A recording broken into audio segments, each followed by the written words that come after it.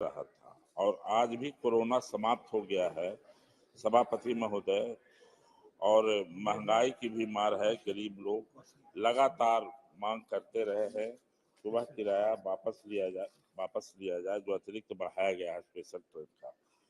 उसी से संबंधित नालंदा रेलवे स्टेशन पर इंटरसिटी का ठहराव अनिवार्य है।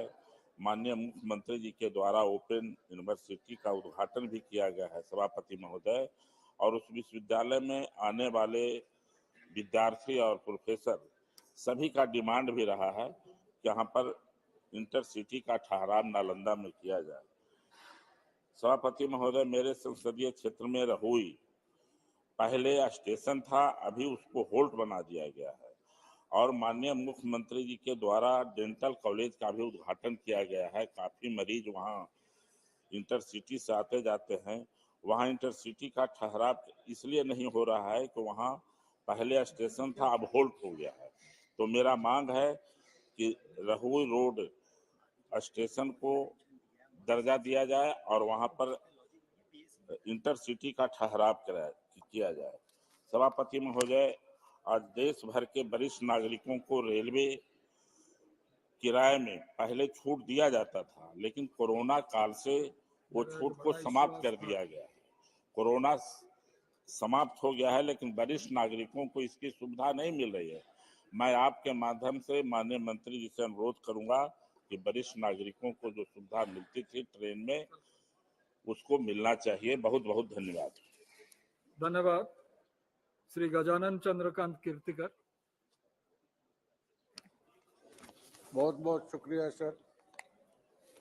मेरे लोकसभा संसदीय क्षेत्र मुंबई उपनगर, यहाँ आने वाले बोरेली के मागाटना बस डिपो से लेके जोगेश्वरी विक्रोली लिंक रोड को जोड़ने वाला रास्ता करीब करीब पूरा हुआ है।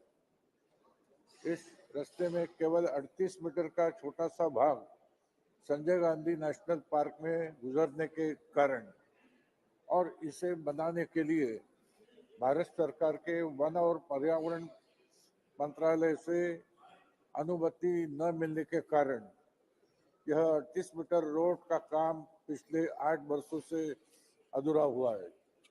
ये मुंबई में ट्रैफिक जाम की इतनी तकलीफ रहती है, उसको ये पैरेलल रोड बनाया गया।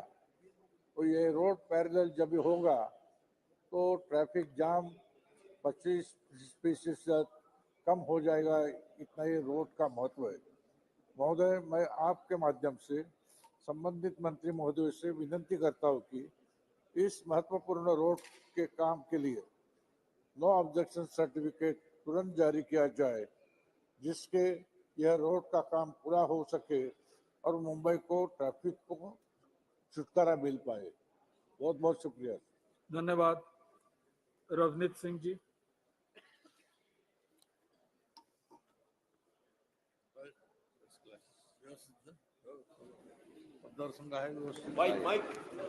थैंक यू चेयरमैन साहब। सर, मैं आज खास तौर पे मैं आप तो बोल ही रहा, पर मेरे नाल सारे किसान यूनियन ने साडे ਜਾਂ किसान ने, ਉਹਨਾਂ ਦੀ आवाज मैं ਤੁਹਾਡੇ ਮੂਹਰੇ ਰੱਖ ਰਿਹਾ।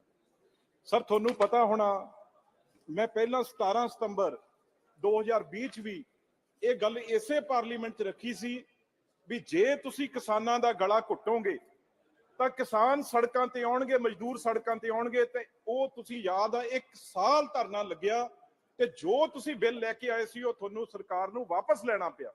ਅੱਜ ਬੇਸ਼ੱਕ ਕ੍ਰਿਸ਼ੀ ਮੰਤਰੀ ਬਦਲ ਗਏ ਨੇ ਤੇ ਸਰ ਸਾਨੂੰ ਕਿਸਾਨ ਯੂਨੀਅਨਾਂ ਨੇ ਆ ਮੈਮੋਰੈਂਡਮ ਦਿੱਤੇ ਨੇ ਵੀ ਜੇ ਤੁਸੀਂ ਆਪਣੀ ਗੱਲ ਪਾਰਲੀਮੈਂਟ 'ਚ ਨਹੀਂ ਰੱਖੋਗੇ ਤਾਂ ਅਸੀਂ ਤੁਹਾਡਾ ਪਾਰਲੀਮੈਂਟ ਇਲੈਕਸ਼ਨਾਂ ਜਾਂ ਉਦੋਂ ਬਾਅਦ ਪਿੰਡਾਂ 'ਚ ਵਿਰੋਧ ਕਰਾਂਗੇ।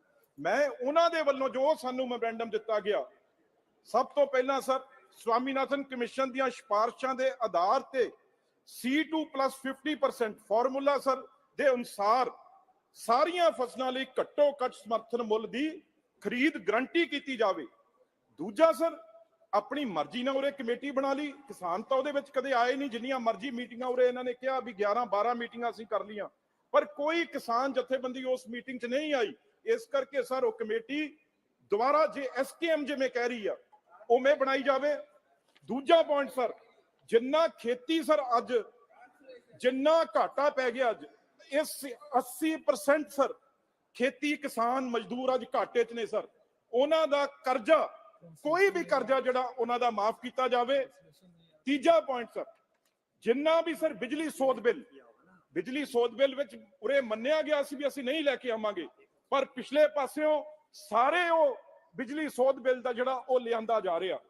ਉਦੋਂ ਬਾਅਦ ਸਰ ਜਿੰਨੇ ਵੀ ਸਾਡੇ ਸਾਰੇ ਦਰਮਿਆਨੇ ਛੋਟੇ, ਚਾਹੇ ਸਾਡੀਆਂ ਮਾਵਾਂ ਭੈਣਾਂ ਨੇ, ਚਾਹੇ ਜਿੰਨੇ ਮਰਦ ਔਰਤਾਂ ਕਿਸਾਨ ਮਜ਼ਦੂਰ, ਸਾਰਿਆਂ ਨੂੰ ਸਰ ਬਾਕੀ ਪੈਨਸ਼ਨ ਲੱਗਦੀ ਆ। ਕਿਸਾਨ ਵਿਚਾਰਾ ਬਜ਼ੁਰਗ ਹੋ ਕੇ ਕਿੱਥੇ ਜਾਵੇ? 10,000 ਘੱਟੋ ਘੱਟ ਸਰ ਉਹਨੂੰ ਪੈਨਸ਼ਨ ਲੱਗਣੀ ਚਾਹੀਦੀ ਆ।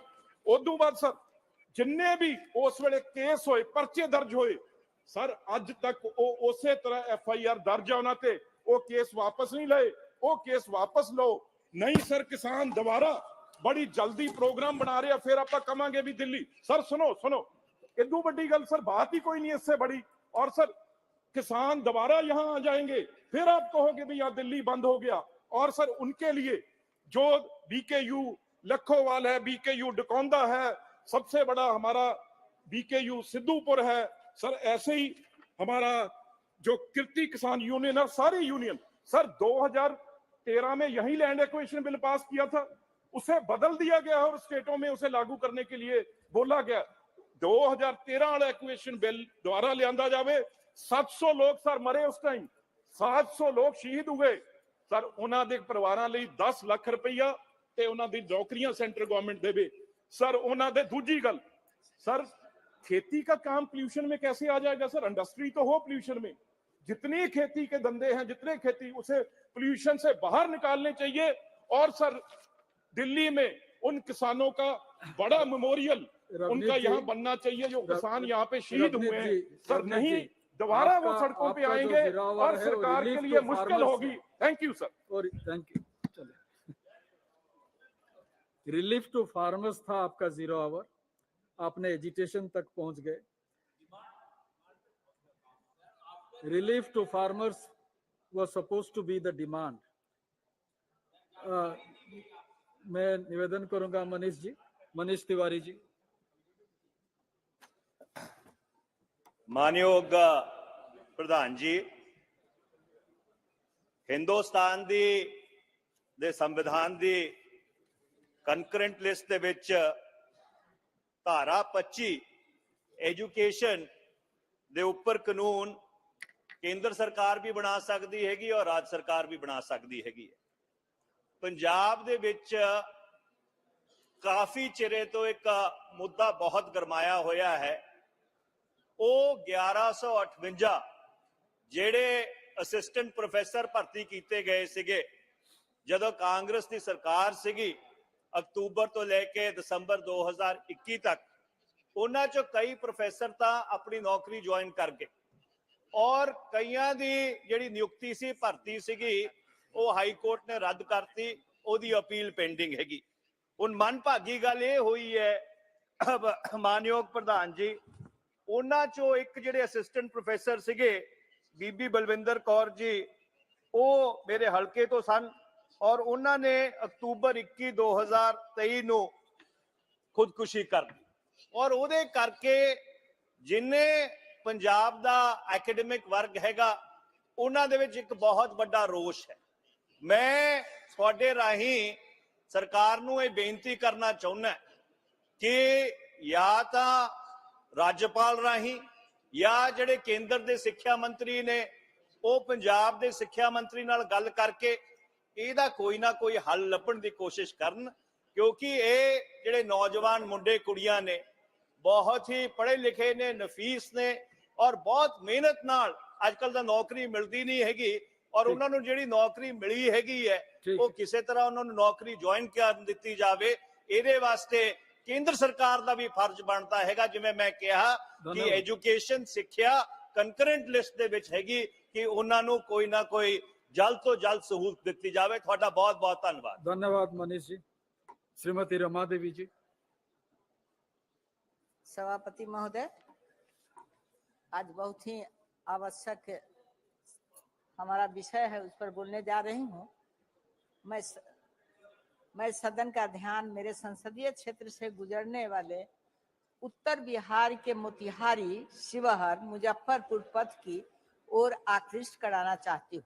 माननीय प्रधानमंत्री श्री नरेंद्र मोदी जी के नेतृत्व वाली केंद्र सरकार में देश के सुदूर क्षेत्र तक कनेक्टिविटी बढ़ाने के उद्देश्य से देश में अभूतपूर्व गति से राजमार्गों का विकास एवं निर्माण हो रहा है। ज्ञात हो कि मेरा शिवहर संसदीय क्षेत्र भारत नेपाल सीमावर्ती क्षेत्र पर स्थित है। एक पिछड़ा हुआ इलाका है जहां सड़क एवं परिवहन का अभाव है। मेरे क्षेत्र में गुजरने वाली मोतिहारी, शिवहर, मुजफ्फरपुर पथ का अधिकांश भाग स्टेट हाईवे में आता है तथा इसकी कुल लंबाई लगभग 110 किलोमीटर है।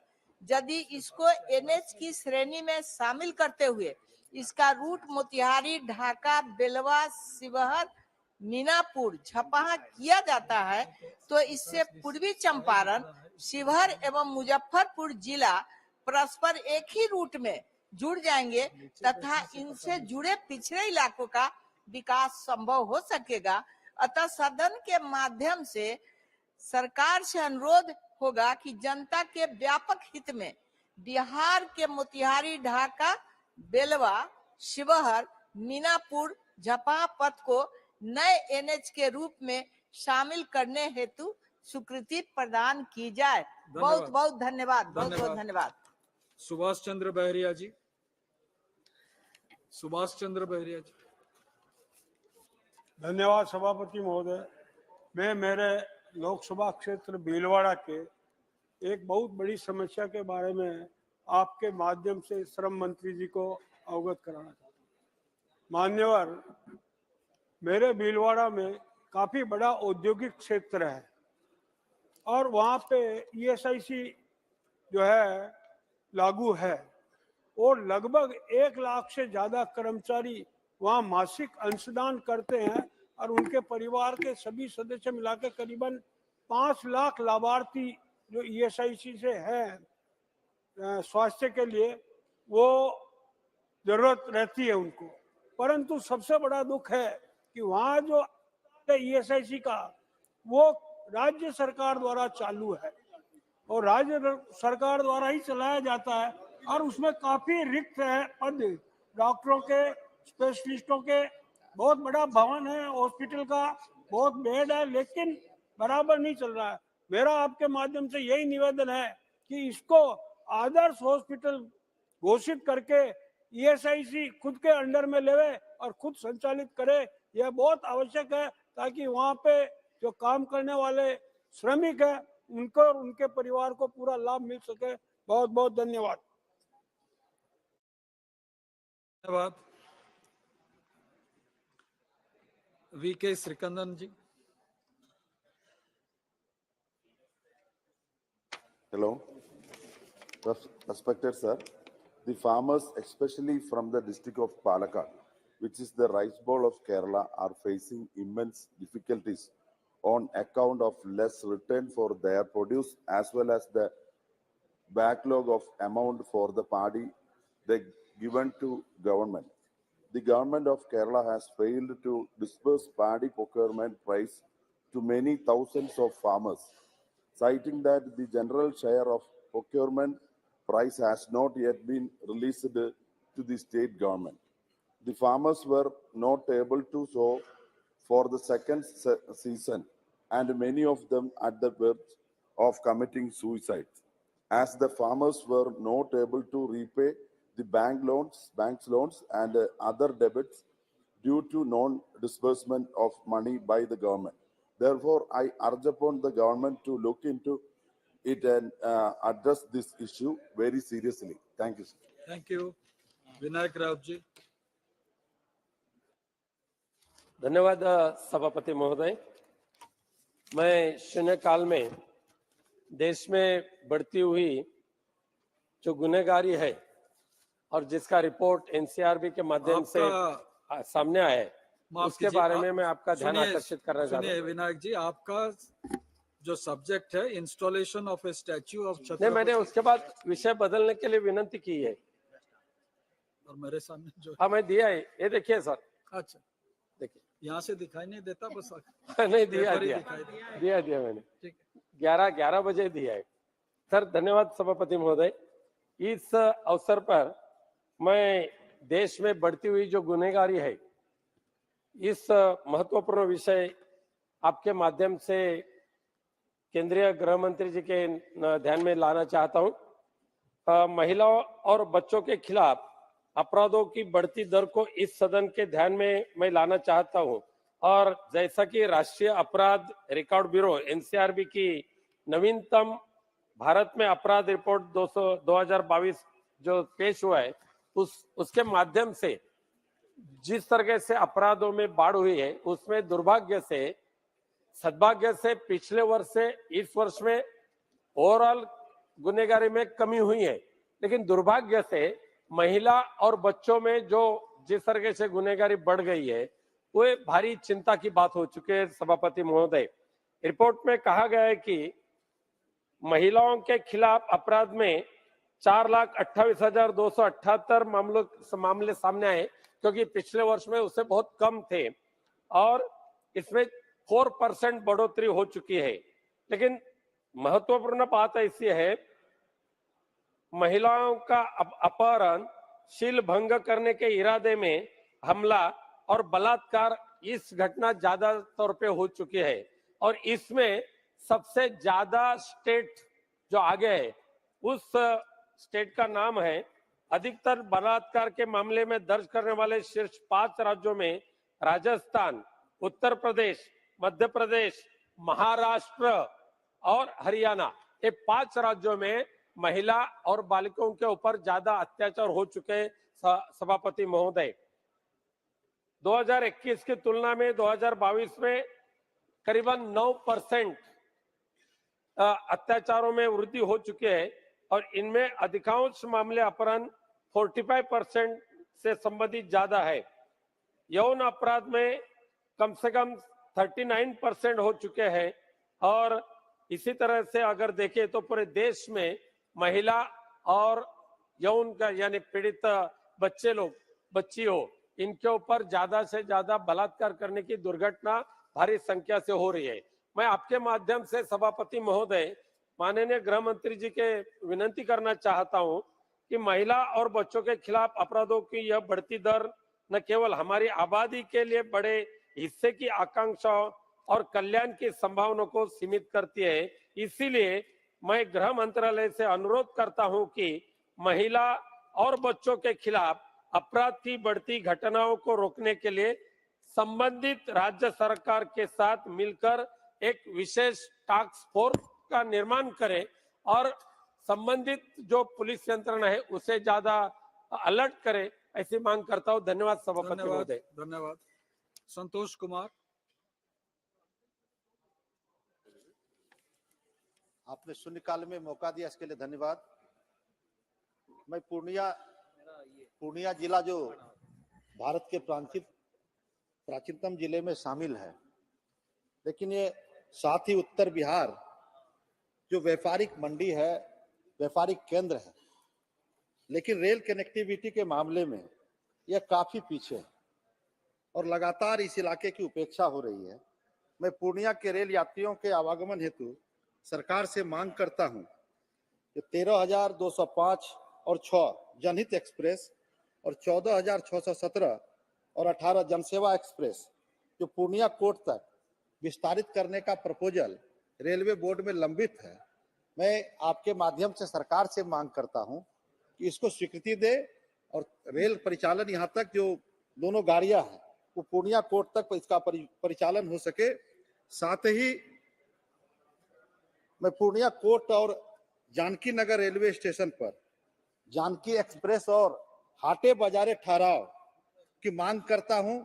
इसको लेकर कई बार जन आंदोलन उस इलाके में हो चुका है, इसलिए रेल मंत्री जी से आपके माध्यम से मांग करते हैं कि ये ट्रेनों का ठहराव हो। साथ ही जो पूर्णिया कोट हमारा रेलवे स्टेशन है, पूर्णिया कोट जंक्शन पे वॉशिंग पिट का निर्माण हो। यह प्रपोजल काफी समय से पड़ा हुआ है, लेकिन इस पे कोई ध्यान नहीं दिया जा रहा है। देश के आदरणीय प्रधानमंत्री जी कहते हैं जो पिछड़ा इलाका है, एक्सप्रेशनल डिस्ट्रिक्ट है, उसको आगे लाना है। लेकिन रेल के क्षेत्र में हम लोग दर्जनों बार लिखित रूप से और मौखिक रूप से रेल मंत्री जी से भी आग्रह किए हैं, सदन के माध्यम से भी आग्रह किए हैं, लेकिन जो एक्सप्रेशनल इलाका है उस पर रेल के क्षेत्र में कोई ध्यान नहीं है। खास करके जो उत्तर बिहार का इलाका है, पूर्णिया का इलाका है, अररिया का इलाका है, किशनगंज का इलाका है, ये रेल के मामले में महरूम है। इसके लिए मैं आपके माध्यम से सरकार से मांग करता हूं कि इस इलाके पे रेल के मानचित्र पे इसको आगे लाया जाए। मैं आपके माध्यम से मांग करता हूं। बहुत बहुत धन्यवाद।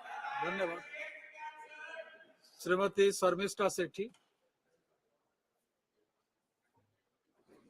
Thank you, sir.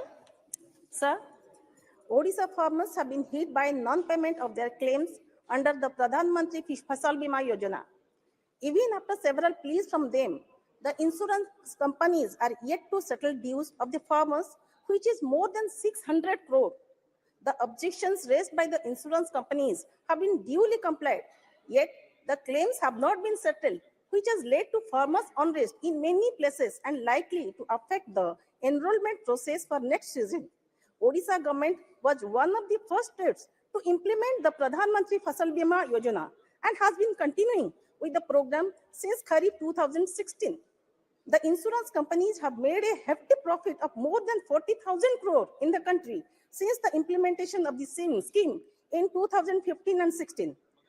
But they are not settling the dues of the farmers. Through you, sir, I would request the government to look into the matter and issue the suitable directive by the Department of Agriculture and Farmer Welfare, the Government of India, to the insurance companies for settlement of the claims at the earliest for safeguarding the interest of the farmers. Thank you, sir. धन्यवाद। Shri Suresh. Thank you, Chairman, sir. Sir, in Kerala, the regular train service, including Venad Express, Parashuram Express, Malabar Express, Shabri Express, are running packed to the fullest, and the railway authorities are denying giving the state extra train service, extension of trains, extra bogies, and new bogies, and more stoppages, various trains, and the worst part is that trains that were cancelled due to the lockdown are yet to be restored, even after years past the pandemic. Sir, I would request more coaches are provided in passenger and memo and express trains in Kerala. All railway divisions operating in the state. Further, the Nilambur-Kottayam express train to be extended to Kollam and Punalur, so that passengers who are unable to avail any train after Venad and Palarvi Express departs would be able to avail train service and the train running Kollam-Shengotai section. Sir, the Kollam-Shengotai section running trains are having only 14 bogies. That is, the rush of the train, these 14 bogies not sufficient. Therefore, I demand before the railways, sir, instead of 14, 20 bogies should be provided Kollam-Shengotai line, sir. Sir, I would like to point out the Vande Bharat trains have begun. Almost all other trains are being held at various stops for giving a right to way to the express train to pass on priority.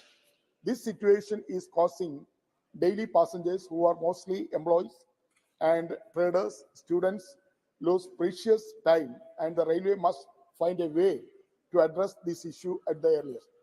I would like to ask state that the passengers trains that are lifeline or regular commuting are converted into express trains, and this scenario has also impacted the regular commuters. I request that more passengers train to be provided Kerala state and more coaches in current passengers trains to be allotted as well. The festival season already started, and also the vacation season also there. The train passengers number is increasing day by day, but the sufficient train service not available in Kerala. That's why I would like to request through you, sir, to government to address this important issue immediately. Thank you. Pratapan ji. Honorable Chairman, sir, the widening project of National Highway 66 Kerala is progressing. It is one of the largest national highway projects in Kerala state. But the people living in both sides of National Highway have many concerns as they feel divided and separated in their villages and towns by this NH66. People have been requesting for the construction of small vehicle underpass in various places to ensure connectivity and access between two sides.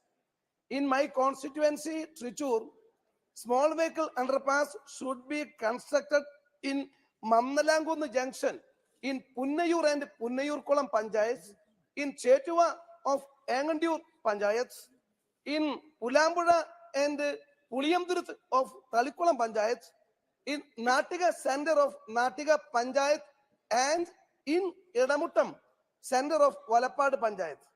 I had conveyed these demands of people of the Minister of Road and National Highways, Nitin Gadkari and NHAI officials. But there is no proper step taken by the Ministry of solve the issue and the concerns of people. So they are agitating. I once again request to the Honorable Minister of Road, Transport and National Highways to consider this and approve this demand of people. This is an important and serious issue in my constituency, Trichur, Kerala. Thank you, sir. धन्यवाद। श्री दिलेश्वर कामत।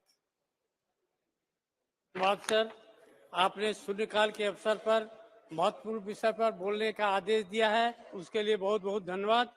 सभापति महोदय, सुपौल संसदीय क्षेत्र के पूर्व मध्य railway अंतर्गत प्रतापगंज से भीमनगर नई रेल लाइन के लिए प्रो इंजीनियरिंग एवं यातायात सर्वेक्षण RET सर्वे के लिए रेलवे बोर्ड द्वारा स्वीकृति मिली थी और कार्य प्रगति पर था। सर्वे का काम भी पूरा हो चुका है। महोदय, 1934 के भूकंप में उक्त खंड पर रेल लाइन ध्वस्त हो गया था, किंतु अभी तक रेस्टोरेशन नहीं हुआ है तथा रेल का परिचालन प्रारंभ नहीं हुआ है। मैं बराबर यह मांग सरकार से करते आ रहा हूं। मैं सदन के माध्यम से रेल मंत्रालय से आग्रह है कि सामरिक दृष्टि से महत्वपूर्ण उक्त रेल खंड को पुनः चालू कर रेल यातायात का परिचालन शीघ्र किया जाए, जिससे सीमावर्ती क्षेत्र के जनता को इसका लाभ मिल सके। धन्यवाद। धन्यवाद। रमेश बिदुरी जी। धन्यवाद सभापति जी, आपने मुझे एक बहुत ही सामाजिक व्यवस्था के मामले को लेकर एक विषय पर बोलने का मौका दिया। ये तो हमारे माननीय प्रधानमंत्री जी द्वारा उनकी दूरदृष्टि से समाज के सभी जातियों के वर्गों के, चाहे वो महिला हो, चाहे किसान हो, चाहे मजदूर हो, चाहे युवा हो, सभी जातियों की तरफ उनके उत्थान के कार्य किए जा रहे हैं। लेकिन रेलवे के अंदर एक जो वरिष्ठ नागरिक की सीट्स होती है, उनके आवागमन के लिए वो आरक्षित हैं, लेकिन वो बड़ी लिमिटेड हैं। आज के इस भागदौड़ में परिवार छोटे हैं और वरिष्ठ नागरिक सीनियर सिटीजन रेलवे में सफर करते हैं, तो कुछ लोगों को उस आरक्षित सीटें होने के कारण लिमिटेड हैं। ज्यादा लोग जाना चाहते हैं, जब जाते हैं तो उनको ऊपर नीचे की बर्थ में उनकी सीट मिलती है, जिससे उनको बड़ी गंभीर समस्या को फेस करना पड़ता है। जैसे मैंने कहा है कि परिवार भी छोटे हो गए हैं, लोग भागदौड़ की जीवन में समय भी नहीं दे पाते हैं कि अपने पेरेंट्स को, बुजुर्ग को ट्रेन में छोड़ के चले गए और उस अगले स्टेशन पे लेने आ जाएगा, तो रास्ते में ट्रेन के लिए मेरा माननीय मंत्री जी रेल मंत्रालय से आपके माध्यम से निवेदन है कि सीनियर सिटीजन की जो बर्थ है उसको कंपलसरी ग्राउंड लेवल पर, निजी लेवल पर करने का माननीय मंत्री जी व्यवस्था करें, जिससे ऐसे सीनियर सिटीजन को आने वाले समय में किसी परेशानी का सामना ना करना पड़े। आपने मुझे बोलने का मौका दिया, आपका बहुत बहुत धन्यवाद। लोअर बर्थ, नीचे नहीं, लोअर बर्थ। शिरोमणि राम।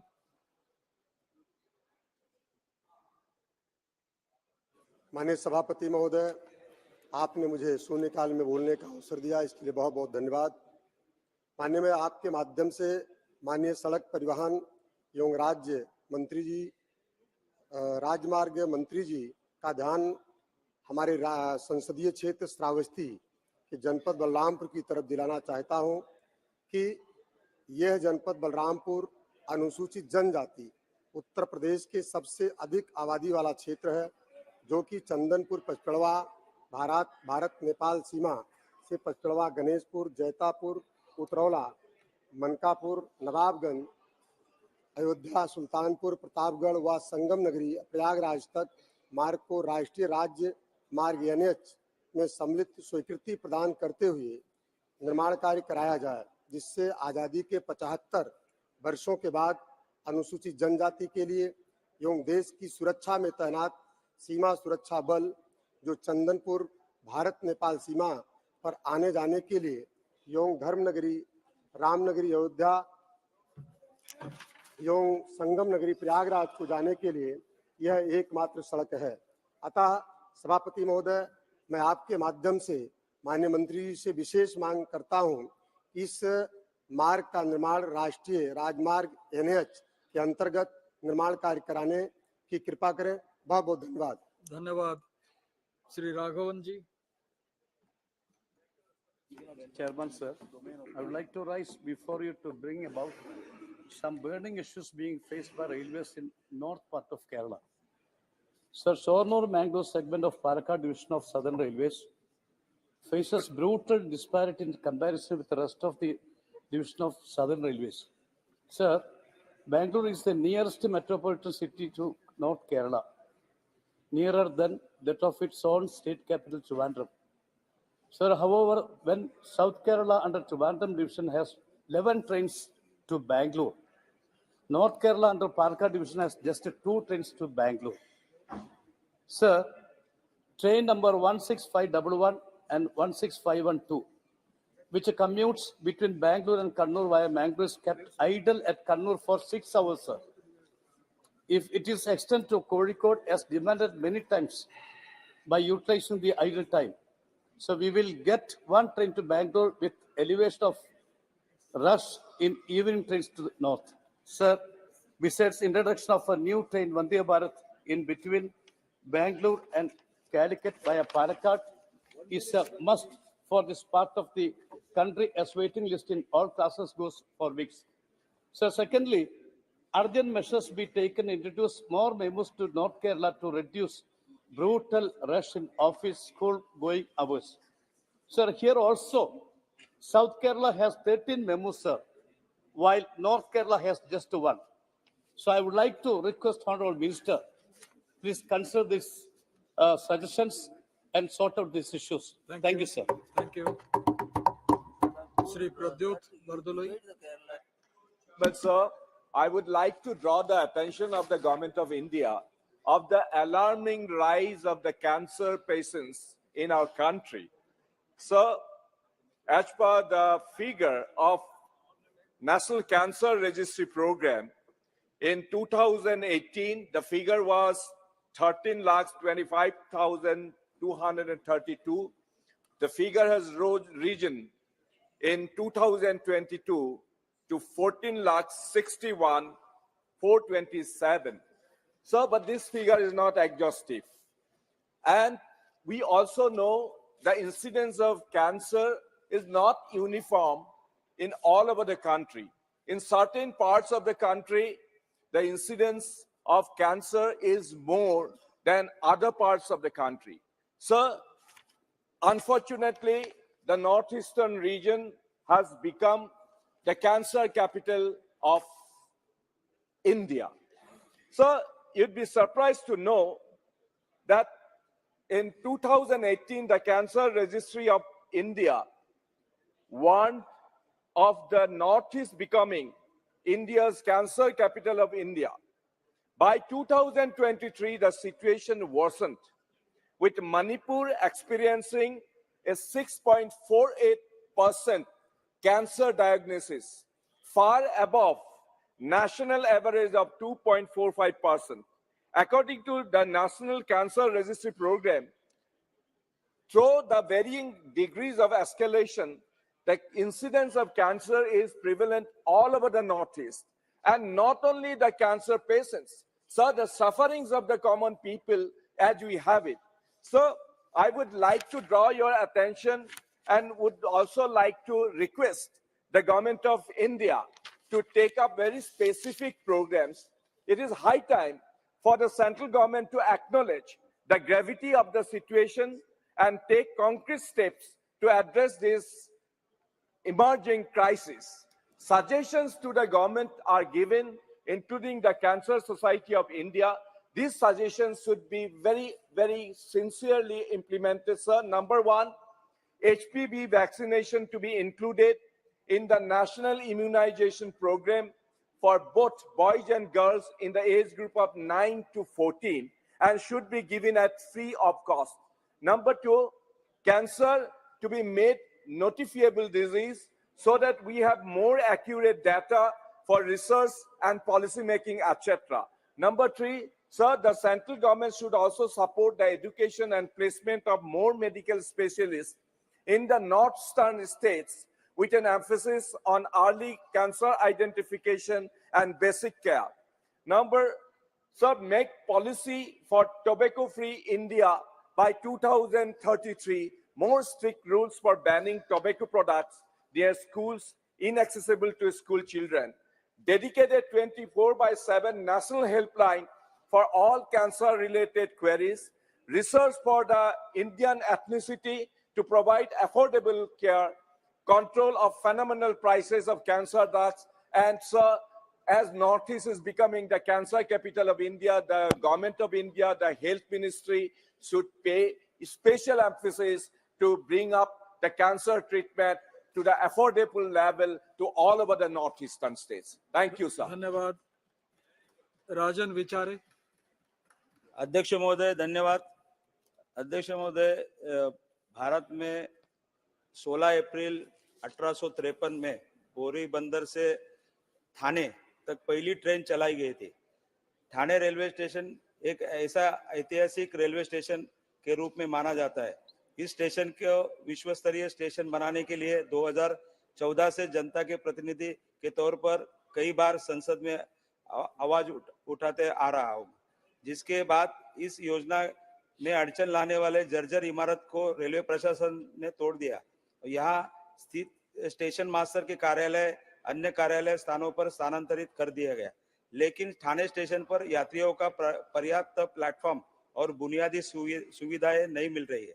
इस संज्ञान में लेते हुए रेलवे ने लैंड डेवलपमेंट अथॉरिटी ने छत्रपति शिवाजी महाराज टर्मिनल के साथ दादर, ठाणे, कल्याण और ठाकुरली इन 5 स्टेशनों के विकास के लिए कुल 3,600 करोड़ रुपए की राशि आवंटित किया गया है, जिसमें श्री छत्रपति शिवाजी महाराज टर्मिनल्स के लिए 2,500 करोड़ और थाने रेलवे स्टेशन के लिए 983 करोड़ रुपए की स्वीकृति का समावेश है.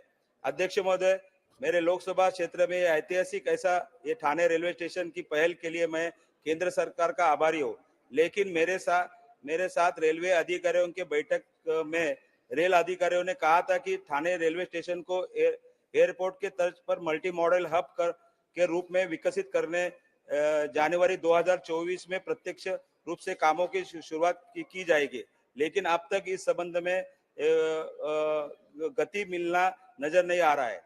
मैं अध्यक्ष महोदय आपके माध्यम से रेलवे मंत्री से अनुरोध करता हूं कि इस ठाणे रेलवे स्टेशन में हर दिन 7.5 से 8 लाख यात्रियों की भीड़ रहती है और इस यात्रियों के बढ़ते भार के कारण अपर्याप्त पैदल यात्री पुल और प्लेटफॉर्म की लंबाई और चौड़ाई अन्य सुविधा उपलब्ध करने के लिए जल्द से जल्द ठाणे रेलवे स्टेशन की भूमि पर एक मल्टी मॉडल हब स्टेशन परिवर्तित करके रेलवे की जगह पर पीपीपी पद्धति द्वारा बनाने वाले 3 कमर्शियल टावरों में कॉलोनी मकान और मल्टी लेवल पार्किंग की सुविधा यथाशीघ्र उपलब्ध कराई जाए. धन्यवाद.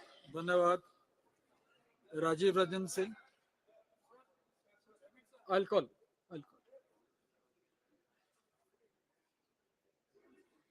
महोदय, कोरोना काल के दौरान पूरे देश में रेल सेवा बंद कर दी गई, लेकिन कोरोना काल के बाद जब रेल सेवा बहाल हुई तो रेल सेवा बहाल होने के बाद कोरोना काल के पहले जितने ठहराव महत्वपूर्ण स्टेशनों पर महत्वपूर्ण ट्रेनों का था, उन सभी को समाप्त कर दिया गया। कई छोटे स्टेशन, हॉल्ट, जहां पैसेंजर गाड़ी रुकती थी, ईएमयू ट्रेन रुकती थी, उन सब को भी बंद कर दिया गया। और जो मेरी जानकारी है, लगभग 10,000 ठहराव ट्रेनों का एक आदेश से रद्द कर दिया गया, जो उचित नहीं था। मेरे निर्वाचन क्षेत्र के अंतर्गत महोदय, मैं आपको बताना चाहता हूं कि कई महत्वपूर्ण स्टेशन हैं, बड़हिया, बाढ़, अथमल गोला, इन सारे महत्वपूर्ण स्टेशनों पर जो महत्वपूर्ण ट्रेनों के ठहराव थे, उसको बंद कर दिया गया। कई छोटे स्टेशन, बंसीपुर, कुंदर हॉल्ट, इसमें ईएमयू ट्रेन, पैसेंजर ट्रेनें रुकती थी, उसको भी बंद कर दिया गया। इसके विरोध में वहां स्थानीय स्तर पर जन आंदोलन हो रहा है, लोग उग्र आंदोलन कर रहे हैं, रेलवे लाइन पर धरना दे रहे हैं। 3-3 दिन तक मेन लाइन की पूरी रेल सेवा ठप रही, उसका रूट डाइवर्ट करना पड़ा। ये सारी परिस्थिति जो है आम लोगों को परेशानी का कारण बन रहा है। जो सुदूर हॉल्ट में या पैसेंजर ट्रेनों से आते हैं, वो गरीब लोग होते हैं, ग्रामीण लोग होते हैं, जिनके आवागमन का कोई और दूसरा साधन नहीं है। तो इसलिए हम आपसे मांग करते हैं कि बड़हिया में, बाढ़ में, अथमल गोला में जो महत्वपूर्ण ट्रेनों का ठहराव कोरोना काल के पहले था, या जो छोटे स्टेशन बंसीपुर, कुंदर हॉल्ट में जो ईएमयू और पैसेंजर ट्रेनों का ठहराव था, उसको पुनः बहाल किया जाए, ताकि वहां के लोगों को लाभ मिल सके। 1 दर्जन से ज्यादा पत्र मैंने रेल मंत्रालय को और रेल मंत्री जी को लिखा है, आज तक एक भी पत्र पर कोई कार्रवाई नहीं हुई है। इसलिए महोदय, हम आपके माध्यम से रेल मंत्रालय से आग्रह करते हैं कि बड़हिया, बाढ़ और अथमल गोला के सभी ट्रेनों का और जो छोटे हॉल्ट और पैसेंजर ट्रेनों के ठहराव को पुनः बहाल किया जाए, यह मांग करते हैं। बहुत बहुत धन्यवाद। Adhir Ranjan Chowdhury. Sir, I would like to flag the attention of the House that we all have witnessed with bated breath the rescue operation on NH 134 and the Silkiara Bend Burkett Tunnel. Sir, 41 workers were trapped for 17 days in the tunnel. So the horrible episode still has been haunting us. But sir, what I would like to highlight before you, that it is not an isolated incident. I would like to refer that recent incidents of collapse in Himalayas also taken place. Number 1, Subansiri Lower Hydroelectric Power Project. 2, Tista River flash flood. 3, Kiratpur Nerchok Tunnel collapse in Himachal Pradesh 2015. 4, Tehri Hydro Project Tunnel collapse 2004. Sir, the reasons that have been cited by the experts are also, I feel, to be included over here. First, fractured or fragile rock. 2, water seepage. 3, landslide prone Himalayan rock system. 4, lack of geological and geotechnical studies. 5, improper study of CR zone. 6, failure to design on escape tunnel.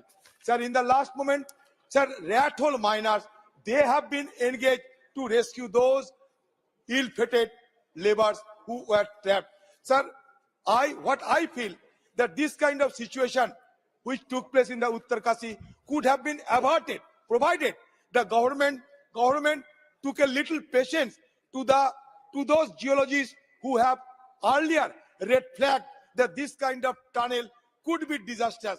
But sir, also the government still not responding to such incident. Even there is an ambiguity, there is a contradiction between the statement of the media and the statement made by concerned minister.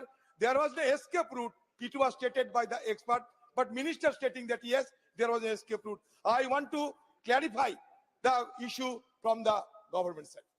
Thank you. Sumalata Ambarish ji, 1 minute. Thank you, sir.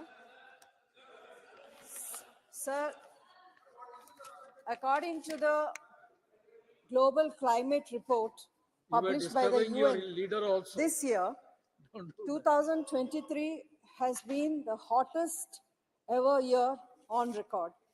And the impact of this has been felt in all corners of the world.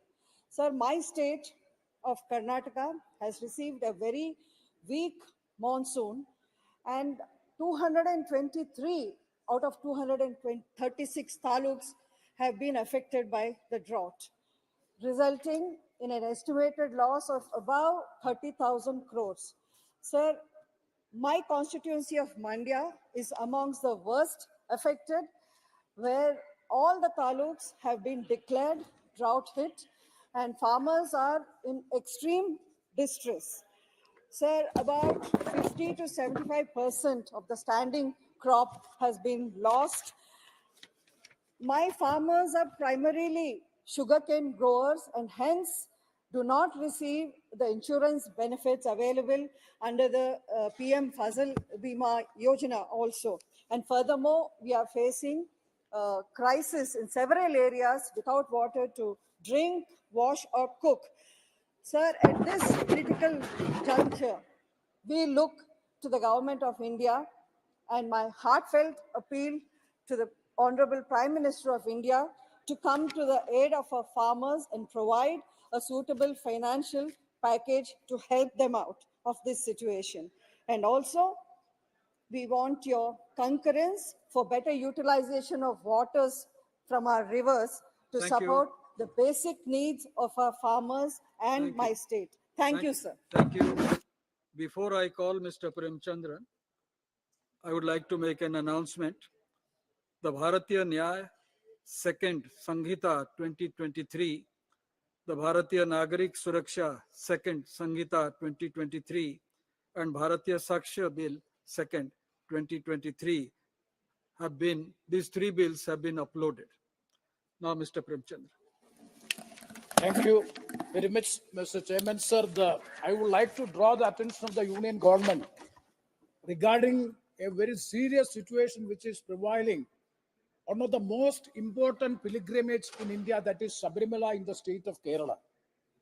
So the hardships and sufferings of the pilgrim in Sabarimala is too much because lakhs and lakhs of people are coming to Sabarimala for darshan during the Magara Vilak and Mandala Vilak season. Now this is the Mandala Vilak season, lakhs of people are there.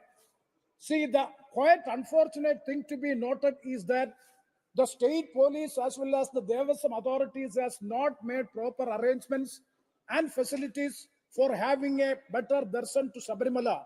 Because of the lack of proper facilities and arrangements, people are suffering like anything.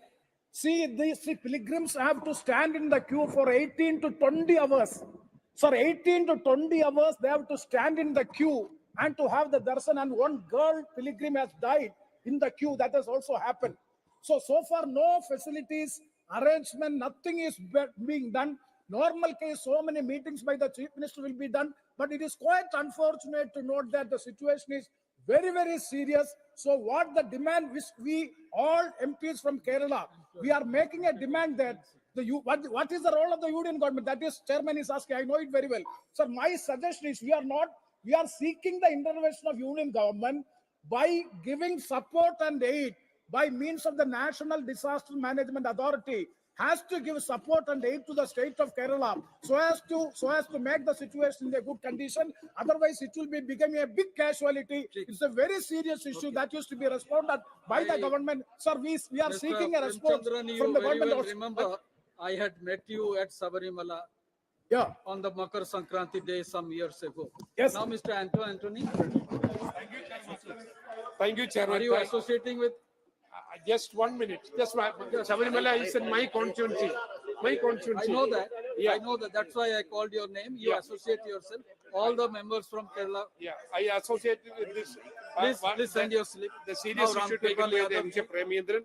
Sir, the current situation in Sabarimala. Sir, मैं आपके प्रति आभार व्यक्त करता हूं sir कि आपने एक महत्वपूर्ण एक minute Ram Kripal, just one. To maintain law and order and to ensure safe passage to pilgrims there are only 650 policemen are present for the pilgrim, whereas the Chief Minister has taken 2,500 policemen and officers for his royal chariot called Navakerala Sadas. What? ठीक है, हो गया. माननीय It's सभापति okay. महोदय, Okay.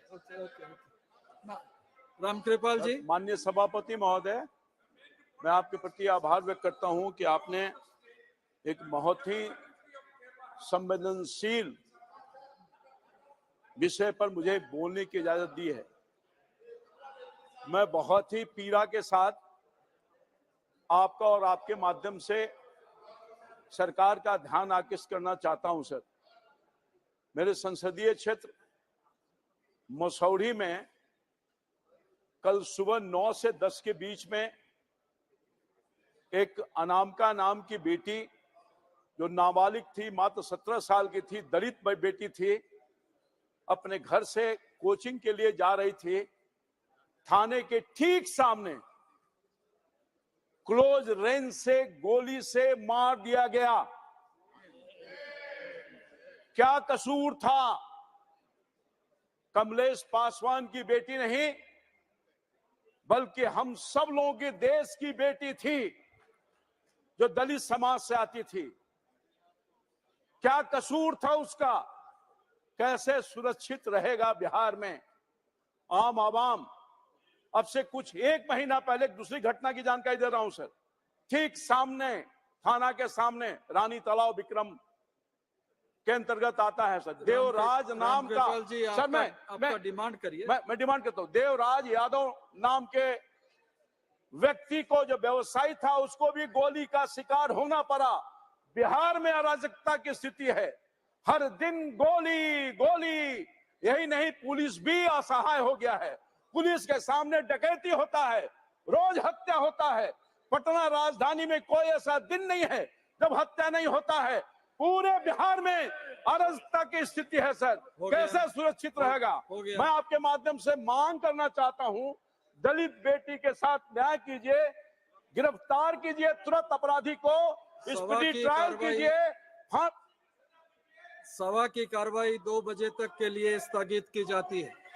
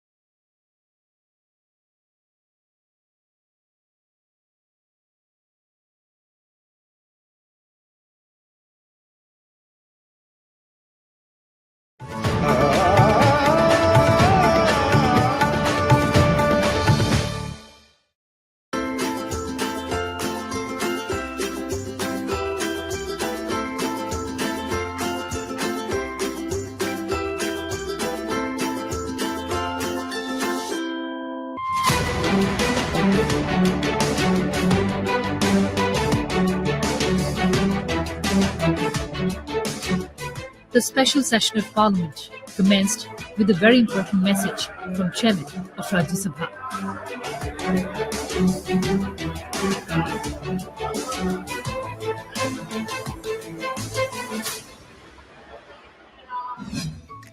Honorable members, use of wit, humor, sarcasm, and even acerbic comments inside Parliament are important, inalienable facet of a vigorous democracy.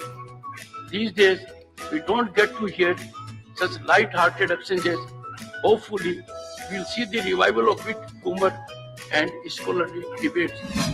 Lighter moments were witnessed during the special session as Chairman sought to use laughter as the best medicine in the House. If you want to address the chair, you can gentlemanly rise and make your point. Not in a cozy chair like this. One second. No. Honorable, one second. Leader of the opposition. Honorable leader of the opposition.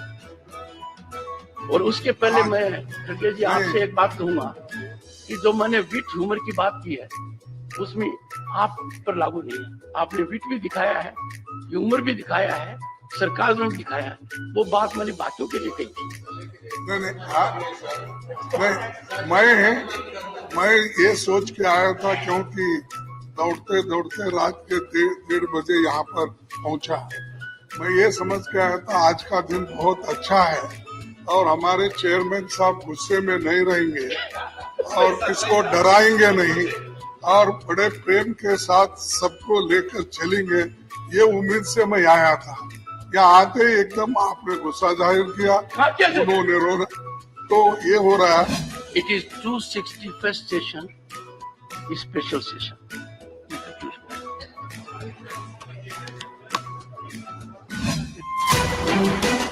Then came the much-awaited historic move of shifting the entire parliamentary system from Samvidhan Sadan to the Parliament House of India.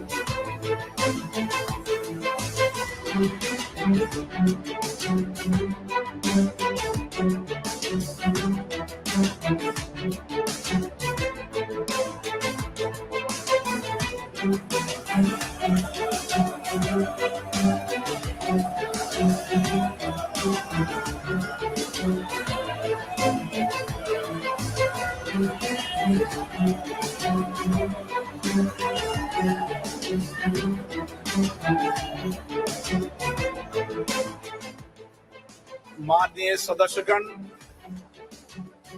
आज हमारे देश के लोकतांत्रिक इतिहास का एक अत्यंत महत्वपूर्ण दिन है जब हम संसद के नए भवन में लोकसभा की पहली बैठक आरंभ कर रहे हैं। Parliament House of India. This iconic building is a cradle of empowerment, igniting dreams and nurturing them into reality. The treasured and iconic legislative debates in this temple of democracy are replete with wit and humor.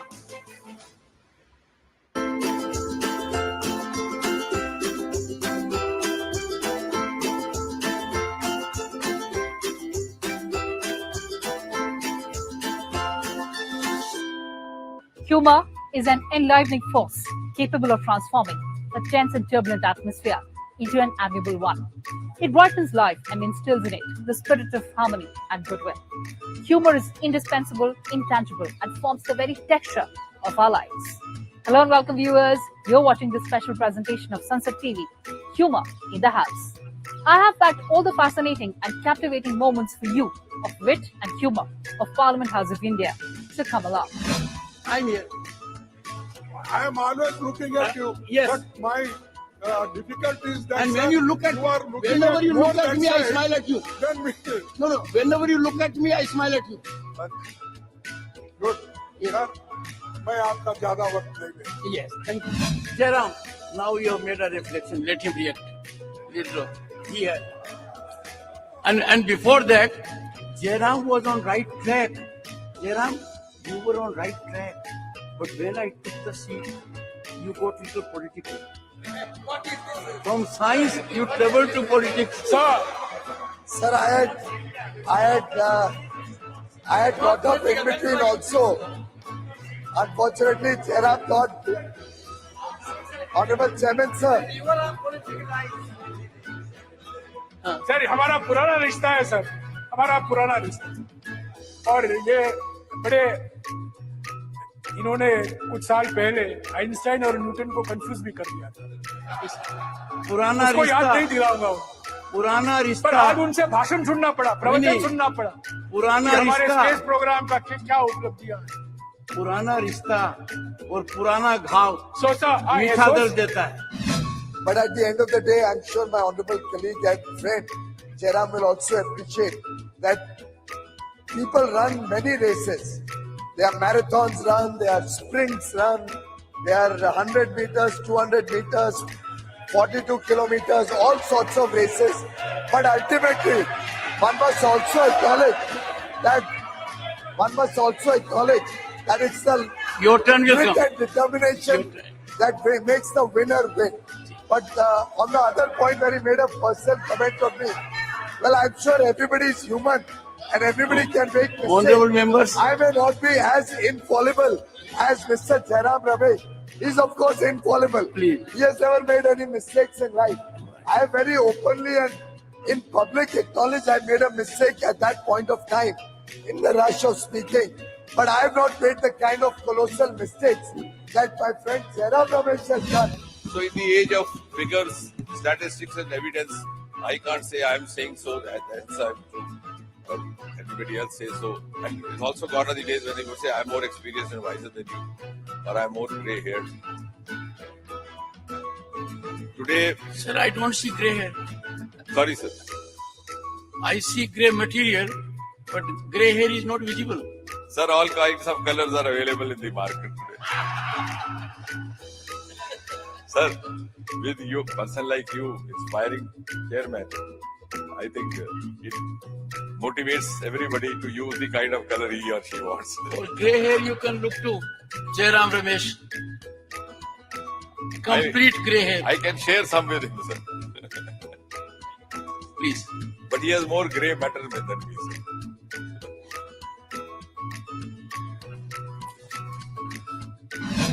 I think that is the sense of the house. No, I think there is a sense of acceptance.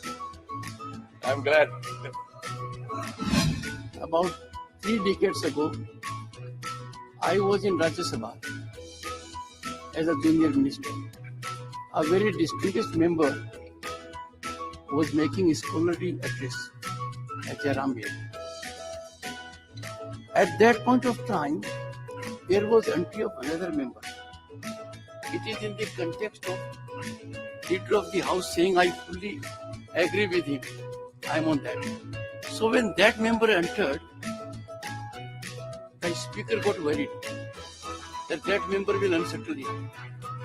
So he immediately says, even my very good learned friend agrees with me, so that he doesn't say otherwise. And came the swift comment, fools never differ. That was a comment. No, I said you have to understand, sir. I said it with apologetic mode. That if these two have agreed, you have to see in several perspectives. ये आखिर में बोलने के नुकसान बहुत है, बोलने को कुछ बचा ही नहीं. मैम, इतने हिस्सों में बट गया मैं कि मेरे हिस्से में कुछ बचा ही नहीं. आप तो समय मत गिनवाइए, ये तो गिनवाते ही हैं. Sir, I hope this is not cosmetic. this parampara will be carried on and remain. नहीं तो आपको ये हाउस की महिला है सब प्लास्टिक सर्जन के. I know their firepower. I know your firepower. Sir आपकी कुर्सी बहुत मजेदार. वहां बैठो तो वो झूले की तरह आगे पीछे होता रहता है. So now I know why you keep coming back and sitting here for so long. This is ये 7-star होटल में अगर कोई अच्छी चीज है तो ये व्हील लाभ चेयर जो है बहुत बढ़िया. आप मानते हैं ना सर? आप मानते हैं? मैं तो बीच में हूँ. तब तो दोनों आपको परेशान करेंगे. We saw hilarious exchanges as Parliament hailed the success of Chandrayaan 3. Professor, on a point of fact, Honorable Prime Minister is the Cabinet Minister for this department. That I know. I am his student. A student can always put across a situation. ये आपने बहुत ठीक कहा.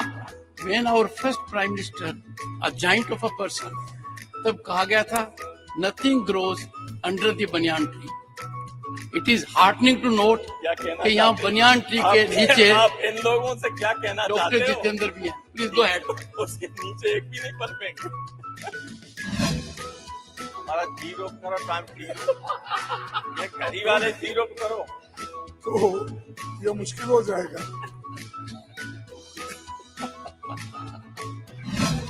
Professor साहब अब आप राजनीति में जा रहे हो. अब आप हमें बीच में डिस्टर्ब मत करो. और मैं आज बोलूंगा 5-6 मिनट. बीच में घंटी मत बजाइए. ओके. तो लाठीचार्ज में मेरा पैर टूट गया. आज ये सही चल रहा है. राज्यसभा में आने के लिए ही कर रहा था. तो मैंने टिकट क्यों दिया आपने? टिकट क्यों दिया आपने? बोले इसकी जाति का कोई बड़ा आदमी नहीं था, देना था, मजबूरी में लाना पड़ा. मैं जानता हूँ बहुत फ्रॉड था. तो करवा चौथ पे महिलाएं चंद्रमा को और खूबसूरती का वो माना जाता था. लड़की का नाम है शशि. उसने कहा था चेहरा इसका बहुत खराब है चंद्रमा. हमारा नाम तो शशि नाम चंद्रमा. कोई शशि प्रभा है, कोई चंद्र प्रभा है.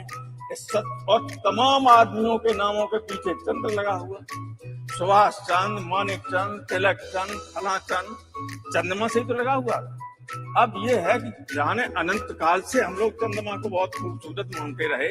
इसलिए हम तो अपने वैज्ञानिकों में कहेंगे कि उनकी बदसूरत फोटो मत भेजिए, रिसर्च करते रहिए. कांग्रेस के बड़े नेता है रमेश जयराम. कांग्रेस के बड़े नेता है रमेश जयराम. लेकिन सभी का आपने नाम लिया, लेकिन आपने नहीं लिया नरेंद्र मोदी जी का नाम. आज के बहुत ही सुंदर है शाम. आज के बहुत ही सुंदर है शाम. अब तो नरेंद्र मोदी जी को याद करो Ramesh Jairam. As New India embraced new Parliament House, humor and wit became more instrumental in decision and lawmaking, a reflection of which we saw during the passage of Nari Shakti Vandana Adhiniyam. माननीय अध्यक्ष जी, मैं अधीर रंजन जी को इतना पूछना चाहता हूँ, क्या महिलाओं की चिंता सिर्फ महिलाएं ही करेगी, पुरुष नहीं कर सकते हैं? किस प्रकार के समाज की आप रचना चाहते हैं भाई? महिलाओं की चिंता, महिलाओं का हित, महिलाओं से आगे बढ़कर भाइयों ने सोचना चाहिए. यही इस देश की परंपरा है. महिलाओं के बारे में सोचने का अधिकार सभी को है. करिए मत. अरे भाई डरो मत. अब रिसर्च ये बताती है कि women are more accessible than men as a public representative. अब ये रिसर्च बताती है कि कलेक्टिवली नशा के खिलाफ महिलाओं ने आवाज उठाई. अब ये बताती है कि the corruption level is less where there are women representatives. यह भी बात समझ गई. मैं पुरुषों के खिलाफ नहीं बोल रहा हूँ. इसको अन्यथा ना लीजिएगा। चारों तरफ देखते हैं तो जब नई नई पंचायत व्यवस्था आई थी और गांव में जाता था तो पूछता था कि आप कौन है, मीटिंग में आते थे, कहते थे मैं सरपंच पति, मैं प्रधान पति, मैं जिला प्रमुख पति। ये कल्चर चालू हुआ था, वो कल्चर अब खत्म हो गया है। And that you can see all around. कांटों से कीलित पथ पर Poems and shloks were also used to convey a subtle message. Let's enjoy these oratorical flourishes. तुम सृष्टि की आधारशिला, तुम सृष्टि की आधारशिला, तुमसे मानव को प्राण मिला। संगीत तुम्हारा कण कण में, तुमने जीवन में रंग भरा। तुम माँ भी हो और बेटी भी, तुम बहन और अर्धांगिनी, तुम प्रेम भी हो और शक्ति भी, तुमसे ही जीवन पूर्ण हुआ। अहंकारम बलम दर्पम कामम क्रोधम समस्तिका मम आत्मा सर्वदेहेषु तदो विष्णु उपस्वाका। मतलब क्या है? आत्मा हर्षित मंत्रेधि ध्रुव स्तिष्ठा विचाचली विशरत्वा सर्वावांछतु मातत्व राष्ट्रमधि भ्रशत। अर्थात हे राष्ट्र के अधिपति, मैं आपको चुनकर लाया हूँ। आप सभा के अंदर स्थिरता बनाए रखें, सारी प्रजा आपको चाहेगी और आपके द्वारा राज्य का पतन भी नहीं होगा। वो परख रहे हैं तूफानों में कितनी ताकत है, वो देख रहे हैं आंधियों की कितनी आहट है, पर मन में संकल्पों की राहत है। कांटों से कीलित पथ पर कदमों की छाप उकेरी है, हाथों को वज्र बनाकर अंधियारों में दीप जलाती वह एक जान अकेली है, वह एक जान अकेली है। ভারত আবার জগৎ সভায় শ্রেষ্ঠ আসন লবে। Bharat will once again reclaim her seat in the world stage. ভারতবর্ষের সূর্যের এক নাম, আমরা রয়েছি সেই সূর্যের দেশে। हे लोग युधिष्ठिर कौन है यहाँ, जाने दे उनको स्वर्ग भी, पर फिरा हमें गांडीव गदा, लौटा दे अर्जुन भीम भी। कह दे शंकर से आज करें वे प्रलय नृत्य, तो फिर एक बार सारे भारत में गूंजे उठे हर हर बम बम का फिर महोत्सव। बुरा जो देखने में चला, बुरा न मिलिया कोई, जो दिल खोजा अपना मुझसे बुरा ना कोई। ভারত আমার ভারতবর্ষ, স্বদেশ আমার স্বপ্ন গো, তোমাতে আমরা লোভিয়া জন্ম, ধন্য হয়েছি ধন্য গো। কিরীটধারিণী তৃষার সিংহ সবুজে সাজানো তোমার দেশ, তোমার উপমা তুমি তোমার রূপের নাহি তো শেষ। সগন গহন তমসা সহসা নেমে আসি যদি আকাশে তোর, হাতে হাত রেখে মিলি একসাথে আমরা আনিব নতুন ভোর।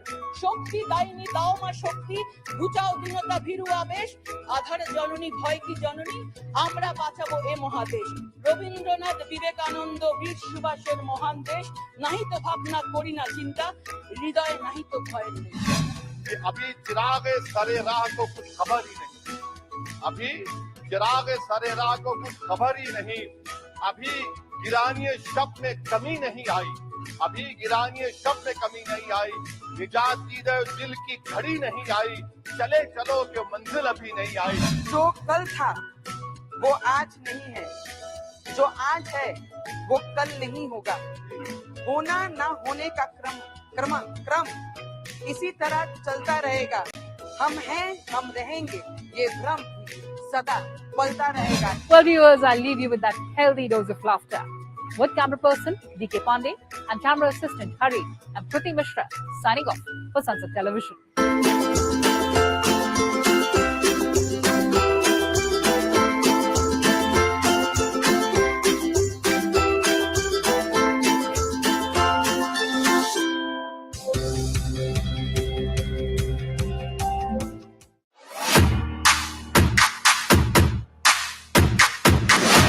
भारत में स्टार्टअप की दुनिया ही बदल गई।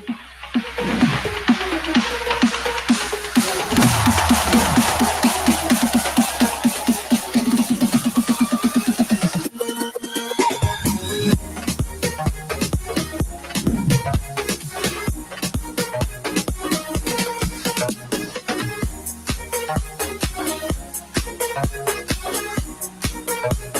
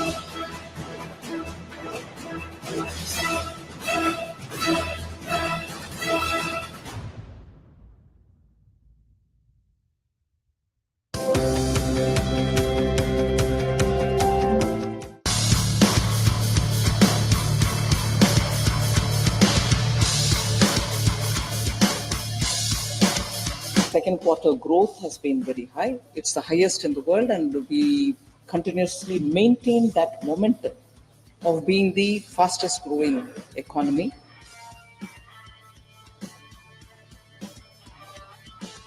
You compare all these developments around the world, and for India to have reached 7.6% in the second quarter is a very significant number that we cannot afford to miss.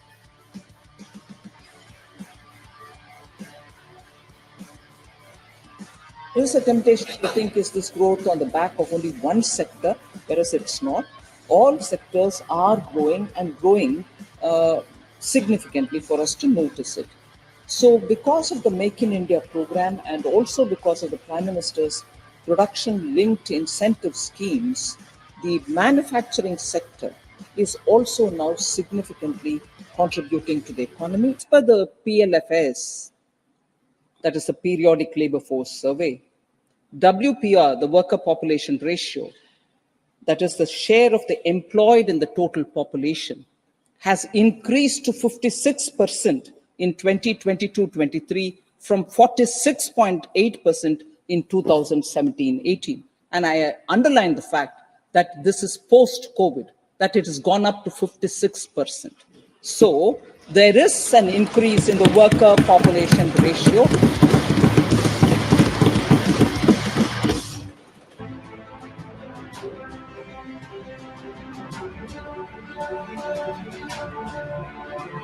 India has become the fifth largest economy in last 8 years. India's second quarter growth is the highest in the world.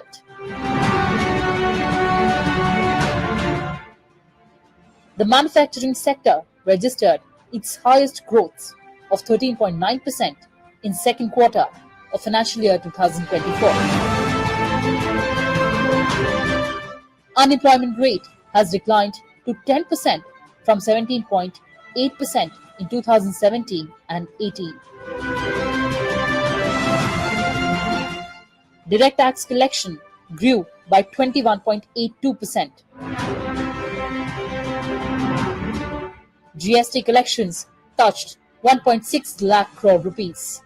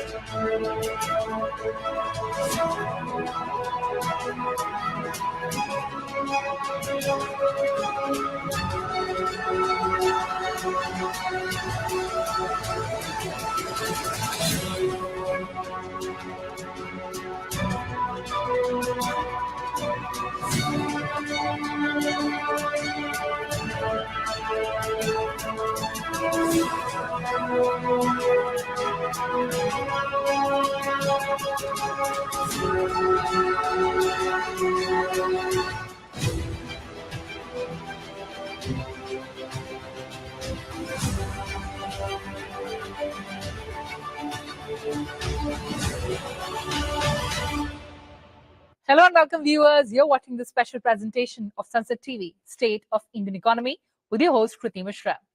Rajya Sabha saw an erudite discussion on the economic situation in the country.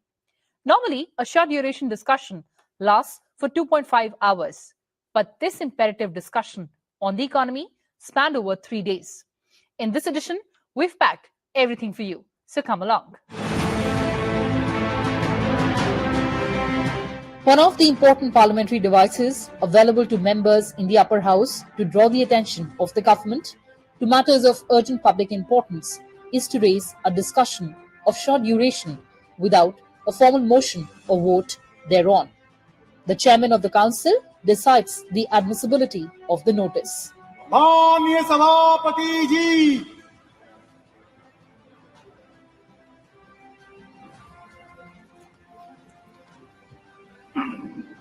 Short duration discussion.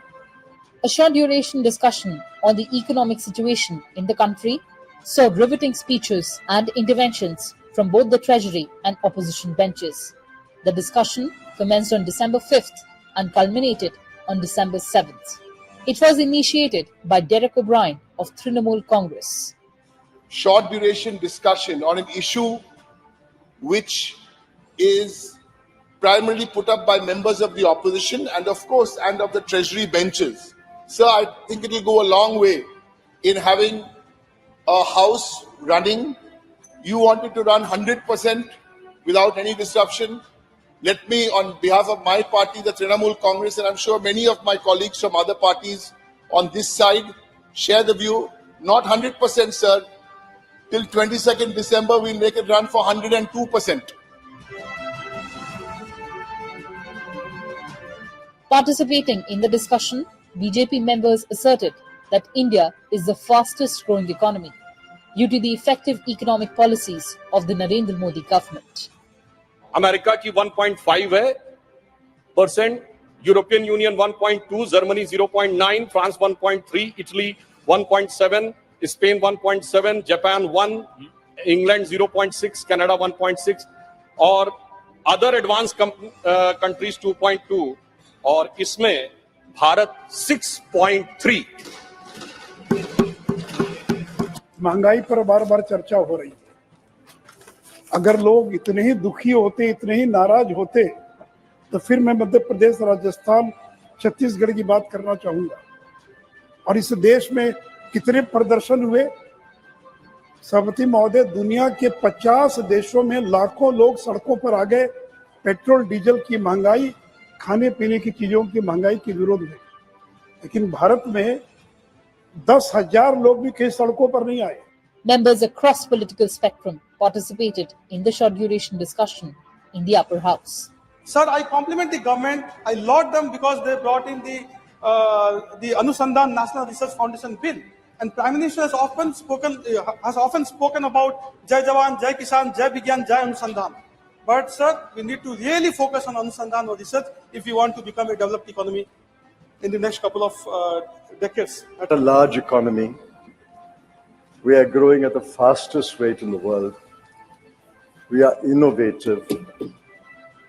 We have the largest FDI coming into the country. जनप्रतिनिधि जो राज्यसभा और लोकसभा में बैठे हुए हैं, उनके लिए आर्थिक परिस्थिति पे जब हम बात करते हैं ना, तो सर सबसे पहले गरीब की थाली नजर आती है। वित्त मंत्री से अनुरोध है कि इसका ख्याल रखें कि किसी तरह से हमें निर्यात बढ़ाया जाए और आयात हमारा कम किया जाए। मैं ये कहना चाहता हूं कि इन आंकड़ों पर मत जाएं, गांव में, देहात में, ग्रामीण इलाके में जाकर असलियत को देखें, लोगों से बात करें और कमियों को दूर करें। Replying to a 3-day debate on the state of the country's economy in Rajya Sabha on December 7th, Union Finance Minister Nirmala Sitharaman countered the charges of the opposition and said the centre has addressed the issues of inflation, unemployment and inequality. In her 90-minute reply, she said the second quarter growth was very high. It is the highest globally and the country is now the second most sought after manufacturing destination in the world. So the honorable members would have read the Wall Street Journal, S&P ratings, Bloomberg, all of whom, while speaking very well about the Indian economy, refer to the reform measures undertaken by the honorable PM, taking his name. I would like to say this. Prime Minister Narendra Modi's efforts, this is quote, Prime Minister Narendra Modi's efforts to outrun China and transform India's economic model into one driven by manufacturing rather than consumption are creating a tailwind for infrastructure and heavy industry companies. She also said that through schemes like PLI and Make in India, the manufacturing sector is significantly contributing to the economy and its share to GDP is 13.9%. She said while all developed countries are struggling with the decreasing manufacturing output, India is moving forward. Second quarter growth has been very high. It's the highest in the world, and we continuously maintain that momentum of being the fastest growing economy. During the same quarter, July to September 23, the third and the fourth largest economies of the world contracted. Germany contracted by 0.4% and Japan contracted by 2.1%. The finance minister further informed the House that direct tax collection grew by 21.82% this year till November, and monthly GST collections have stabilized at 1.6 lakh crore, and that is a sign of economic growth. The credibility of this government, sir, is to financially empower the states can also be engaged from the fact that an issue which was pending from 1996-97 till 2014-15 happened, nobody touched it. That was actually money belonging to the states. Nobody touched it. It was lying as a pending amount, tax dues amounting to 81,645 was lying there. It was Prime Minister Modi who in 2015, talking to the earlier, this happened in 2021, talking to the ministry, to the officials, to me, all of us worked together with the states. There was some money which the states owned the center. This money was owned by the center to the states. 81,645 crores was then released. Reconciled amounts adjusted. The net amount which went to the states was 43,168. Did you know that from fiscal year 2006 to fiscal year 2012, India's manufacturing sector GDP grew by an average of 9.5% per year? Then, over the next 6 years, growth declined to 7.4%. In fiscal year 2020, manufacturing generated 17.4% of India's GDP. So, what's propelling India's manufacturing sector like never before? Let's find out.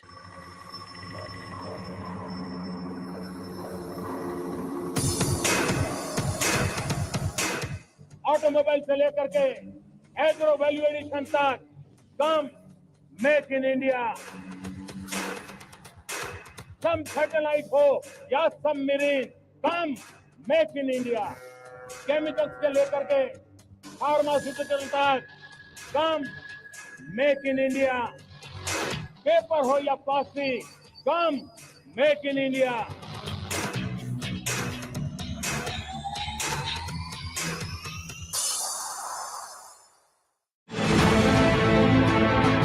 Emerging as a global leader and superpower. After 75 years of independence, India is entering its golden era, leapfrogging to become the third largest economy. Since the Industrial Revolution, no country has become a major economy without becoming an industrial power. Prime Minister Modi elevated the revival of Indian manufacturing to a key policy objective of the government, identifying the sector as the engine of long run growth. It was a powerful galvanizing call to action to India's citizens and business leaders, and an invitation to potential partners and investors around the world in the growth story of New India that was Make in India. Manufacturing and ease of doing business has received concentrated attention of the government. The importance of manufacturing has been recognized in India for the first time since independence. And the changes made by the government in many ways in using technology, in using digitization, making new laws like the GST and the bankruptcy law, all of these laws have considerably simplified the complexities that existed of doing business in India. So I think this process will continue, and the continuance of this process will mean that we in India can aspire to become one of the most competitive manufacturing countries in the world. As a result, India today is one of the most open economies of the world. India is now first amongst the world's most attractive investment destinations, first amongst world's fastest growing economies, first among 100 countries on the Growth, Innovation and Leadership Index, seventh most valued national brand in the world. India has moved 16 places in Global Competitiveness Index. Data speaks louder than words. FDI inflows in India stood at $45.15 billion in 2014 and 15, but the year 2021-22 recorded the highest ever FDI at $83.6 billion. The FDI has come from 101 countries and invested across 31 UTs and states and 57 sectors in the economy. On the back of economic reforms and ease of doing business in recent years, India is on track for attracting $100 billion in FDI.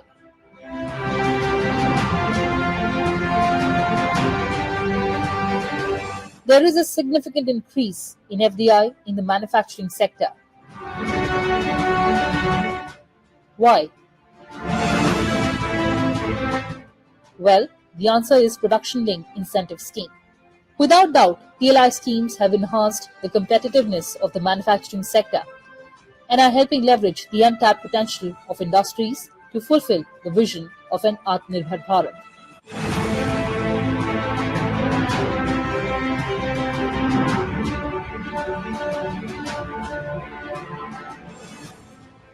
The PLI schemes as envisioned by Prime Minister Narendra Modi with the objective of making India Atmanirbhar is built on the foundation of 14 sectors with an incentive outlay of 1.97 lakh crore to strengthen the production capabilities and help create global champions. Actual investment of 62,500 crore has been realized till March 2023 and has resulted in incremental production or sales of 6.75 lakh crore and employment generation of around 3 lakh 25,000. Exports boosted by 2.5 lakh crore till financial year 2022-23. PLI scheme has led to major smartphone companies shifting its suppliers to India like Foxconn, Wistron and Pegatron. As a result, top high-end phones are being manufactured in India. It has also resulted in a 20-fold increase in women employment and localization in IT hardware such as battery and laptops. We have been able to increase the value addition in mobile manufacturing to 20% within a period of 3 years, whereas countries like Vietnam achieved 18% value addition over 15 years and China achieved 49% value addition in over 25 years. fiscal deficit was actually about three and a half times that of peer economies. So we spent far more than was optimal. Current account deficit touching almost 6%, and therefore India became part of the fragile five. In contrast, now India has actually become part of the top 5 economies, which many commentators call it as a famous 5. So India is one of the fastest growing economies of the world and is poised to continue on this path with aspirations to reach high income status by 2047, the centenary of Indian independence. It is also committed to ensuring that its continued growth path is equipped to deal with the challenges of climate change and in line with goal of achieving net zero emissions by 2070. Well, viewers, that's all we had for you in this edition. Thanks for watching and stay tuned to Sunset TV. Goodbye for now from my side.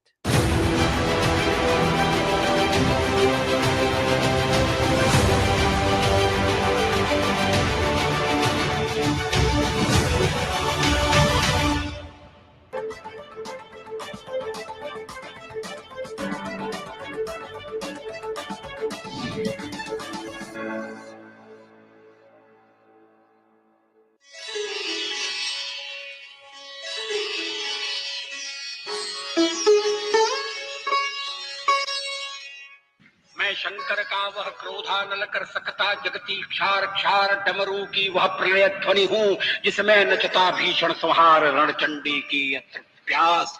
मैं दुर्गा का उन्मत्त हास, मैं यम की प्रलयंकर पुकार, जलते मरघट का धुआंधार, फिर अंतरतम की ज्वाला से जगती में आग लगा दूं मैं। यदि धधक उठे जल थल अंबर, जड़ चेतन तो कैसा विस्मय। हिंदू तन मन हिंदू जीवन रग रग मेरा। मैं आज पुरुष निर्भयता का वरदान लिए आया ऊपर। पै पीकर सब मरते आए, मैं अमर हुआ लो विष पीकर। मैं आज पुरुष निर्भयता का वरदान लिए आया भूपर। पै पीकर सब मरते आए, मैं अमर हुआ लो विष पीकर। अधरों की प्यास बुझाई है मैंने पीकर वह आग प्रखर, हो जाती दुनिया भस्मसात जिसको पल भर में ही छूकर। वैसे व्याकुल फिर दुनिया ने प्रारंभ किया मेरा पूजन। मैं नर नारायण नीलकंठ बन गया, न इसमें कुछ संशय। हिंदू तन मन हिंदू जीवन रग रग। मैं अखिल विश्व का गुरु महान देता विद्या का, मैं अखिल विश्व का गुरु महान देता विद्या का अमरदान। मैंने दिखलाया मुक्ति मार्ग, मैंने सिखलाया ब्रह्म ज्ञान। मेरे वेदों का ज्ञान अमर, मेरे वेदों की ज्योति प्रखर। मानव के मन का अंधकार क्या कभी सामने सखा शहर। मेरा स्वर नभ में गहर गहर, सागर के जल में चहर चहर। इस कोने से उस कोने तक कर सकता जगती सौरभ मैं। हिंदू तन मन हिंदू जीवन रग रग हिंदू मेरा पर। मैं तेज पुंज तमलीन जगत में फैलाया मैंने प्रकाश। जगती का रच करके विनाश कब चाहा है निज का विकास। शरणागत की रक्षा की है मैंने अपना जीवन देकर।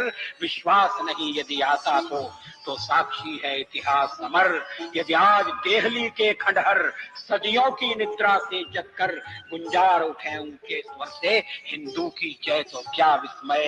हिंदू तन मन हिंदू जीवन रग रग हिंदू मेरा।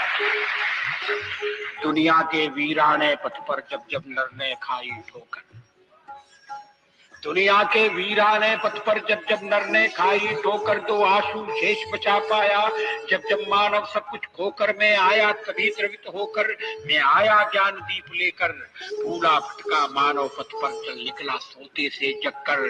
पथ के आवर्तों से थककर जो बैठ गया आगे पथ पर, उस नर को राह दिखाना ही मेरा सदैव का दृढ़ निश्चय। हिंदू तन मन हिंदू जीवन रग रग हिंदू मेरा। मैंने छाती का लहू पिला पाले विदेश के सुदित लाल। मैंने छाती का लहू पिला पाले विदेश के क्षुदित लाल। मुझको मानव में भेद नहीं मेरा अंतस्थल भर विशाल। जग से ठुकराए लोगों को लो मेरे घर का खुला द्वार। अपना सब कुछ हूँ लुटा चुका फिर भी अक्षय है धनागार। मेरा हीरा पाकर जो मेरा हीरा पाकर ज्योतित परकियों का वह राज मुकुट यदि इन चरणों पर झुक जाए कल वह किरीट तो क्या विस्मय। हिंदू तन मन मैं वीर पुत्र मेरी जननी के जगती में जौहर अपार। अकबर के पुत्रों से पूछो क्या याद उन्हें मीना बाजार, क्या याद उन्हें चित्तौड़ दुर्ग में जलने वाली आग प्रखर। जब हाय सहस्त्रों माताएं तिल तिल कर जल कर हो गई अमर, वह बुझने वाली आग नहीं रग रग में उसे समाये। बुझने वाली आग नहीं रग रग में उसे समाये हूँ। यदि कभी अचानक फूट पड़े विप्लव लेकर तो क्या विस्मय। हिंदू तन मन हिंदू जीवन को गुलाम होकर स्वतंत्र मैंने कब चाहा है कर लूं जग को गुलाम। मैंने तो सदा सिखाया है करना अपने मन को गुलाम। गोपाल राम के नामों पर कब मैंने अत्याचार किया, कब दुनिया को हिंदू करने घर घर में नरसंहार किया। कोई बतलाए काबुल में जाकर कितनी मस्जिद तोड़ी, भूभाग नहीं शत शत मानव के हृदय जीतने का निश्चय। हिंदू तन मन हिंदू जीवन रग रग हिंदू जीवन। अंत में मैं एक बिंदु परिपूर्ण सिंधु है यह मेरा हिंदू समाज। मेरा इसका संबंध अमर में व्यक्ति और यह है समाज। इससे मैंने पाया कर्मन, इससे मैंने पाया जीवन। मेरा तो बस कर्तव्य ही कर दूं सब कुछ इसके अर्पण। मैं तो समाज की छाती हूँ, मैं तो समाज का हूँ सेवक। मैं तो समष्टि के लिए व्यष्टि का कर सकता बलिदान अब है। हिंदू तन मन हिंदू जीवन रग रग हिंदू मेरा।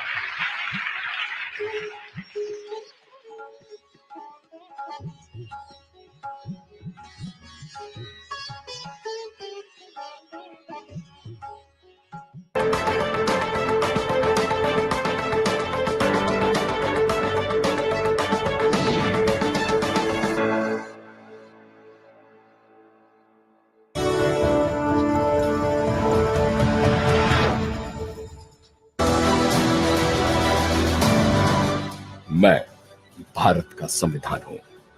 मेरी निर्माण प्रक्रिया से पहले कई देशों के संविधान पढ़े गए, समझे गए और फिर उन तमाम प्रावधानों को लेने पर सहमति बनी जो संसदीय लोकतंत्र को गति देने में सहायक सिद्ध हो सकते थे। साथ ही इस व्यवस्था में देश के ग्रामीण इलाकों को भी तवज्जो मिलनी चाहिए, इस ओर ध्यान आकर्षित किया था मेरे सदस्य गांधीवादी अर्थशास्त्री श्रीमन नारायण अग्रवाल ने। संविधान सभा का जब पहला ड्राफ्ट आया तो श्रीमन नारायण ने दिसंबर 1947 में गांधी जी का ध्यान इस ओर खींचा और बताया कि इसमें पंचायती राज का जिक्र नहीं है। आखिरकार नवंबर 1948 में पहली बार पंचायती राज को लेकर बहस हुई। डॉक्टर राजेंद्र प्रसाद ने इस पर खेद जताया और बीएन राव से पूछा कि ऐसा कैसे हो गया। उनका जवाब था कि प्रारूप को बदलना इस समय संभव नहीं है। संविधान को गांव से शुरू होकर केंद्र तक पहुंचना चाहिए। भारतवर्ष में गांव ही बुनियादी इकाई रहे हैं और आगे भी रहेंगे। इसके बाद पंचायती राज को नीति निर्देशक तत्व के तौर पर स्वीकार किया गया। श्रीमन नारायण अग्रवाल ने गांधी जी के विचारों का विश्लेषण कर स्वतंत्र भारत का गांधीवादी संविधान the Gandhian constitution of free India नाम का दस्तावेज लिखा, जो 60 पन्नों और 22 अध्यायों में फैला था। इसमें बुनियादी सिद्धांत, मूलभूत अधिकार और कर्तव्य, आंचलिक सरकार, केंद्र सरकार और न्यायपालिका सरीखे विषय शामिल थे। हालांकि तब परिस्थितियों के चलते इस दस्तावेज को पूरी तरह संविधान सभा अपना नहीं पाई थी, पर गांधी जी के इस वैचारिक धरातल के प्रति श्रीमन नारायण अग्रवाल की प्रतिबद्धता बनी रही। तो अगली बार बात ऐसे ही एक अलहदा विचारों वाले व्यक्तित्व की।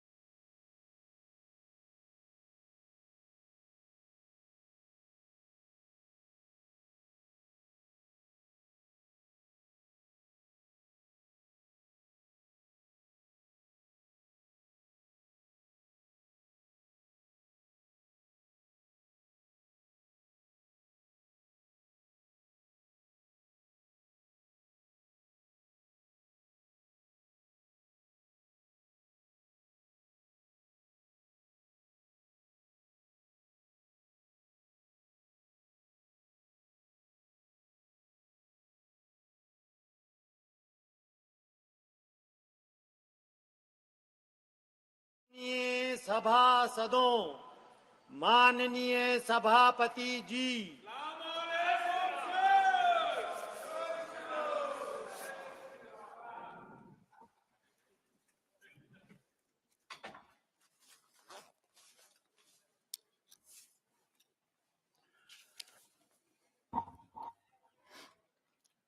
नेम 377 के अधीन सभा पट पर रखे जाने वाले मामलों के संबंध में अध्यक्ष पीठ द्वारा की जाने वाली घोषणा। जिन माननीय सदस्यों को आज नेम 377 के अधीन मामलों का उठाने की अनुमति प्रदान की है, वे अपने मामलों को अनुमोदित पाठ की 20 मिनट के अंदर व्यक्तिगत रूप से सभा पटल पर रखे दें। धन्यवाद। आइटम नंबर 18 और 19 श्री इम्तियाज जलील। शुक्रिया, आपने सप्लीमेंट्री डिमांड्स के ऊपर मुझे बोलने का मौका दिया है। मैं महाराष्ट्र के एक मराठवाड़ा इलाके से आता हूं, जिसे हम सुसाइड कैपिटल ऑफ इंडिया भी कह सकते हैं। उसकी वजह यह है कि आप जब सरकार के अंदर आए थे तो आपने ये दावा किया था कि हम किसानों की आय दुगनी करेंगे, लेकिन दुगनी होने की बजाय उनकी आत्महत्या किस तरीके से दुगनी, तिगनी और चौगनी हो गई है, ये आंकड़ों के साथ मैं बताना चाहता हूं। हिंदुस्तान का एक बहुत छोटा सा क्षेत्र है, सिर्फ उसी के आंकड़े में बताना चाहता हूं, मराठवाड़ा के। और इस मराठवाड़ा के क्षेत्र में जनवरी से लेकर नवंबर तक 1000 किसानो63 ने आत्महत्या की है, जिसके अंदर औरंगाबाद, जो मेरा चुनावी क्षेत्र आता है, 160 किसानों ने आत्महत्या की, नांदेड़ में 163 किसानों ने, बीड़ में 253 किसानों ने, उस्मानाबाद में 161 किसानों ने। ऐसे कुल मिलाकर सिर्फ एक छोटे से क्षेत्र की अगर हम बात करें तो 1000 किसानों ने आत्महत्या की है। मैं आपसे ये पूछना चाहता हूं कि अगर हम किसानों के बारे में इतनी बड़ी बड़ी बातें करते हैं तो आखिर ये किसान इतनी आत्महत्या कैसा कर रहे हैं, और सिर्फ एक छोटे से क्षेत्र के बारे में मैं बात कर रहा हूं। अध्यक्ष महोदय, आप ये नारा लगाते हैं कि सबका साथ सबका विकास, आप मेरा विकास कैसा कर रहे हैं मैं आपको बताना चाहता हूं आंकड़ों के साथ। आप इस फाइनेंशियल ईयर में budgetary allocation for ministry of minority affairs को कितने परसेंट से घटाए हैं, तो 38.3% से आपने माइनॉरिटी का बजट घटाए है। 2023-24 का जो बजट एस्टिमेट था वो 5020 करोड़ रुपए था, उसको कम करके आपने 3097 करोड़ कर दिया। मुझे मालूम है कि आप हमें थोड़े थोड़े दिनों के बाद खुश करने के लिए नई नई स्कीम्स लेके आते हैं। आज 10 स्कीम्स आप कह रहे हैं कि माइनॉरिटीज के लिए हम चलाते हैं, लेकिन उनके लिए फंडिंग, उनके लिए बजट एलोकेशन कैसा घटाया जा रहा है हर साल। आप देखिए, प्री मैट्रिक स्कॉलरशिप 2023-24 में ये बजट पिछले साल 1425 करोड़ रुपए था, अब उसको घटाकर महज 433 करोड़ रुपए कर दिया गया है। और आप जानते हैं कि प्री मैट्रिक स्कॉलरशिप का मतलब यह है कि जो बच्चे स्कूल के अंदर आज सबसे ज्यादा ड्रॉप आउट किसका है, तो हमारे बच्चों का ड्रॉप आउट है आज स्कूल लेवल के ऊपर, और वो स्कॉलरशिप का भी अमाउंट आपने किस हद तक कम कर दिए है। मेरिट का मींस बेस्ड स्कॉलरशिप, पिछले साल आपका बजट एलोकेशन कितना था, तो 365 करोड़ रुपए था, उसको घटाकर 365 करोड़ रुपए से आपने सिर्फ 44 करोड़ रुपए के ऊपर लेकर आ गए हैं। दूसरी सारी स्कीम्स है जिसको नाम बड़े खूबसूरत दिए गए हैं, नई उड़ान, नया सवेरा, लेकिन बजट हर टाइम आप कम करते जा रहे हैं और फिर ये नारा लगा रहे हैं कि आप सबका साथ सबका विकास करने की बात कर रहे हैं।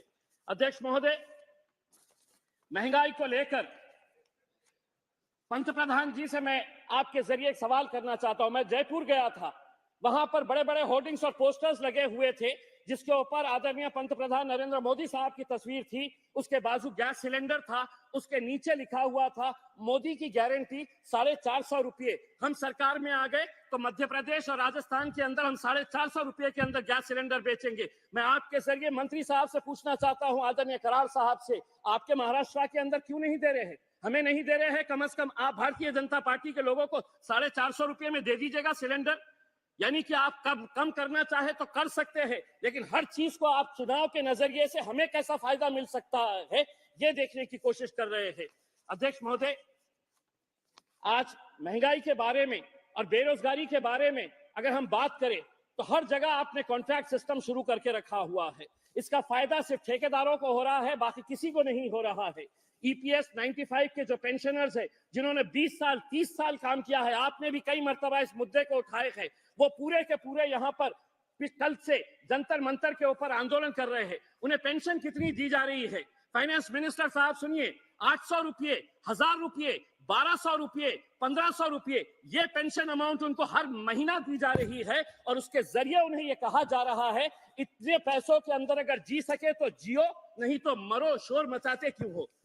दूसरी बात यह है अध्यक्ष महोदय, आप गवर्नमेंट रिसीव और कुछ आंकड़ों के साथ मैं बताना चाहता हूं। अगर पिछले साल की अगर हम तुलना करें, अप्रैल अक्टूबर 22-23 जीएसटी कलेक्शन अगर पिछले साल की तुलना उसी पीरियड के अंदर अगर इस साल करते हैं तो जीएसटी ड्रॉप हुआ है 7%, इनकम टैक्स का ड्रॉप हुआ है 2%, कॉर्पोरेशन का ड्रॉप हुआ है, कॉर्पोरेशन टैक्स का 5%, टोटल ड्रॉप अगर एवरेज निकालते हैं तो 5% का ये गवर्नमेंट रिसीप्ट्स का हुआ है। उसके तुलना के अंदर अगर एक्सपेंडिचर अगर देखेंगे सेम पीरियड के अंदर तो revenue expenditure less bye 1%, capital outlay less bye 4%। तो हमारा आपसे ये कहना है अध्यक्ष महोदय कि इस सप्लीमेंट्री डिमांड्स के जरिए आज डिफेंस के बारे में 11,827 करोड़ रुपए का सप्लीमेंट्री डिमांड रखा गया है। हम आपसे पूछना चाहते हैं आपकी चाइना की पॉलिसी क्या है? 25 पेट्रोलिंग पॉइंट्स हम खो चुके हैं। डेंगसोंग हमारे हाथ में है क्या? इसका जवाब आप दीजिएगा। इसके ऊपर खामोश क्यों है? चाइना पॉलिसी के बारे में हमारा क्या है अध्यक्ष महोदय, इसके बारे में बता दीजिएगा, वरना अगर यही हाल रहा तो आगे चलकर हम सियाचिन को भी खो डालेंगे। आखिरी पॉइंट एक बताना चाहता हूं, एक्सटर्नल अफेयर्स का बजट आपने सप्लीमेंट्री डिमांड्स के अंदर रखा है 11,072 करोड़। मैं आपसे पूछना चाहता हूं कि वेस्ट एशिया की पॉलिसी इस देश की क्या है, ये देश को बताइए। आज हम हिंदुस्तान की सरकार से ये अपील करते हैं कि इस्राइल की हम कड़ी निंदा करते हैं कि फलस्तीनियों के अंदर जो आज 20,000 बच्चों को, सब महिलाओं को जो मारा गया है, 12 लाख लोग बेघर हो गए हैं, जेनोसाइड हो रहा है वहां पर, और हम मदर ऑफ डेमोक्रेसी बनकर बैठे हैं और खामोश बैठे हैं। मैं भारत सरकार से यह अनुरोध करता हूं कि फौरन जल्द से जल्द एक कंडन करे इसका और इजराइल गवर्नमेंट को कहे कि फौरन सीज फायर लाया जाए इस मुद्दे के ऊपर। अध्यक्ष महोदय सिर्फ 30 सेकंड का वक्त दीजिएगा। मैं आपसे ये, फाइनेंस मिनिस्टर साहब भी औरंगाबाद से आते हैं, मैं आपसे ये अनुरोध करूंगा करार साहब कि औरंगाबाद से महज 30 किलोमीटर की दूरी के ऊपर नारायणपुर एक गांव है सर, वहां पे 3,335 ऐसे सिर्फ मेरे ही कॉन्स्टिट्यूएंसी, हमारी कॉन्स्टिट्यूएंसी के ऐसे स्कूल्स है कि जहां पर पक्की छत नहीं है, टीन के शेड के नीचे बच्चे पढ़ रहे हैं, और आप ये दावा कर रहे हैं कि एजुकेशन के ऊपर सबसे ज्यादा बजट एलोकेशन इस बार किया गया है। तो ये पैसा जा कहां रहा है, हम आपसे ये सवाल करना चाहते हैं। Thank you very much, Sri P. Ravindranath. It is already, one second, already decided. The Honorable Finance Minister will reply to the debate by sharp 3. So all other members are requested to conclude the speech by 5 minutes maximum. Please cooperate with the chair. Thank you, Chairperson, sir, for allowing me to speak on the discussion on the demand for grants. Sir, let me first of all take the opportunity to thank our Honorable Prime Minister Sri Narendra Modi ji and our Honorable Finance Minister Srimati Nirmala Sitharaman ji for sanctioning on advance release of 450 crore from the central share of the state disaster relief fund for managing the relief activity in the aftermath of cyclone Michang, and for approving 561 crore for the urban flood mitigation project of Chennai Basin. Let me thank our Home Minister Sri Amit Shah ji and Defence Minister Sri Rajnath Singh ji for allowing the defence forces and the NDRF for continuously rendering humanitarian aid and rescue assistance to the affected people. Sir, the major flood in Chennai due to the rainfall triggered by cyclone Michang from December 2nd is the third such occurring in the last 8 years. The project funded through the assistance from the Disaster Mitigation Fund will establish a climate resilient urban flood protection infrastructure in Chennai. I wish to request Honorable Finance Minister that the allocation to Chennai may be further enhanced considering the capacity risk and exposure of Chennai city. Sir, I would like to draw the attention on the serious disruption faced by the textile industry in Tamil Nadu due to the escalation of prices of cotton and yarn. A large number of spinning, weaving, and garment units hence face the danger of closure. I wish to request the government to initiate the following steps to rein in the price rise. As an immediate measure, stock declaration of cotton and yarn may be made mandatory for all spinning mills so that the ginner and cotton trader can obtain actual data on cotton and yarn availability. The removal of import duty on extra long staple cotton, if done, can ensure the availability of raw material at affordable prices to the industry to a great extent. And the cash credit limit of the spinning mills to purchase cotton may be extended up to 8 months in a year instead of current 3 months due to extended availability of cotton market. Similarly, with regard to the margin money sought by banks, which are currently at 25% of purchase value, I request the same may be reduced to 10%, sir. Sir, another concern is that regard to the severe crisis faced by the government sector in Tamil Nadu, Tirupur, which is one India's largest knitwear exporting cluster, is 95% constituted by the MSMEs. Due to the economic slowdown in the West, these units are facing huge financial crisis. Lacks of jobs, including the significant share of rural women, which form a major share of the workforce, is facing a danger of being unemployed. I wish to request the government to announce special emergency credit line guarantee scheme for the MSME sector, especially in the government sector, so that they survive this crisis, sir. Sir, India has been the world fastest growing major economy in the last 2 years. It is also forecast to retain the top spot in 2024 as the urbanization and industrialization process reaches the rapid takeoff phase. Sir, our Honorable Prime Minister, Sri Narendra Modi, has always championed the role of youth in India's development. In line with his vision, Viksit Bharat at 2047, initiative that has been launched, providing a platform for the youth of our country to contribute towards making India a developed nation by 2047 in the 100 year of its independence. Yes. Our government has launched various schemes and initiatives to support the youth and provide them with the necessary resources to succeed. It is now up to the youth to take advantage of this opportunity and contribute positively to the development of our nation, sir. Thank you. Sir, I will finish in 2 minutes. Sir, on the agricultural front, there is an estimated 45.8% of labor released from this sector in 22-23 as per the periodic labor force surveys report, which means going forward, non-agricultural growth will have to be high enough to absorb this labor, and our economic policies should be aligned to facilitate this Now, absorption please. along with the labor substituting impact of new technology. I wish to conclude by mentioning that focus should not only be on improving the economic indicators, but there is an increasing challenge of pollution and climate change. Sir, the severe air pollution in Delhi and other major urban areas is going to considerably reduce the life expectancy of our citizens, which impacts the socio-economic indicators of our country in the long run. Similarly, urbanization, industrialization, and rapidly increasing incomes, especially in the middle class, will drive an enormous increase in demand for energy service. Now, there please will be conclude. more demand for power, for air conditioning, Sri Sushil lighting, Kumar and Rinku. appliance as well. Sir, 1 minute, I finish it, sir. No, Sir, please. as well as more liquid fuels or electricity. Sir, Indians' urban population contributes 63% to the GDP, which is expected to rise to 75% by 2030, sir. Sir, I wish to request that there should be dedicated budgeting to address the Thank you. vulnerability to Sushil climate Kumar. change impacts such as extreme weather events, rising sea level, and challenging rainfall pattern. Recent floods in Chennai is an example, and there should be much higher spending on preventing such climate Kumar Rinku. impact in comparison to managing a disaster after it impacts. Thank you very much. Thank you, Sri Sushil Kumar Rinku ji. Mike, you press the button, please. White button, yeah.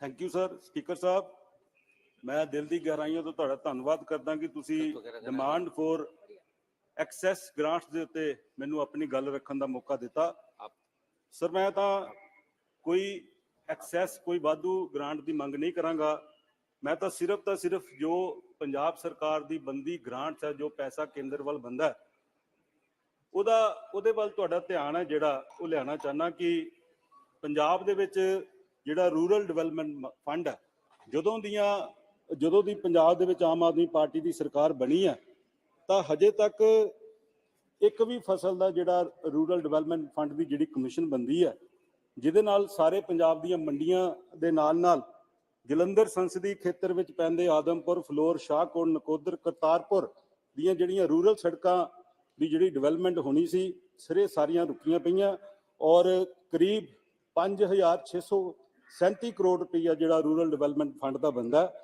ਇਹਦੇ ਨਾਲ national health mission ਦਾ ਕਰੀਬ 621 ਕਰੋੜ ਰੁਪਈਆ ਜਿਹੜਾ ਲੈਣਾ ਬੰਦਾ ਜਿਹਦੇ ਤੇ ਮਾਨਨੀय ਸਿਹਤ ਮੰਤਰੀ ਸਾਹਿਬ ਨੇ ਆਬਜੈਕਸ਼ਨ ਕੀਤਾ ਸੀ ਕਿ ਪੰਜਾਬ ਸਰਕਾਰ ਹੈ ਜਿਹੜੀ ਉਹ ਕੇਂਦਰ ਦਾ ਜਿਹੜਾ ਪੈਸਾ ਉਹ ਮੁਹੱਲਾ ਕਲੀਨਿਕ ਦੇ ਉੱਤੇ ਖਰਚ ਕਰ ਰਹੀ ਹੈ ਸਰ ਮੈਂ ਤੁਹਾਡੇ ਧਿਆਨ 'ਚ ਲਿਆਉਣਾ ਚਾਹੁੰਦਾ ਕਿ ਪੰਜਾਬ ਦੇ ਵਿੱਚ ਕਰੀਬ 660 ਮੁਹੱਲਾ ਕਲੀਨਿਕ ਹੈ ਜਿਹੜੇ ਆਮ ਆਦਮੀ ਪਾਰਟੀ ਦੇ ਚੱਲ ਰਹੇ ਆ ਜਿਹਦੇ ਵਿੱਚ ਲੱਖਾਂ ਲੋਕਾਂ ਨੂੰ ਉਹਦਾ ਫਾਇਦਾ ਮਿਲ ਰਿਹਾ ਔਰ ਪੰਜਾਬ ਸਰਕਾਰ ਨੇ ਕਲੀਅਰ ਕਰ ਦਿੱਤਾ ਕਿ ਨੈਸ਼ਨਲ ਹੈਲਥ ਮਿਸ਼ਨ ਦਾ ਕੋਈ ਵੀ ਜਿਹੜਾ ਪੈਸਾ ਉਹ ਮੁਹੱਲਾ ਕਲੀਨਿਕ ਦੇ ਉੱਤੇ ਨਹੀਂ ਖਰਚਿਆ ਜਾਏਗਾ ਪੰਜਾਬ ਸਰਕਾਰ ਆਪਣੇ ਫੰਡਾਂ ਦੇ ਵਿੱਚੋਂ ਮੁਹੱਲਾ ਕਲੀਨਿਕ ਹੈ ਜਿਹੜੀ ਉਹ ਚਲਾਏਗੀ ਸਰ ਇਹਦੇ ਨਾਲ MDF ਦਾ ਕਰੀਬ 850 ਕਰੋੜ ਰੁਪਈਆ ਜਿਹੜਾ ਉਹ ਪੰਜਾਬ ਸਰਕਾਰ ਦਾ ਕੇਂਦਰ ਵੱਲੋਂ ਲੈਣਾ ਬੰਦਾ ਔਰ ਸਪੈਸ਼ਲ ਅਸਿਸਟੈਂਟ ਫੰਡ ਹੈ ਜਿਹੜੇ ਕਰੀਬ 1800 ਕਰੋੜ ਰੁਪਈਆ ਸਰ ਇਹ ਕੁੱਲ ਮਿਲਾ ਕੇ ਕਰੀਬ 8000 ਕਰੋੜ ਰੁਪਈਆ ਬੰਦਾ ਸਰ ਮੇਰੀ ਬੇਨਤੀ ਹੈ ਕਿ ਇਹ ਫੰਡ ਹੈ ਜਿਹੜੇ ਛੇਤੀ ਤੋਂ ਛੇਤੀ ਰਿਲੀਜ਼ ਕੀਤੇ ਜਾਣ ਕਿਉਂਕਿ ਇਹਨਾਂ ਫੰਡਾਂ ਨੂੰ ਰਿਲੀਜ਼ ਕਰਾਉਣ ਦੀ ਖਾਤਰ ਪੰਜਾਬ ਸਰਕਾਰ ਨੂੰ ਜਿਹੜਾ ਸੁਪਰੀਮ ਕੋਰਟ ਦੇ ਵਿੱਚ ਜਾਣਾ ਪਿਆ ਸੋ ਪੰਜਾਬ ਸਰਕਾਰ ਬਿਲਕੁਲ ਵੀ ਸੁਪਰੀਮ ਕੋਰਟ ਦੇ ਵਿੱਚ ਨਹੀਂ ਸੀ ਜਾਣਾ ਚਾਹੁੰਦੀ ਸੋ ਮੇਰੀ ਬੇਨਤੀ ਹੈ ਕਿ ਇਹ ਫੰਡ ਹੈ ਜਿਹੜੇ ਜਲਦੀ ਤੋਂ ਜਲਦੀ ਜਾਰੀ ਕੀਤੇ ਜਾਣ ਤਾਂ ਕਿ ਜਿਹੜੇ ਪੰਜਾਬ ਦੇ ਰੁਕੇ ਡਿਵੈਲਪਮੈਂਟ ਦੇ ਕੰਮ ਹੈ ਇਹਨਾਂ ਕੰਮਾਂ ਨੂੰ ਜਿਹੜਾ ਸਿਰੇ ਚੜਾਇਆ ਜਾ ਸਕੇ ਬਹੁਤ ਬਹੁਤ ਧੰਨਵਾਦ ਸਰ ਥੈਂਕ ਯੂ धन्यवाद Shri Rajmohan उन्नीतन Sir, respected Speaker, sir, I strongly oppose the supplementary demand for grant. Political philosopher Niccolo Machiavelli warned that a prince who is without any wisdom himself cannot be well advised. Our Prime Minister is an unwise prince who can never be well advised. One of the major functions of Parliament is to advise the executive branch, but as the prince is unwise, the advice goes fruitless. We have heard "Achhe din aane wala hai" since the 2014 election season, and with the railway fare, freight rate, petrol and diesel, sugar, and LPG rates hike, is the government doing what it had promised? Interestingly, the All India Anti-Corruption and Citizen Welfare Core Committee had filed a bill in the Bombay High Court alleging a criminal breach of trust by the Modi government over the increase in railway tickets and other commodities prices. Although the plea was rejected by the court, the Modi government is being blamed for fulfilling its promises and breaking people's trust. Sir, the dream of the third largest economy in the world with 5 trillion GDP by 2030 is a great one. But let us examine and compare the GDP of countries with the first and second GDP. USA hold the first largest GDP of $25 million now. The US population is only 34 crores. See how big is the per capita income and hence the standard of living in the US. The second highest GDP is that of China with 18 trillion $. Of course, the second largest population in the world, 142.57 crores, makes per capita income and standard of living very low compared with the US. What is the person GDP level of India, it is only 3.7 trillion, whereas India holds the largest population in the world, 142.86 crore. What would be the per capita income compared with the US and China? Sir, foreign direct investment in retail trade has almost spoiled the micro, small, and medium enterprises. 5 trillion GDP, if shared among the corporates, what is the inclusive growth strategy? Sir, the National Health Policy 2017 mandates that the health expenditure should be raised to 8% of the GSDP of the states by 2022 and 2.5% of the GDP by the center by 2022.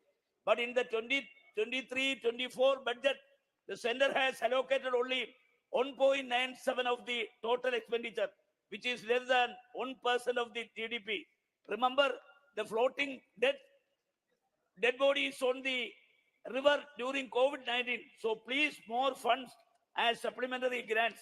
When countries like China spend 5 to 6% of the GDP on education, India allocate just 2.50 of the total expenditure on education, not of GDP. The dropout rate is on the increase, which is alarmingly high among the SC/ST students. It would be remembered that the educated and skilled youth are a dividend of the country, not the unemployment illiterates. India continues to grapple with the persistent unemployment concerns marked by fluctuations evident across various regions and sectors. According to a recent Bloomberg report citing data from the Center of Monitoring Indian Economy for July, the national unemployment rate stands 7.95% as of July 2023. Sir, agriculture, which is India's largest private sector, is burdened with an archaic business model suffering from government controls. The farmer must be able to leverage land, labor, and capital like any other entrepreneur to be viable, but lacks access to affordable credit, a reliable supply chain of inputs, and access to market. Just one. In 2020, over 10,677 farmers, that is 29 in a day, or over every hour, committed suicide, and estimate price culminate figure for 1 decade at over 4 lakhs.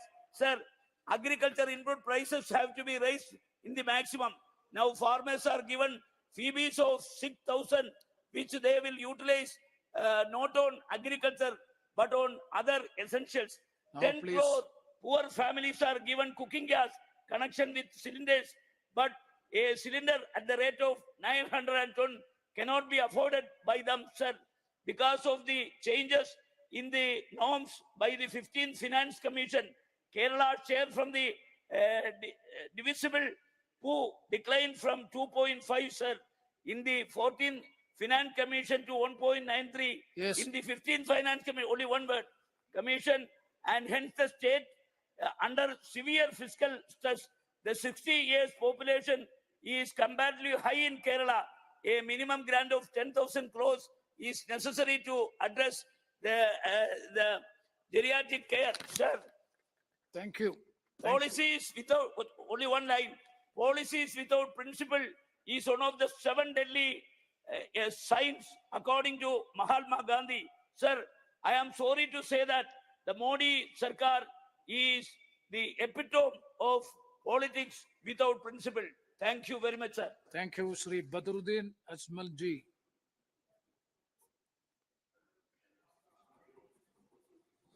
आपने मुझे इस supplementary budget के ऊपर बोलने का मौका दिया। हम इसके सपोर्ट में हैं क्योंकि ये इलेक्शन बजट है, तो हमको भी इलेक्शन में जाना है, तो इसलिए सबको अपने अपने हिसाब से बोलना ही पड़ेगा। सर, मेरा पहला डिमांड है, I demand allocation of fund to control flood and erosion in Assam, specially in Fakirganj, South Salmara, Mankachar, Jaulsar, Goalpara, Dhubri and Bilasipara, etc. And number 2, fund for construction of 4-lane national highway in Borpeta, starting from Amingaon, Guwahati to North Salmara via Jonia, Borpeta in Assam state. Fund to allotment. Number 3, fund for establishment of central universities and medical colleges in Dhubri, South Salmara, Marikachar, Bilasipara, Gwalpada, Borpeta, Nagaon, Karimganj, and Hojai.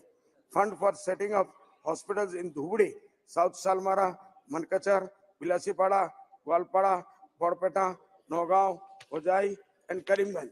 Number 5, fund for construction of newly railway line from Bangaigaon, Abhaipuri to Amingaon, Guwahati, via Jonia and Borpeta town. Number 6, fund for construction of RCC bridges over Brahmaputra river at Borpeta district, either Bamungaon, Dongra to Kolbabata or Bahari to Kusumai in Borpeta. Fund for construction of RCC bridge over Beki river at Majidesar. बहुत long pending demand है, इसको जरूर हो जाना चाहिए. मस्जिद भाटिया और चिकनी.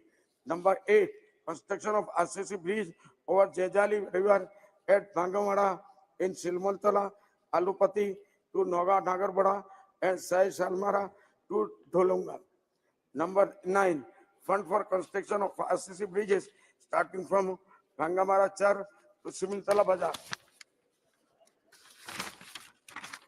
Sir, number 10, my demand, fund for construction of RCC bridge starting from Chaimara to Dalgoma. Fund for construction of RCC bridges starting from Madarchar to Nagarbera.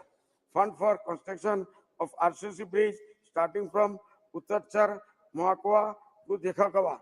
Number 11, number 13, construction of RCC bridge starting from North Bank, Hypergaon to South Bank, Kholsabanda over river Brahmaputra. Number 14, fund for setting up jute industry in Dhubri, Gwalpada, Mankachar, South Palmara. Number 15, fund for setting up heavy industries in Assam, especially Dhubri, South Salmara, Mankachar, Bilasipara, Gwalpada, Borpeta, Hojai, Nagaon, etc. Sir, thank you very much to give me the opportunity. We are in support of this bill. Thank you very much. Next speaker, Sri Adhir Ranjan Chaudhary ji.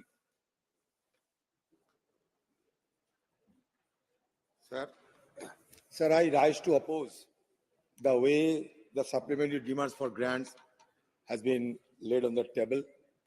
It is a reflection of the lack of government's mission and poverty of vision.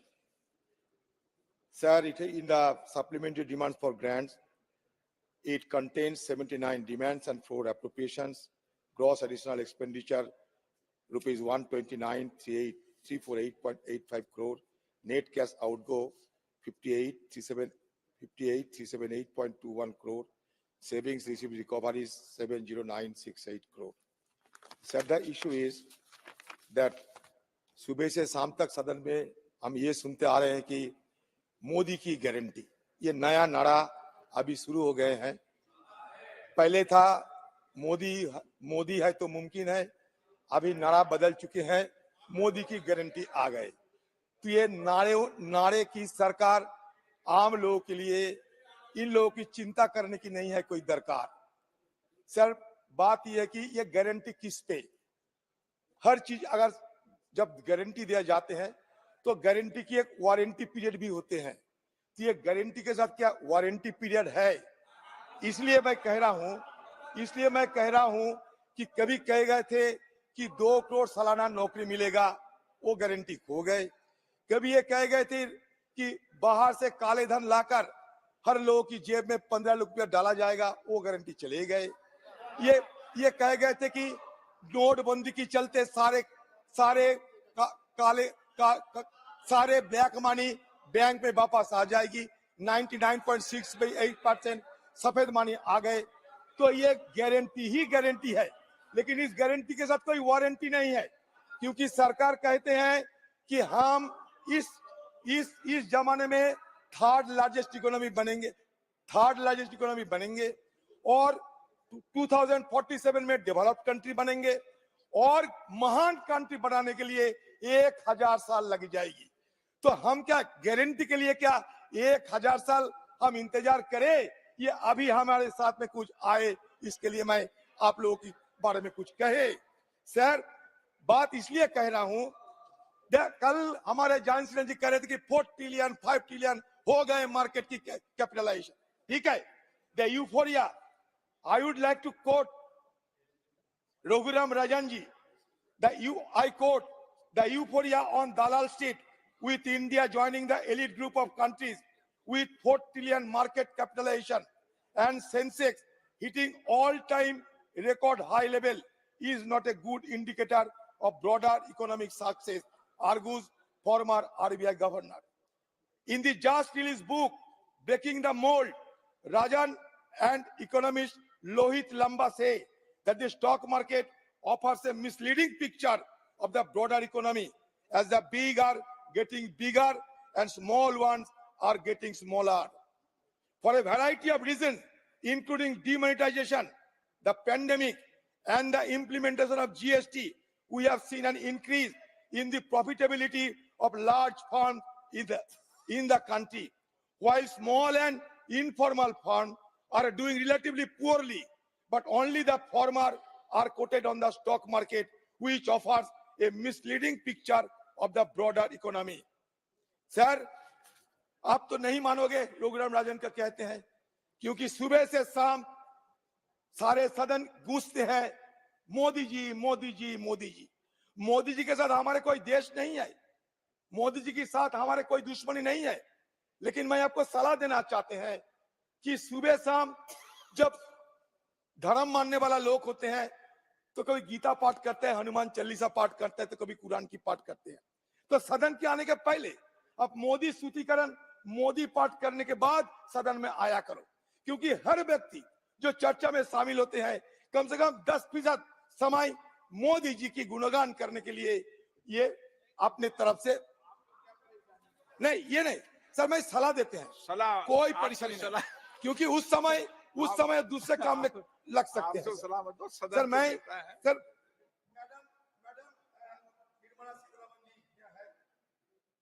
I would like to draw your attention on a very pertinent issue. One of the main aims of awarding contracts to the MSME sector through the MSME portal is to ostensibly to promote small enterprises for bringing about transparency in tendering process and to meet the ends of Atmanirbhar Bharat. As per the system currently being followed, small enterprises which bid for and secure contracts through the GEM portal have to pay a fee of 0.5% of the contracted amount. Does a person or an enterprise who secures a contract of say rupees 10 crore will have to immediately pay up a fee of rupees 10 lakhs. This amount of fee, you must appreciate, is substantial for a small enterprise and would only eat up the capital of the small entrepreneur or the firm. The simple point that is being made is that the fee of taking up the contracted item of work through the GEM portal should not be such that it would be a burden for the small enterprises, ends up eating into the likely profit margin and does not contribute to making the country Atmanirbhar. For enabling in serving the purpose of or goal of promoting small enterprises, I would suggest that the government do away with the current system of upfront payment of 0.5% of the contracted amount immediately by the enterprise concerned. Instead, a more viable and objective method of charging fees for the contracted amount on the portal could be introduced by way of having a graded or slab-wise system of fees prescribed starting from a contract amount of rupees 50 crore. A slab-wise system of the fee prescribed for contracted amounts of rupees 50 crore and above will go a long way in helping the small enterprises and entrepreneurs by saving on their capital and improving their profit margin. Madam, मैं इसलिए कह रहा हूं कि 200 करोड़ से ज्यादा अगर कोई एंटरप्रेन्योर होते हो जीएम पोर्टल में, उनको शामिल होने की जरूरत नहीं। मतलब सबसे ज्यादा असर एमएसएमई सेक्टर में होते हैं। आप एमएसएमई सेक्टर को आत्मनिर्भर बनाने की बजाय व्हील चेयर में बैठा देते हो, तो इसलिए मैं आपको संज्ञान में ये मुद्दा रख रहे हैं। मैडम, ये कहे जाते हैं कि हमारी देश तरक्की कर रहे हैं रोजाना, हमारे रोजाना ट्रिलियन ट्रिलियन डॉलर की बात सुनते सुनते मुंगेरी लाल की सुनहरी सपने की याद आते हैं। तो मैं आपको ध्यान में रखना चाहते हैं, to better understand the extent of food inflation, rating agency CRISIL releases a monthly rice and roti report that tracks price changes of the various commodities used to prepare a vegetarian and a non-vegetarian thali. Madam, the cost of a vegetarian thali rose by 24% to rupees 33.8, and that of non-vegetarian thali by 13% to rupees 67.3 in August as compared to the same period in the last year. The inflationary pressure from rising food prices and uptick in the price of fuel and depreciating rupee has resulted in the people relying on their savings to meet their consumption needs.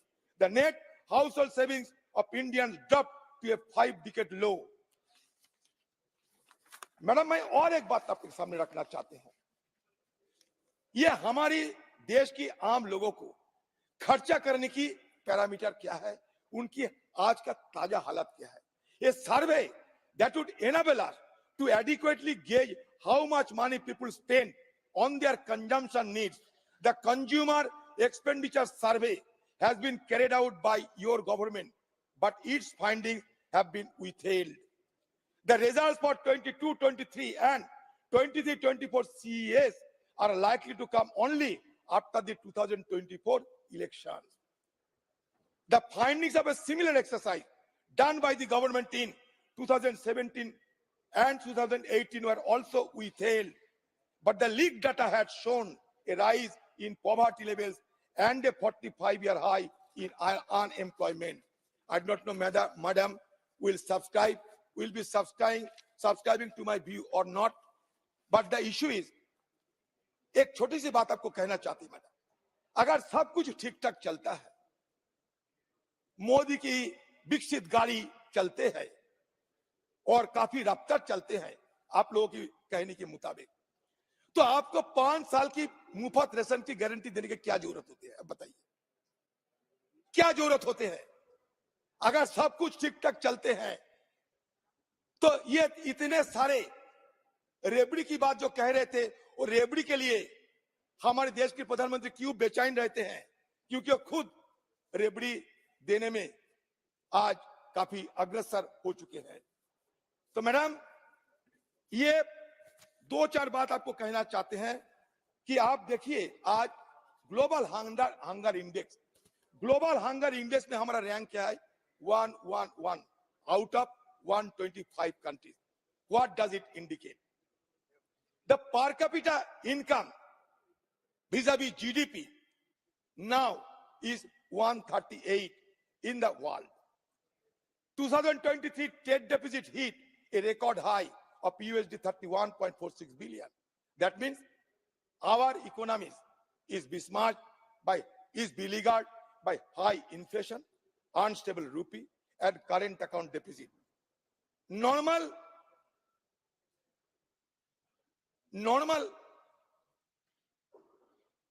GDP हमारा 5th, PPP में 3rd, मैं मानता हूं, लेकिन हमारा देश की per capita income आप देखिए, नॉमिनल में 2612, जब पीपीपी होते हैं 9183 होते हैं।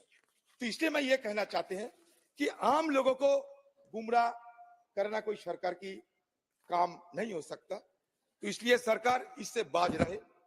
रोजाना लोगों को जीडीपी की कहानी सुनाए जाते हैं, लेकिन लोगों की जेब की हालत क्या है, लोगों की घर की हालत क्या है, लोगों की पेट पालने के लिए क्या क्या करना पड़ते हैं, इसके लिए आपको सही कोई दिशा दिखाने में आप विफल रही है।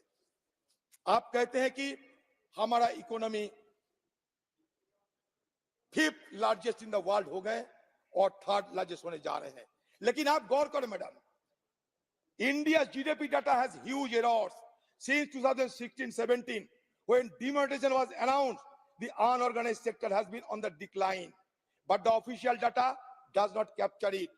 The organized sector is taken to be a proxy of the non-agriculture unorganized sector. आपने क्या किया? क्रोनी कैपिटलिज्म को मदद किया और क्रोनी कैपिटलिज्म की मदद के चलते हमारा देश से अभी पलायन होते जा रहे हैं। मैं आपसे पूछना चाहते हैं मैडम, सही ढंग से अगर जवाब आप दोगे तो, ये क्रोनी कैपिटलिज्म के लिए flight of entrepreneurs, flight of capital हमारा देश में शुरू हो चुके हैं। The resulting damage to the business environment has led to tens of thousands of high net worth Indians leaving India since 2014 and lakhs have given up Indian citizenship recently. सही है नहीं, आप बताइए। आपसे मैं जानकारी लेना चाहते हैं कि फ्लाइट ऑफ कैपिटल होता है या नहीं, और हमारा देश में मल्टी डायमेंशनल पॉवर्टी नीति आपका कहना है कि मल्टी डायमेंशनल पॉवर्टी अभी 4.96% हो गए। Recently released multi-dimensional in poverty index by UNDP put the figure at 16.4%. ये क्या दर्शाता है?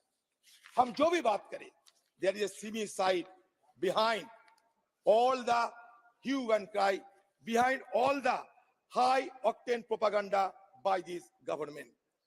अपने ये सप्लीमेंट्री डिमांड फॉर ग्रांट्स लाए हैं, इसमें एग्रीकल्चर, इसमें केमिकल एंड फर्टिलाइजर कंपनी को, और इसमें सब्सिडी आप न्यूटन बेस्ड सब्सिडी देने को कह रहे हैं।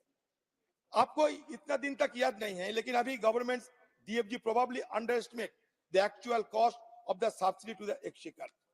मैं ये कहना चाहते हैं कि हमारे प्रधानमंत्री जी, ये सरकार ऑर्गेनिक फर्टिलाइजर और बायोकेमिकल फर्टिलाइजर की बात करते हैं। आप सालाना फर्टिलाइजर में सब्सिडी लगभग 1,75,000 करोड़ दे रहे हैं। उसमें हमारा ऑर्गेनिक और फर्टिलाइजर की हिस्सा क्या है? हमारे ऑर्गेनिक और फर्टिलाइजर की हिस्सा क्या है? हमारे जमीन खराब होते जा रहे हैं। हमारे जमीन में माइक्रोन्यूट्रिएंट, मैक्रोन्यूट्रिएंट ये खत्म होते जा रहे हैं। इसलिए ऑर्गेनिक और बायो फर्टिलाइजर की जरूरत है। लेकिन बाजार में ये जो ऑर्गेनिक और बायो फर्टिलाइजर मिलता है, वो ज्यादा से ज्यादा नकली फर्जी मिलते हैं, लेबोरेटरी नहीं है। आप बताइए, आपकी सब्सिडी में ऑर्गेनिक और बायो फर्टिलाइजर के लिए कितना हिस्सा रखे गए हैं? मैं आपको सलाह देना चाहता हूं कि आप ग्रीन हाइड्रोजन की इस्तेमाल करो, आप ग्रीन अमोनिया की इस्तेमाल करो। इसमें आपको फूड सिक्योरिटी बढ़ेगी, आपको एनवायरनमेंट के लिए, एनवायरनमेंट डिजास्टर के ऊपर इसका असर होगी, और आपके लिए ये बढ़िया काम बनने की संभावना लाएगी। सर, इसलिए मैं ये कहना चाहते हैं सर, हो गया सर, इसलिए मैं ये कहना चाहते हैं सर कि ये क्रोनी कैपिटलिज्म की असर क्या होते हैं, मैं दिखाना चाहते हैं सर। ये क्रोनी कैपिटलिज्म क्या करते हैं? Cronyism weakens economic administration and leads to the persistence of black income generation. A decline in the black economy would have led to India's tax GDP ratio to rise. It has remained at about 16 to 17% in the last 10 years. Direct taxes as percentage of GDP has hovered at about 5.5 to 6%. If the black money had been checked, it should have been conservatively risen to 12%. Increased GST collection post-pandemic are being shown as an example of better compliance. But this is expected to high inflation, increase in imports, and growth of the organized sector at the expense of unorganized sector. A large number of fake companies to claim input credits are being detected every month, and official evasion is running into tens of thousands of crores. So sir, मैं ये कहना चाहते हैं, जो बात बाहर कहे जाते हैं, अंदर से उनका काफी फर्क निकलते आते हैं। तो इसलिए मैं और एक सलाह देना चाहते हैं कि आप अगर मुफ्त में रेशन देना चाहते हैं, तो इसके लिए आपको कौन सा सेंसस आप अपनाते हो? आप पुराने सेंसस अपनाते हो, 2013 की सेंसस अपनाते हो, लेकिन आज 2023 साल हो चुके हैं। तो मतलब पिछले 10 सालों से जो गरीब लोग मुफ्त रेशन से वंचित रह गए, लेकिन आप कुछ नहीं कदम उठाते हो। तो इसलिए मैं मैडम निर्मला सीतारामन जी को उनके दरखास्त करते कि मैडम, आप बहुत कुछ सोचते जरूर है, मैं आपको बड़ा इज्जत करते हैं, लेकिन शिकायत भी एक है आपके खिलाफ। ये शिकायत है, अपनी बेटी की शादी में हमको किसी को न्योता नहीं दिए, एक लड्डू तक नहीं खिलाए। तो एक दिन लड्डू खिलाए हमें, हम अपने अपने बेटी आपका बेटी की बड़ा मंगल कामना करते हैं। सर इसलिए मैं चाहता हूं कि हम जो बात उठे हैं मैडम इस पे थोड़ा एनलाइटन करे और सही दिशा से देश की इकोनॉमी को आगे ले जाने के लिए मैडम की सोच यहाँ रख के। नमस्कार। माननीय वित्त मंत्री जी, बहुत हो गया, आज बहुत लंबी डिबेट होगी। Thank you speaker sir. ये फर्स्ट बैच ऑफ सप्लीमेंट्री से इस साल का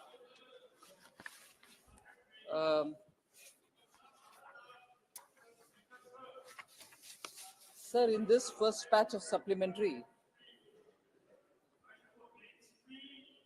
I want to emphasize on the fact that normally there are 3 supplementaries which come, but पिछले 2-3 साल से हमारी सरकार के आंकड़ा बजट एस्टिमेट के समय से लेकर के आरई स्टेज तक, रिवाइज्ड एस्टिमेट स्टेज तक हम ठीक ठाक आंकड़ा सही करके पार्लियामेंट के टेबल पर रखते हैं, इसीलिए सप्लीमेंट्री इतनी सारे ले आने का आवश्यकता नहीं पड़ता। मैं इसको आपके सामने इसीलिए शुरुआत में ही रख रही हूं, जब सरकार उनके आंकड़ा असेसमेंट बजट के विषय में ज्यादातर ध्यान देकर के जब प्रिपेयर करते हैं, सप्लीमेंट्री में इतने सारी बार आने का आवश्यकता नहीं पड़ता। हमारे पिछले 2-3 साल के रिकॉर्ड में हम 2 ही बार आए हैं और इस बार पहली बार अभी आ रहे हैं। उम्मीद रखती हूं कि दूसरी बार आवश्यकता है तो आऊंगी, मगर तीसरी बार का जरूरत नहीं पड़ेगी। इससे कितने ध्यान से बारीकी विषयों के ऊपर ध्यान रख के हम बजट का प्रिपेयर करते हैं, ये इस हाउस के सामने मैं रखना चाहता हूं। जी हाँ जी सर, इस budget first batch of supplementary demands for grants में 79 डिमांड्स रख रहे हैं और 4 अप्रोप्रिएशन का विषय। अप्रोप्रिएशन के विषय Supreme Court of India, Central Vigilance Commission के staff, household and allowances of the Rashtrapati ji and also the Union Public Service Commission, ये चारों विषयों को अप्रोप्रिएशन में ले आ रहे हैं, जो एकदम आवश्यक है। इसीलिए हम इस विषय को इस सप्लीमेंट्री डिमांड फॉर ग्रांट्स में जोड़ रहे हैं। The gross additional expenditure is about 1.29 lakh crores, and of this, the net cash outgo is estimated to be 58,378 crores.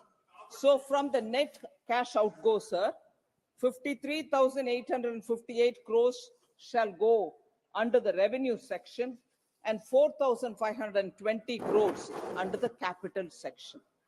So, ये 1.29 lakh crores जो हमारी मांग है, first batch of supplementary demands में हम जो ले आ रहे हैं, इस going out in 4 different heads.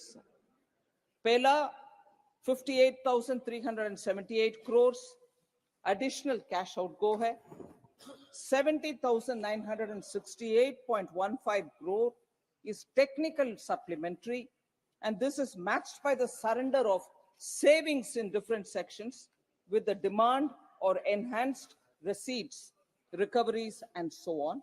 And about 2.49 crores token supplementary to enable reappropriation of funds towards items of greater priority.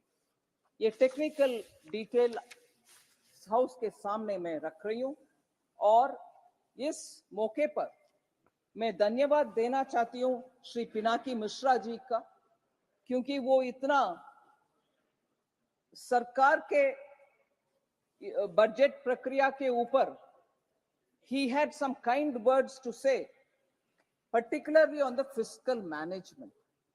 मैं सभी सांसद गण को ये विषय सामने रखना चाहती हूं कि फिस्कल मैटर्स में guidance of former chief minister of Gujarat और current prime minister Shri Narendra Modi is based out of his experience of managing budgets in his then state Gujarat and now for the country.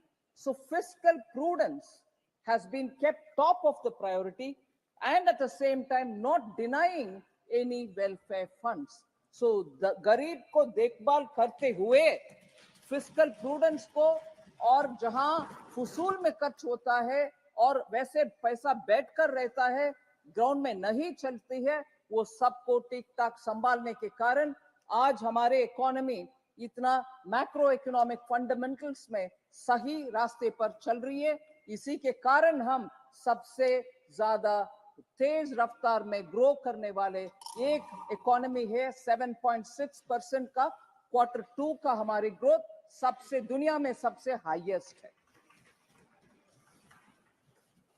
Sir, brief summary के नाते मैं बोलना चाहती हूँ इस supplementary demands में जो पैसा हम लेते हैं वो किस कारण ले रहे हैं, आपके अनुमति से क्यों ले रहे हैं, किस हेड पर जाना आवश्यक होगा इस पैसा का। सर, हमारे आदिर रंजन जी बात बोले न्यूट्रिएंट सप्लीमेंट के ऊपर, उसके ऊपर इस सरकार पूरे ध्यान दे रहे हैं आदिर जी, इसीलिए इस बजट में 16,300 करोड़ का हम अभी न्यूट्रिएंट बेस्ड फर्टिलाइजर्स का सब्सिडी के लिए पैसा ले रहे हैं। This is being funded through cash supplementary and savings from the demand.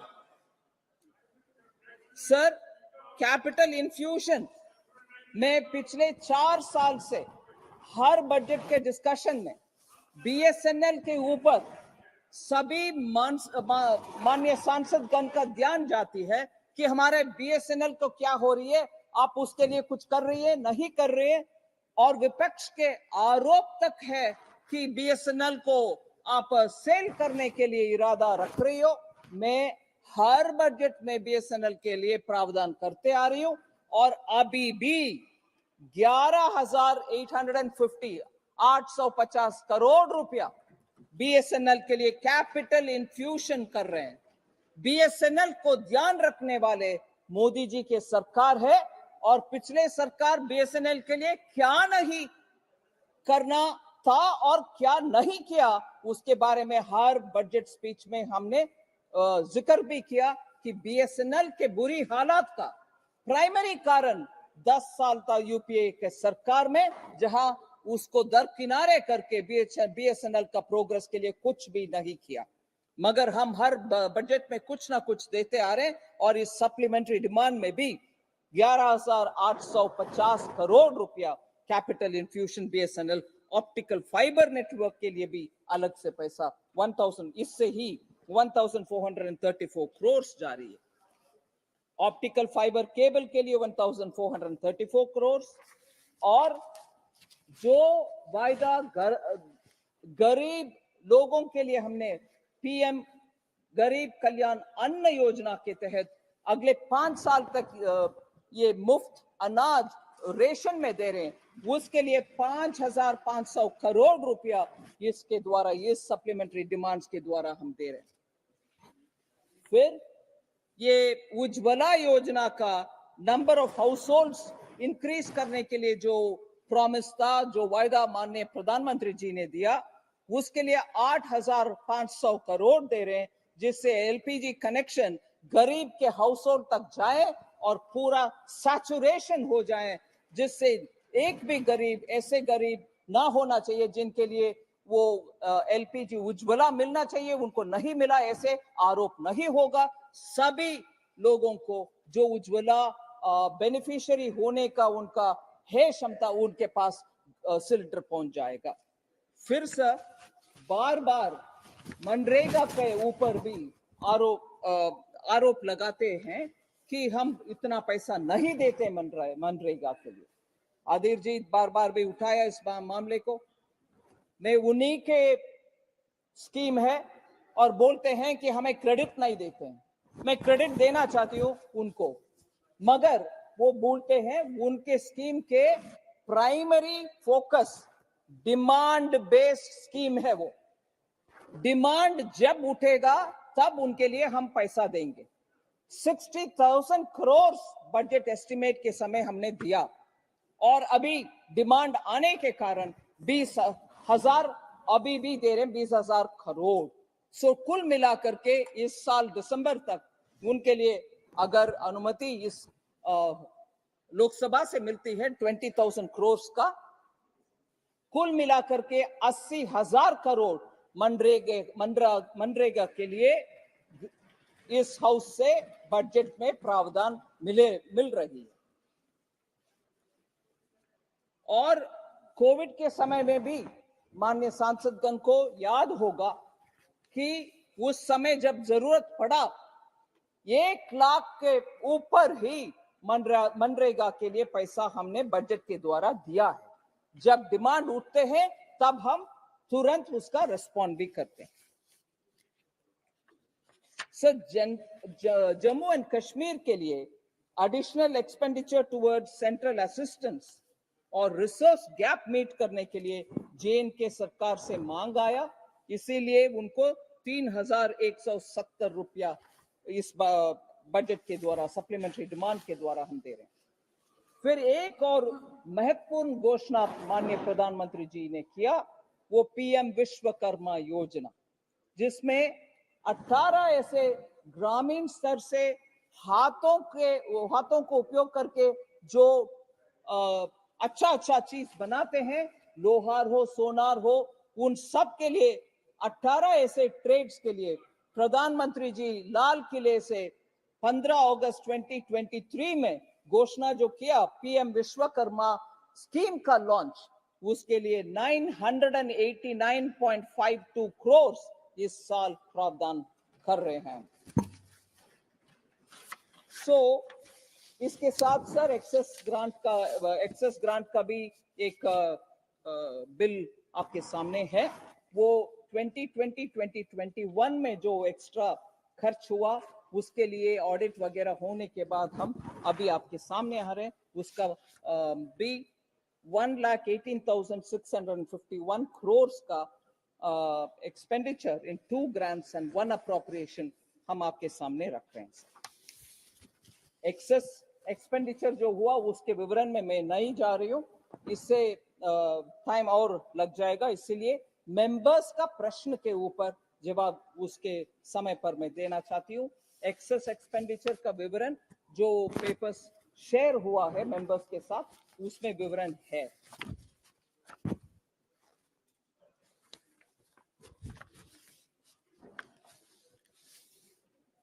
Sir, supplementary demands for grants, उसके ऊपर बहुत सारे मेंबर्स बात की और उसमें बहुत वरिष्ठ सांसद प्रोफेसर सौगता राय बात की है, मगर वो अभी हाउस में नहीं है, इसीलिए उनका जवाब आपके पहले के ऑर्डर के याद है मुझे, इसीलिए I am not answering him, although he had raised a lot of questions which are only half truth and he doesn't come out with details. So मैं मेरे सामने सांसद सुप्रिया सूले जी हैं, उनका विषय को उठाना चाहती हूँ। We certainly have prioritized on balancing the interests of farmers and the interests of consumers. Most often when we do this, we have a situation where when prices go up, you need to have supply side constraints removed, bring all the goods to the market, even if it means that you have to purchase it ad hoc from some large growing areas to the market for the consumer's sake. At this time, we are equally conscious if the price at which we procure from the farmers is adequate or meeting his requirement or not. So it is always a question of balancing between the interests of the farmer and the consumer, but more often inclined towards the farmer because we should not obtain or procure his goods at lower than the MSP, and that concentration has always been there in our minds. But for goods which don't, or farm products which don't have an MSP declared, it's constantly searching for the right fair price, which is determined by the market forces rather than we as government determining it. So as a result, I want to say, particularly in food grain prices, you find that the inflation had come down to 4.87 as of October 2023. More than five-fold rise in the Union Agriculture budget of 1.25 lakh crores from 21,900 crores where it was in 2013-14. Honorable member also raised the issue of the uncertainties in the export and banning of exports. Sometimes you allow exports, sometimes you don't. So as a result of this fluctuating policies, you have a situation where farmers, particularly those who are growing onions, do have an issue saying if they are able to fetch a better price by exporting, but by banning that export, we are denying them that opportunity to get a better price. I understand the concern, but if there are crop shortages and if there are difficulties of getting something as essential as onion to the market, we will have to ensure that the Indian consumers get that priority, and therefore sometimes we need to come up with these measures. But I quite understand the sentiment with which Member Supriya Sule has spoken. But the increase in MSP, sir, itself helps us to address the issue or the concerns of the farmers. I want to highlight that the increase in MSPs, particularly latest increase for the Rabi marketing season of 24-25. I name the crops and then also say MSP, which existed in 2014-15, compare that with the MSP of 24-25, and therefore what is the increase? Example, I start with wheat. In 2014-15, the MSP for Rabi marketing season was 1,400 that is rupees quintal per quintal. MSP Rabi marketing season for 24-25, which is the current Rabi season, is 2,275 rupees per quintal. 1,400 then, 2,275 now. 875 rupees increase, which is 63% increase. Now go for barley, 1,100, now it is 1,850. 68% increase. Gram, 3,100, now it's 5,440. Masoor, 2,950, now it's 6,425 per quintal, which is 118% increase. Rapeseed and mustard, 3,050, now it is 5,650 per quintal, 85% increase. Safflower, 3,000, now it's 5,800, 93% increase. So the MSP itself has increased manifold between 2014 and now. So taking care of the farmers, that is. And then we have not just increased the MSP, but we also procure from the farmers, and therefore money goes directly into the hands of the farmers. I would like to highlight the wheat procurement, which will be of interest for the Honorable Minister who is now saying something. Wheat procurement, Honorable Member, who is from Punjab, I would like to place this number before you.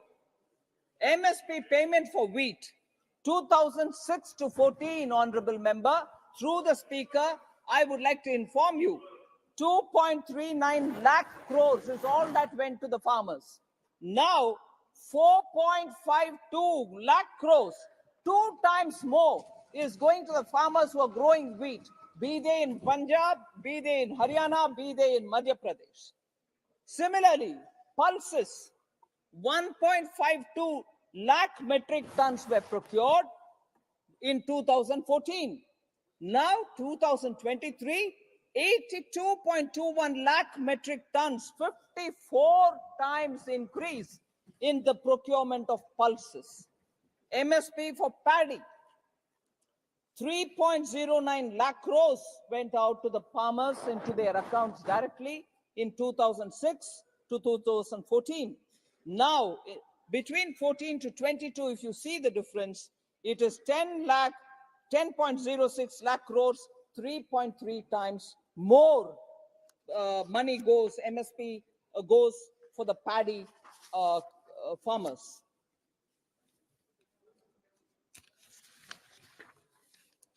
Sir,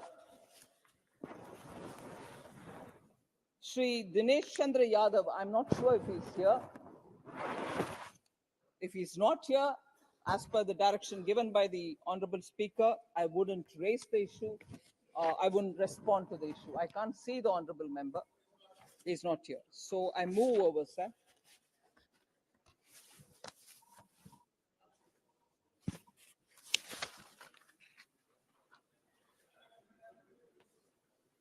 वित्त मंत्री जी ने एक एक member का serious तरीके से note किया और एक एक मेंबर का जवाब दे रही है.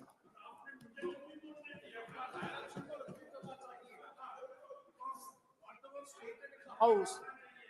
It is the responsibility of the government to respond, though, whether he is present or not. So do I follow your order, old order, or is there a new order, sir? Okay. Sir, again, another member, again, I'm not sure if I'm able to spot, Sushil Kumar Rinku. If the member is here, I'll answer. You are here, sir. Thank you very much. Funds are not being released to Punjab and rural development issues since their government has come to power, is what the allegation was. Sir, I would like to answer to the honorable member. Some scheme guidelines which have been given to for the schemes which go to the states. And when the compliance is not there, due to which releases are not being made, Punjab will perhaps have to go back to check up if they are following the guidelines issued for the schemes as issued. Common reasons, sir, not just Punjab, but states which have a problem when centrally sponsored schemes funds are not being released or released with a delay by ministries. High bank balance, that is unspent balance which remains in the account in the single nodal agency of the scheme. If there are balance left, obviously till that is spent, the next installment doesn't come. Non-submission of annual action plans by the states. Without action plan, we are not able to see where that central scheme is getting executed. Outstanding utilization certificates. Utilization certificates don't come on time, and sometimes this is sirf Punjab ke liye nahi, sabhi jo jahan vartit hai wahan. Outstanding utilization certificates. जब वो नहीं आता, वो भी नहीं मिलता. Violation of branding and naming guidelines of CSS. ज्यादातर states में ये problem था, जब उनके साथ बात करने में वो भी उनके सिस्टम को बदलने के बाद उनका पैसा उनको चली जा रही है. फिर non-transfer of previously released central share or state share into the SNA account by the state governments. So the single nodal agency account was created after quite a lot of discussion with the states. जहां एक central scheme का पैसा centre का share भी है, state का share भी है. अगर स्टेट का share single nodal agency account में आ जाता है, उसी क्षण सेंट्रल का शेयर भी उसमें पहुंच जाता है. अगर स्टेट उनका पैसा उस सिंगल नोडल अकाउंट में डालते नहीं है, सेंटर इंतजार करके देखता रहता है. सेंटर पैसा नहीं दिया, ये आरोप सही नहीं है. जिस मोमेंट आपने सिंगल नोडल अकाउंट में आपका पैसा डालते हो, सेंट्रल पैसा भी उसमें आ जाएगा. मगर बहुत सारे स्टेट इस विषयों को समझने में थोड़ी देर लगी, मगर अभी ठीक चल रहा है उस गाड़ी. So non-remittance of interest accrued in SNA account to the consolidated fund, interest charge होता है वो SNA अकाउंट का. अगर वो इंटरेस्ट ठीक से नहीं जमा होता है, उसके कारण भी डिले हो सकता है. उदाहरण के लिए मैं बोल रही हूं, 1,104 crores have been provided to Punjab under Rural Infra Development Fund by NABARD since Aam Aadmi Party came to power back in March 2022. उदाहरण है जहां पैसा गया under central scheme. So member को मैं याद दिलाना चाहती हूं. Sir,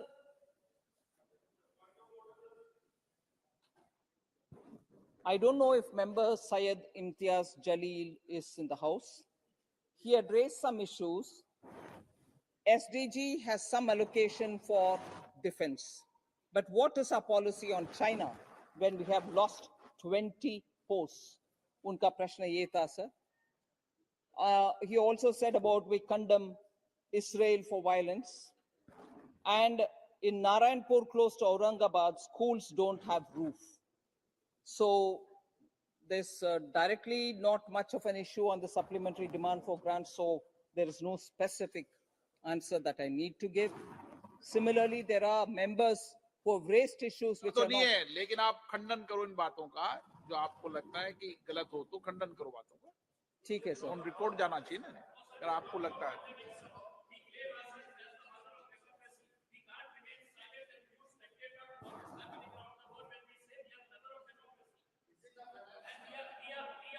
Asking for budget in the external affairs as well as the defense. So what is our policy? What is our policy that needs to be explained to the people? ये आपकी बात, आपका बात का जवाब दे रही है ना, आपने बोल लिया पहले. नो, माननीय मंत्री जी का रिकॉर्ड में जाएगा. Sir, honorable आपकी member. बात का जवाब दे रही है ना वो.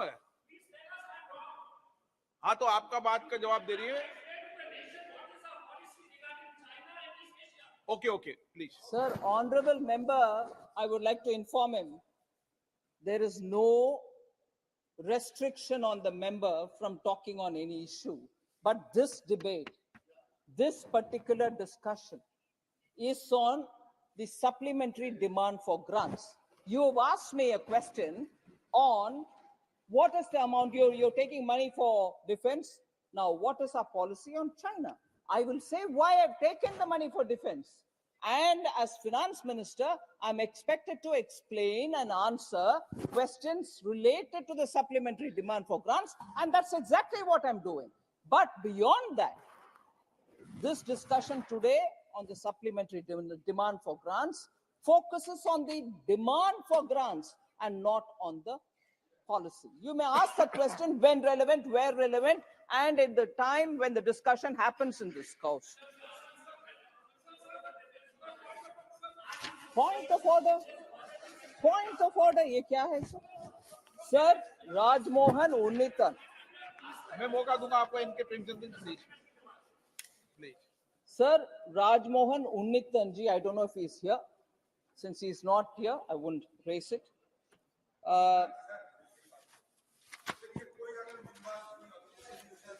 नहीं, एक बात बताइए, ये भी कोई अच्छा तरीका थोड़ी है कि बोलकर चले जाए.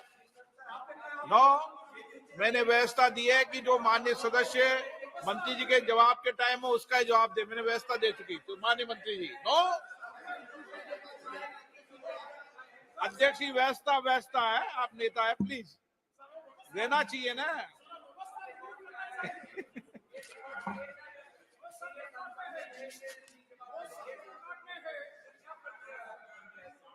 चलो, मैं मेंबर्स को भी जनता ने उनको चुनकर भेजा है सदन के लिए.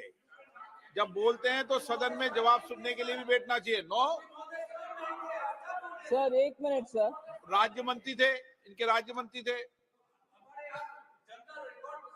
नो, मैं भी सुन रही हूँ सर. इधर जो हो रही है MOS भी इधर है और मेरा रिप्लाई राज्यसभा में था. I couldn't have been here, but I am listening, and that is why I'm answering specifically. And if honorable member finds anything which is not pertinent, I am glad to receive that kind of a chiding from the honorable member saying you're not talking about what I spoke or you're talking something different. If I'm not speaking pertinent, you're welcome to raise that issue. But again, honorable member Gogoi, tells you, sorry, आप जरा speaker साहब को कह दीजिए. Sir, honourable member Gogoi से क्या प्रक्रिया है? मैं आपके आदेश के अनुसार जो मेंबर प्रेजेंट है उनके लिए जवाब दे रही हूं. ये मेरा निर्णय नहीं है, मेरा लिखित रूल नहीं है, स्पीकर साहब के डायरेक्शन है. उससे आपको आपत्ति है तो प्लीज स्पीकर साहब से बात करिए. मैं कुछ प्रक्रिया नहीं तय कर रही हूं, मैं नहीं तय कर रही हूं उधर प्रक्रिया.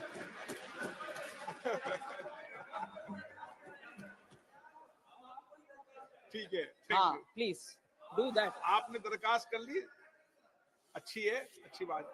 लेकिन अपना इसमें अपना सबका मकसद एक ही था और कोई मेरा मकसद नहीं था कि मेंबर बोले और जवाब के समय रहे. ये मेरा विषय है. नहीं, हाँ, टाइम पता था कि आज जवाब देंगे, ये भी बता देंगे. अब ये भी बता देंगे ताकि मेंबर्स उपस्थित रहे, अच्छा रहे. बात हो गई जी. अगर मेंबर उपस्थित रहे तो ठीक रहता है, और क्या है. नहीं, मेंबर उपस्थित आप नहीं होता नहीं था. एक बात आप इस मत से, एक बात बताओ, इस मत से सहमत है या नहीं कि समय तय कर देंगे? ये तो बात आपकी मान ली है, लेकिन जो मेंबर्स विषय को उठाता है, जब माननीय मंत्री जी जवाब दे, उपस्थित रहना चाहिए, रहना चाहिए. टाइम बता देंगे, टाइम बता देंगे, उपस्थित तो रहना चाहिए उसको. नहीं, टाइम बता देंगे, उपस्थित तो रहना चाहिए ना. मैं गोगोई जी से बात कर रहा हूं, मैं एक बात कह रहा हूं कि उपस्थित रहना चाहिए, नहीं रहना चाहिए, बस. माननीय मंत्री जी, ठीक है, ठीक, ओके, या आपका सुझाव से सहमत है? Sir, Member Khatir Anand had spoken about how unfair treatment is being offered to states on account of perceived inequity in taxes collected vis-a-vis quantum actually devolved to the states, and therefore the allegation is the center is not giving as much as what is being collected from the states. Sir, broadly, all honorable members do appreciate and understand that this is not something which the central government decides. It is a formulation which is given by the Finance Commission, and based on the Finance Commission's recommendation, timely, appropriate amounts are sent to the states directly. इसीलिए उसमें कोई केंद्र सरकार के ओर से कुछ correction करना, कम ज्यादा करना, इसका पॉसिबिलिटी ही नहीं है. सो अभी कॉन्टेक्स्ट ये है कि अगले फिनांस कमीशन का अनाउंसमेंट मतलब कैबिनेट डिसीजन हो गया है. उसका जिनको नियमित रूप से अपॉइंट करेंगे चेयरमैन वगैरह, उसके साथ नोटिफिकेशन आएगा. फिनांस कमीशन पूरे देश भर के हर स्टेट से मिल करके उनसे उनके ओपिनियन लेंगे. उसमें जो भी स्टेट्स कहना चाहता है उस फिनांस कमीशन को कहना चाहिए. मैं इसीलिए क्योंकि from the member this announcement or this question came, I want to, through you, sir, submit. Tamil Nadu received about 1.29 lakh crores under devolution under the share of central taxes. This is the 14th Finance Commission award. However, in the 15th Finance Commission, and 14th Finance Commission is the one which raised the state's share to 42%. Earlier it was 32.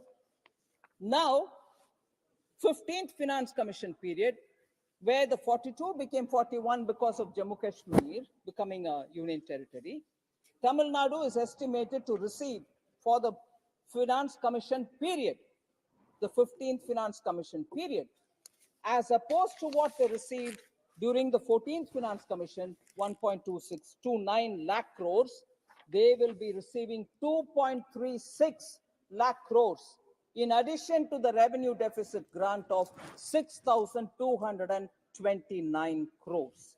So, Member Khatir Anand ji, I didn't even ask whether he's here. But, oh, okay. Since he's here, the answer is before him. Sir, Gaurav Gogoi ji, he's here. Okay. All right. Excuse me. Back to the state, it was not proportionate. That was my question It to you. can't be proportionate. It will be under a formula given by the Finance Commission. Proportionality is decided by the Finance Commission and not by me. Sir, there is no argument on this. I obey the Finance Commission just as I obey you here. So, the particular question asked by the member about the cesses and surcharges, I will give the details so that this, मैं हर सांसद को ये कहना चाहती हूं, central government tax collection के बाद जो फिनांस कमीशन तय करता है उसके हिसाब से हर स्टेट को जितना पैसा जाना है उतना हम बेच देते हैं। आरोप ये है कि सेस और सरचार्ज कलेक्शन ज्यादा हो रही है आजकल, जिसका डेवल्यूशन फिनांस कमीशन के द्वारा नहीं होता, और क्योंकि अब सेस और सरचार्ज ज्यादा कलेक्ट कर रहे हैं, स्टेट्स को, इधर आरोप लगाने वाले तमिलनाडु से हैं, सो उनका ये कहना है कि तमिलनाडु को सेस और सरचार्ज से डेवल्यूशन नहीं मिलने के कारण उनको जो मिलना चाहिए वो नहीं मिल रही है। मगर सेस और सरचार्ज का विषय भी, जो कलेक्शन हम कर रहे हैं, मैं डेटा के साथ प्रूव करना चाह रही हूं कि कितना डेवल्यूशन में गया, devolution not by finance commission but states को कितना गया। मैं बोल रही हूं सर, टोटल सेस कलेक्शन, उसमें 6 कैटेगरीज है। प्रारंभिक शिक्षा कोष, माध्यमिक और उच्चतर शिक्षा कोष, GST compensation fund, central road and infrastructure fund, national disaster response fund, national calamity contingency fund, दोनों मिलकर के 5वें नंबर में, और 6 प्रधानमंत्री स्वास्थ्य सुरक्षा निधि। इन सब को इकट्ठा करके 2018-19 में 1,44,000, am I reading it right? 14,04,882 crore, 0.54 crore collection हुआ, ग्रैंड टोटल है वो। Total cess collection including GST compensation cess 2,68,000, am I reading? 26,800 and, no, sorry, 1 minute.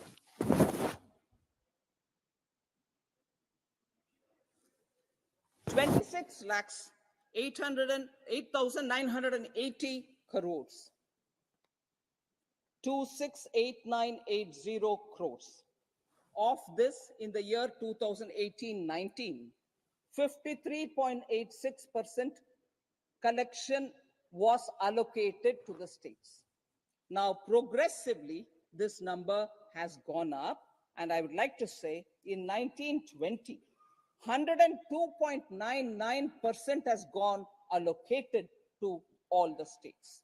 95.58% has gone in the year 2020-2021. 97.70 in 22, 137.45 in 22-23 provisional number, and therefore between 2018-19 to 22-23, 99.32% of all cesses collected have gone to the states.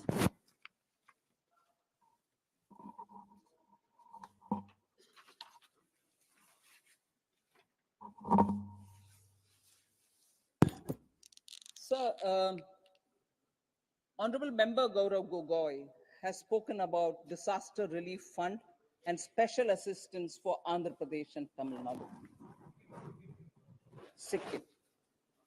Sir, this particular severe cyclonic storm, I'm not sure if I can pronounce it right. I'll spell it for you. Michaung. Whatever. I know it is a Burmese word, but whatever it is pronounced as. Affected two states in varying degrees, namely Tamil Nadu and Andhra Pradesh. The glacial outflow affected Sikkim. With a view to help the state governments manage the relief necessitated by the cyclone storm, the Home Affairs Ministry has released in advance the central share of second installment of the State Disaster Relief Fund of 493.60 to Andhra Pradesh and 450 crores to Tamil Nadu. Central government has already released the first installment of the same amount to both the states. In addition, state government of Andhra Pradesh has an opening balance in their SDRF account of 2,569.85 crores, and Tamil Nadu has a opening balance of 813.15 crores. So further, without waiting for the memorandum from the state government, the central government has constituted the interministerial central teams for both the states. I understand the teams have gone to the states. They've done their assessment of damages which have been caused by the cyclone. No, right. I will. Yes, I've even gone to the border villages of Sikkim. I'm quite conscious of what it means to them. No, I will give you the details. Don't worry. I will give you the details. But even after that,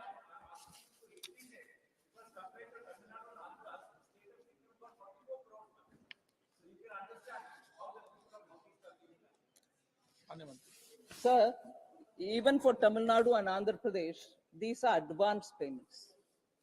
Sikkim will also get what is due to them and what the teams will assess and come back to us on. I will give you the Sikkim figures as well.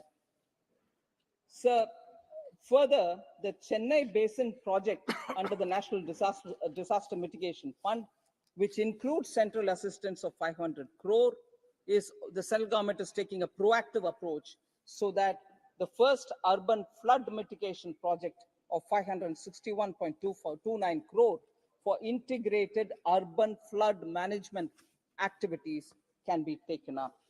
So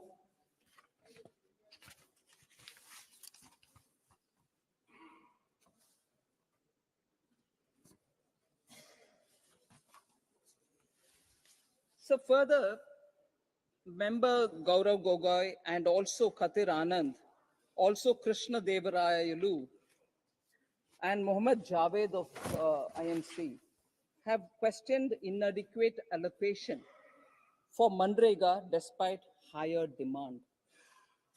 I've already explained when I was responding to Shri Adir Ranjan Chaudhary. It's a need-based allocation as against the BE of 23, 24, 60,000 crores. We have now given another 20,000 crores.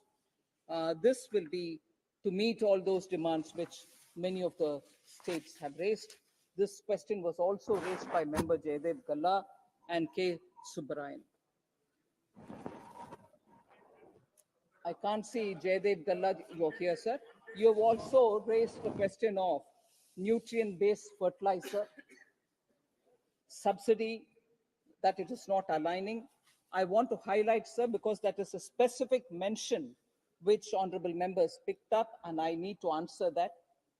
Total requirement under this head is 16,300 crores.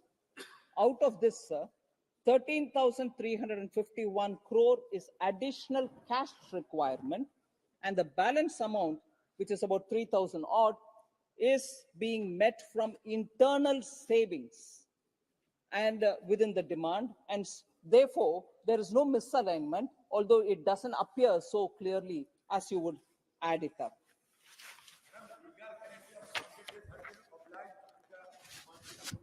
Sir?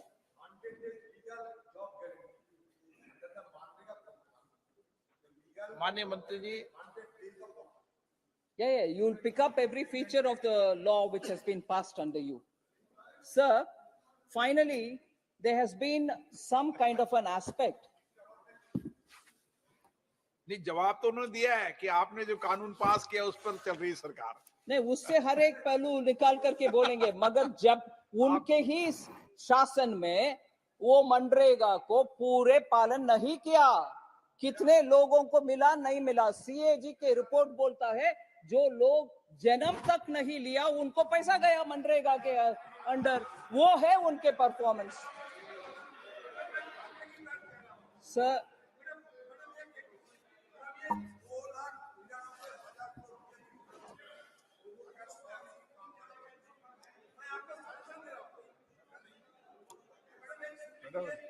Sir Ishwar Prasad ji FT article के ऊपर कुछ observation आया, saying Cornell university के professor ने ये लिखा वो लिखा वगैरह, मगर of course it's again Professor Saugata Roy, so I need not refer to it, but that article, sir, refers to very many good points of achievement.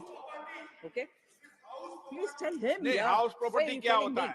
कोई आर्टिकल पर बहस होगी कि पार्लियामेंट में? नो, गलत। So I follow the speaker's order. No, कभी भी कोई आर्टिकल लिख दो उस पर पार्लियामेंट में डिबेट होगी क्या? नो। आप सीनियर नेता हैं। इसीलिए मैं हाईलाइट करना चाहती हूँ सर, मैं क्या जम्मू कश्मीर का मांग कितना था और हमने पे कर दिया, ये भी बोल दिया, मैंने बोला JN के विषय बोला है सर। सो द इकोनॉमी आज पूरे दुनिया में ऑब्जर्वर्स के साथ बहुत सारे लोग बोल रहे हैं भारत की इकोनॉमी सही पटरी पर है, macro economic fundamentals are fine, और government also has been in a way noticed for the fiscal discipline and reining in of high level of public debt. We are also being warned by certain observers that India must avoid squandering its economic potential. इसीलिए economic success of this government, particularly post-COVID, is what is the contribution that people of India are making. Bharat के अब हमारे अपने भाई बहन इस देश का तरक्की के लिए जब कंट्रीब्यूट कर रहे हैं और इकोनॉमी आगे चल रही है, इस समय इसको नोटिस करके उसके लिए हम सब भारतीय गर्व होना चाहिए। कठिन मेहनत के साथ लोग, किसान हो, वंचित लोग हो, पीड़ित हो, दलित हो, गांव में रहने वाले हो, सब इस देश के भलाई के लिए मेहनत करके इस देश को इस कगार पर पहुंचे हैं, और इसको ना रिकॉग्नाइज करके बार बार कुछ ना कुछ नेगेटिव बातें करने वाले से आज हमारे अमृतकाल के लिए आगे बढ़ने का संदेश नहीं मिलता। 2047 के हमारे संकल्प विकसित भारत है, हम सब उसके लिए काम कर रहे हैं सर। इसीलिए मैं मांग रखती हूँ इस माननीय हाउस के सामने इस सप्लीमेंट्री डिमांड फॉर ग्रांट्स को पारित करें। क्या बोल रहे प्रेमचंदन जी? Very much, sir. I didn't get an opportunity to speak on the debate. Sir, one point is regarding the state of Kerala, the economy of the state of Kerala. Sir, I am not subscribing the allegations or the reasons stated by the government of Kerala, but the government of Kerala is alleging that strong discrimination against the state is there because the borrowing power is being reduced, the revenue deficit grant is reduced, and also the divisible pool tax has not been paid, and so many dues are there. This is the case which has been brought out by the state government. So I would like to know from the Honorable Finance Minister, anyway, whatever it may be, it's a fact that the state is suffering under severe financial stress and burden. In such a situation, even the government is not able to pay. So 1 second, sir. Even the government is not able to pay the noon meal scheme. The money is not sufficient to have this. So my humble question to the Honorable Finance Minister is whether the government will consider those states which are under stress and under financial burden and financial stress, some package will be provided so as to enhance the ceiling limit of the borrowing power, and other reasons will be other demands of the state of Kerala will be considered by the Honorable Finance Minister. Thank you very much, sir. No. Thank you. No. ऐसे थोड़ी होगा भाई, कोई राज्य वित्तीय हालत में है, खराब है, तो केंद्र उसको सहयोग करेगा, ऐसा थोड़ी होगा। हाँ हाँ, नो नो,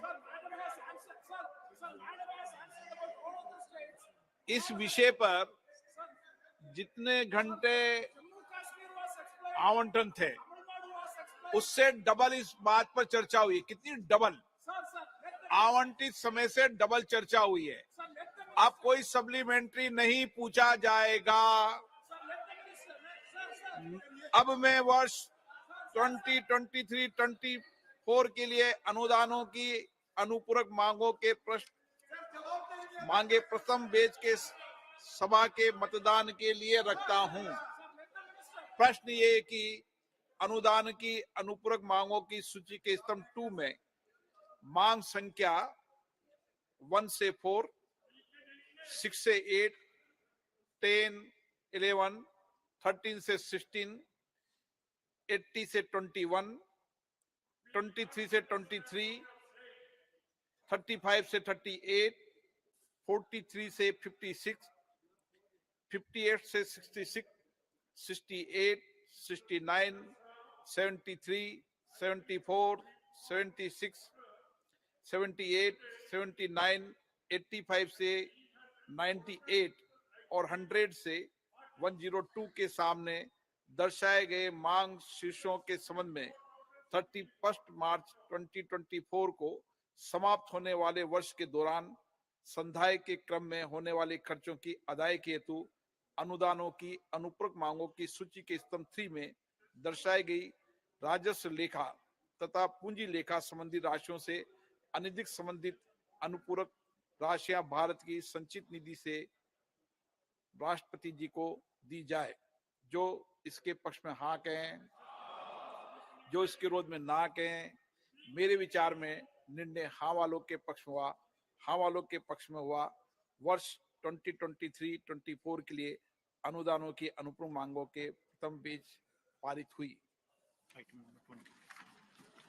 आइटम नंबर 20, माननीय मंत्री जी। Item number 20, sir. No, no. Item number 20.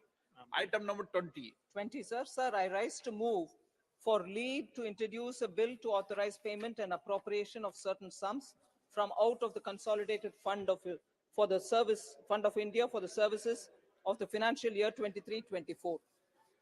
प्रश्न है कि विधेयक को पुनर्स्थापित करने की अनुमति प्रदान की जाए। जो सदस्य इसके पक्ष में हाँ कहें, जो सदस्य विरोध में ना कहें। मेरे विचार में निर्णय हाँ वालों के पक्ष में, हाँ वालों के पक्ष में। माननीय मंत्री जी विधेयक को पुनर्स्थापित करें। हाँ sir, I introduce the bill. Item number 21, माननीय मंत्री जी।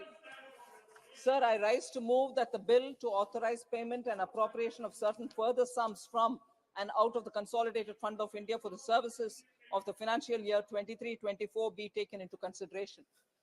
प्रश्न है कि विधेयक पर विचार किया जाए। जो सदस्य इसके पक्ष में हाँ कहें, जो सदस्य विरोध में ना कहें। मेरे विचार में निर्णय हाँ वालों के पक्ष में, हाँ वालों के पक्ष में विधेयक का विचार करने हेतु प्रस्ताव को स्वीकृत किया गया। अब सभा विधेयक पर खंडवार विचार करेगी। प्रश्न ये खंड 2 और 3 विधेयक का अंग बने। जो सदस्य इसके पक्ष में हाँ कहें, जो सदस्य विरोध में ना कहें। मेरे विचार में निर्णय हाँ वालों के पक्ष में, हाँ वालों के पक्ष में खंड 2 और 3 विधेयक का अंग बना। प्रश्न है कि अनुसूची विधेयक का अंग बने। जो सदस्य इसके पक्ष में हाँ कहें, जो सदस्य विरोध में ना कहें। मेरे विचार में निर्णय हाँ वालों के पक्ष में, हाँ वालों के पक्ष में अनुसूची विधेयक का अंग बनी। प्रश्न है कि खंड 1 अधिनियम सूत्र विधेयक का पूरा नाम विधेयक का अंग बने। जो सदस्य इसके पक्ष में हाँ कहें, जो सदस्य विरोध में ना कहें। मेरे विचार में निर्णय हाँ वालों के पक्ष में, हाँ वालों के पक्ष में खंड 1 अधिनियम सूत्र विधेयक का पूरा नाम विधेयक का अंग बने। मंत्री जी अब प्रस्ताव करें कि विधेयक को पारित किया जाए। Sir, I rise to move that the bill be passed. प्रश्न है कि विधेयक को पारित किया जाए। जो सदस्य इसके पक्ष में हाँ कहें, जो विरोध में ना कहें। मेरे विचार में निर्णय हाँ वालों के पक्ष में, हाँ वालों के पक्ष में प्रस्ताव स्वीकृत हुआ, विधेयक पारित हुआ। अब मैं वर्ष 2021 के लिए अनुदानों की अतिरिक्त मांगों सभा के मतदान के लिए रखता हूं। प्रश्न ये कि अनुदानों की अतिरिक्त मांगों की सूची स्तंभ 2 में दर्शाए गए मांग शीर्ष 15 और 18 के संबंध में 31 मार्च 2021 को समाप्त होने वाले वर्ष के संधाय दौरान हुए खर्चों की अदायगी करने हेतु अनुदानों की अतिरिक्त मांगों की सूची के स्तंभ 3 में दर्शाई गई राजस्व लेखा तथा पूंजी लेखा संबंधी राशियों से अनधिक संबंधी अतिरिक्त राशियां भारत की संचित निधि में से राष्ट्रपति को दी जाए। जो सदस्य इसके पक्ष में हाँ कहें, जो सदस्य विरोध में ना कहें। मेरे विचार में निर्णय हाँ वालों के पक्ष में, निर्णय हाँ वालों के पक्ष में वर्ष 2020-21 के लिए अनुदानों की अतिरिक्त मांगे पारित हुई। आइटम नंबर 22, माननीय मंत्री जी। Sir, I rise to move for leave to introduce a bill to provide for the authorization of appropriation of monies out of the Consolidated Fund of India to meet the amount spent on certain services during the financial year ended on 31st March 2021 in excess of the amounts granted for those services and for that year. प्रश्न है कि विधेयक को पुरस्तापित की जाए की अनुमति प्रदान की जाए। जो सदस्य इसके पक्ष में हाँ कहें, जो सदस्य विरोध में ना कहें। मेरे विचार में निर्णय हाँ वालों के पक्ष में, हाँ वालों के पक्ष में। माननीय मंत्री जी विधेयक को पुरस्तापित करें। So I introduce the bill. Item number 23, माननीय मंत्री जी। Sir, I rise to move that the bill to provide for the authorization of appropriation of monies out of the Consolidated Fund of India to meet the amount spent on certain services during the financial year ended 31st day of March 2021 in excess of the amounts granted for those services and for that year be taken into consideration. प्रश्न है कि विधेयक पर विचार किया जाए। जो सदस्य इसके पक्ष में हाँ कहें, जो सदस्य विरोध में ना कहें। मेरे विचार में निर्णय हाँ वालों के पक्ष में, हाँ वालों के पक्ष में विधेयक पर विचार करने तो प्रस्ताव को स्वीकृत किया गया। अब सभा विधेयक पर खंडवार विचार करेगी। प्रश्न है कि खंड 2 और 3 विधेयक का अंग बने। जो सदस्य के पक्ष में हाँ कहें, जो सदस्य विरोध में ना कहें। मेरे विचार में निर्णय हाँ वालों के पक्ष में, हाँ वालों के पक्ष में खंड 2 और 3 विधेयक का अंग बना। प्रश्न है कि अनुसूची विधेयक का अंग बने। जो सदस्य इसके पक्ष में हाँ कहें, जो सदस्य विरोध में ना कहें। मेरे विचार में निर्णय हाँ वालों के पक्ष में, हाँ वालों के पक्ष अनुसूची विधेयक का अंग बनी। प्रश्न है कि खंड 1 अधिनियम सूत्र विधेयक का पूरा नाम विधेयक का अंग बने। जो सदस्य इसके पक्ष में हाँ कहें, जो सदस्य विरोध में ना कहें। मेरे विचार में निर्णय हाँ वालों के पक्ष में, हाँ वालों के पक्ष में खंड 1 अधिनियम सूत्र विधेयक का पूरा नाम विधेयक का अंग बने। मंत्री जी अब प्रस्ताव करें कि विधेयक को पारित किया जाए। So I rise to move that the bill be passed. प्रश्न है कि विधेयक को पारित किया जाए। जो सदस्य इसके पक्ष में हाँ कहें, जो सदस्य विरोध में ना कहें। मेरे विचार में निर्णय हाँ वालों के पक्ष में, हाँ वालों के पक्ष में प्रस्ताव स्वीकृत हुआ और विधेयक पारित हुआ। माननीय गृह मंत्री जी, तीनों बिल विड्रॉ करने से। माननीय गृह मंत्री ji, bill for withdraw, bill for withdraw, bill वापस करने विषय। महोदय, मैं प्रस्ताव करता हूं कि अपराधों से संबंधित प्रावधानों के समेकित और संशोधित करने वाले तथा उससे संसक्त या उससे अनुषंगिक विषयों का उपबन करने वाले विधेयक को वापस लेने की अनुमति प्रदान की जाए। प्रश्न है कि विधेयक को वापस लेने की अनुमति प्रदान की जाए। जो सदस्य इसके पक्ष में हाँ कहें, जो सदस्य विरोध में ना कहें। मेरे विचार में निर्णय हाँ वालों के पक्ष में, हाँ वालों के पक्ष में अनुमति प्रदान की जाती है। माननीय मंत्री जी अब अपना विधेयक वापस ले सकते हैं। महोदय, मैं इस विधेयक को वापस लेता हूं। बी, प्रस्ताव करता हूं कि दंड प्रक्रिया से संबंधित विधि को समेकित और संशोधित करने वाले विधेयक को वापस लेने की अनुमति दी जाए। प्रश्न है कि विधेयक को वापस लेने की अनुमति प्रदान की जाए। जो सदस्य के पक्ष में हाँ कहें, जो सदस्य विरोध में ना कहें। मेरे विचार में निर्णय हाँ वालों के पक्ष में, हाँ वालों के पक्ष में अनुमति प्रदान की जाती है। माननीय मंत्री जी अब विधेयक वापस ले सकते हैं। वापस ले। माननीय मंत्री जी विधेयक वापस ले। माननीय मंत्री जी, अरे महोदय, मैं इस विधेयक को वापस लेना चाहता हूं। सी, महोदय, मैं प्रस्ताव करता हूं कि निष्पक्ष विचारण के लिए साक्ष्य के सामान्य नियमों और सिद्धांतों का समेकन करने का उपबन करने वाले विधेयक को वापस लेने की अनुमति दी जाए। प्रश्न है कि विधेयक को वापस लेने की अनुमति प्रदान की जाए। जो सदस्य इस पक्ष में हाँ कहें, जो सदस्य विरोध में ना कहें। मेरे विचार में निर्णय हाँ वालों के पक्ष में, हाँ लोग के पक्ष में अनुमति प्रदान की जाए। माननीय मंत्री जी, अब विधेयक वापस ले सकते हैं। महोदय, मैं इस विधेयक को वापस लेता हूँ। बिल का इंट्रोडक्शन डी। बिल का introduction D. Item number D. महोदय, मैं प्रस्ताव करता हूं कि अपराधों से संबंधित प्रावधानों के समेकित और संशोधित करने वाले तत्संबंधी या उससे संसद मामलों का उपबंध वाले विधेयक को पुरस्तापित करने की अनुमति दी जाए। प्रश्न है कि विधेयक को प्रस्तावित करने की अनुमति प्रदान की जाए। जो सदस्य इसके पक्ष में हाँ कहें, जो सदस्य विरोध में ना कहें। मेरे विचार में निर्णय हाँ वालों के पक्ष में, हाँ लोग के पक्ष में। माननीय मंत्री जी, विधेयक को प्रस्तापित करें। माननीय स्पीकर महोदय, मैं विधेयक को पुरस्तापित करता हूँ। आइटम नंबर ई। आइटम नंबर ई। महोदय, मैं प्रस्ताव करता हूं कि दंड प्रक्रिया से संबंधित विधि को समेकित और संशोधित करने वाले विधेयक को पुरस्तापित करने की अनुमति दी जाए। प्रश्न ये कि विधेयक को पुरस्तापित करने की अनुमति प्रदान की जाए। जो सदस्य इसके पक्ष में हाँ कहें, जो सदस्य विरोध में ना कहें। मेरे विचार में निर्णय हाँ वालों के पक्ष में, हाँ वालों के पक्ष में। माननीय मंत्री जी, विधेयक को पुरस्तापित करें। महोदय, मैं विधेयक को पुरस्तापित करता हूँ। Item number F. महोदय, मैं प्रस्ताव करता हूं कि निष्पक्ष विचारणा के लिए साक्ष्य के सामान्य नियमों और सिद्धांतों के समेकन करने वाले विधेयक को पुरस्तापित करने की अनुमति दी जाए। प्रश्न है कि विधेयक को पुरस्तापित करने की अनुमति प्रदान की जाए। जो सदस्य के पक्ष में हाँ कहें, जो सदस्य विरोध में ना कहें। मेरे विचार में निर्णय हाँ वालों के पक्ष में, हाँ वालों के पक्ष में। माननीय मंत्री जी, विधेयक को पुरस्तापित करें। माननीय स्पीकर महोदय, मैं विधेयक को पुरस्तापित करता हूँ। आप अधीर रंजन जी को क्लियर करना चाहते हैं क्या? महोदय, माननीय विपक्ष के नेता ने जो सवाल उठाया, ये तीनों विधेयकों को मैंने सदन के सामने प्रस्तुत किया था और फिर उसको गृह विभाग के मामले की स्टैंडिंग कमेटी को विचारार्थ भेजा था। इसमें ढेर सारे सुझाव समिति ने कर विधेयक को वापस भेजा था। जो समिति ने सुझाव दिए थे उसमें से बहुत सारे सुझाव स्वीकार किए हैं सरकार ने। तो इतने सारे ऑफिशियल अमेंडमेंट लाने की जगह पुराना विधेयक वापस लेकर नए विधेयक को मैंने पुरस्तापित किया है। इस हेतु पुराना विधेयक वापस लेकर नया विधेयक पुरस्तापित। Item number 20।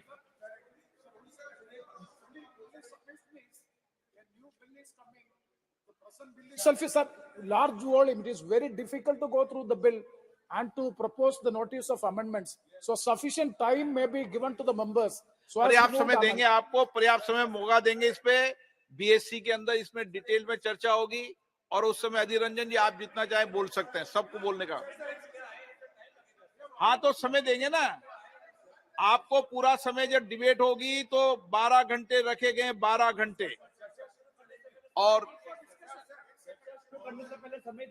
मैं सदस्य को आश्वस्त करना चाहता हूं, आज चर्चा नहीं हो रही है, चर्चा परसों होगी।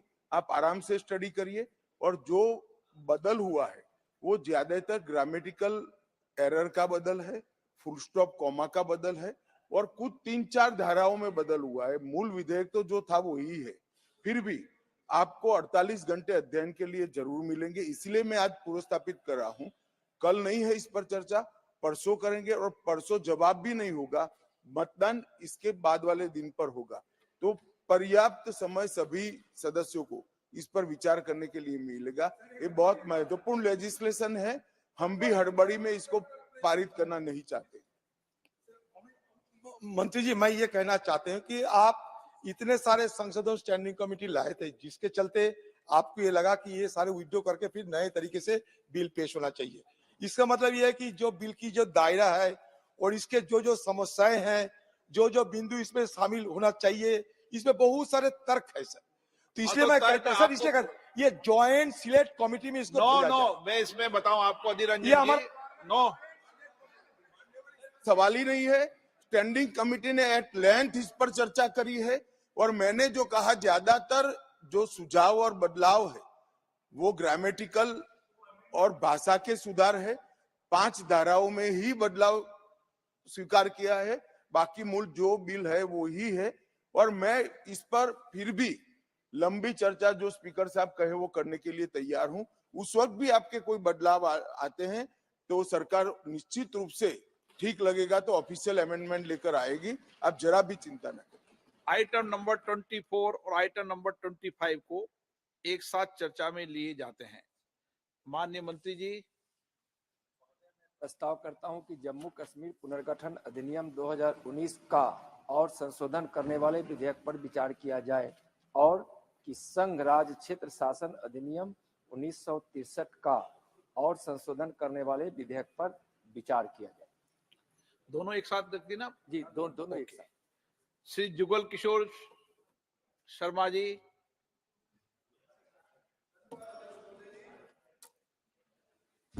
धन्यवाद अध्यक्ष महोदय जी। मैं आपका आभार प्रकट करना चाहता हूं कि आपने इस महत्वपूर्ण विधेयक पर मुझे बोलने का जो है मौका दिया और अपनी पार्टी का भी। महोदय, इस विधेयक के पारित होते ही जम्मू कश्मीर संघ राज्य क्षेत्र की विधानसभा में महिलाओं के लिए 1/3 सीट्स जो है वो आरक्षित होने का जो मार्ग है वो प्रस्तुत हो जाएगा। महोदय, मैं कहना चाहता हूं कि जब से केंद्र में नरेंद्र भाई मोदी जी के नेतृत्व में सरकार बनी है और तब से ही महिलाओं के प्रति मान सम्मान और उनको वो सारी सुविधाएं जो 70 वर्षों से नहीं मिल पा रही थी वो उनको मिल रही हैं। उसके लिए देश के प्रधानमंत्री जी ने बहुत ही महत्वपूर्ण फैसले जो हैं वो लिए हैं। महोदय, मैं बताना चाहता हूं कि माता बहनों के लिए सबसे पहले जो उन्होंने निर्णय लिया वो स्वच्छ भारत माध्यम से शौचालय बनाने के लिए, और हम सब जानते हैं कि कितनी परेशानियों का सामना जो हमारी माता बहनों को करना पड़ता था।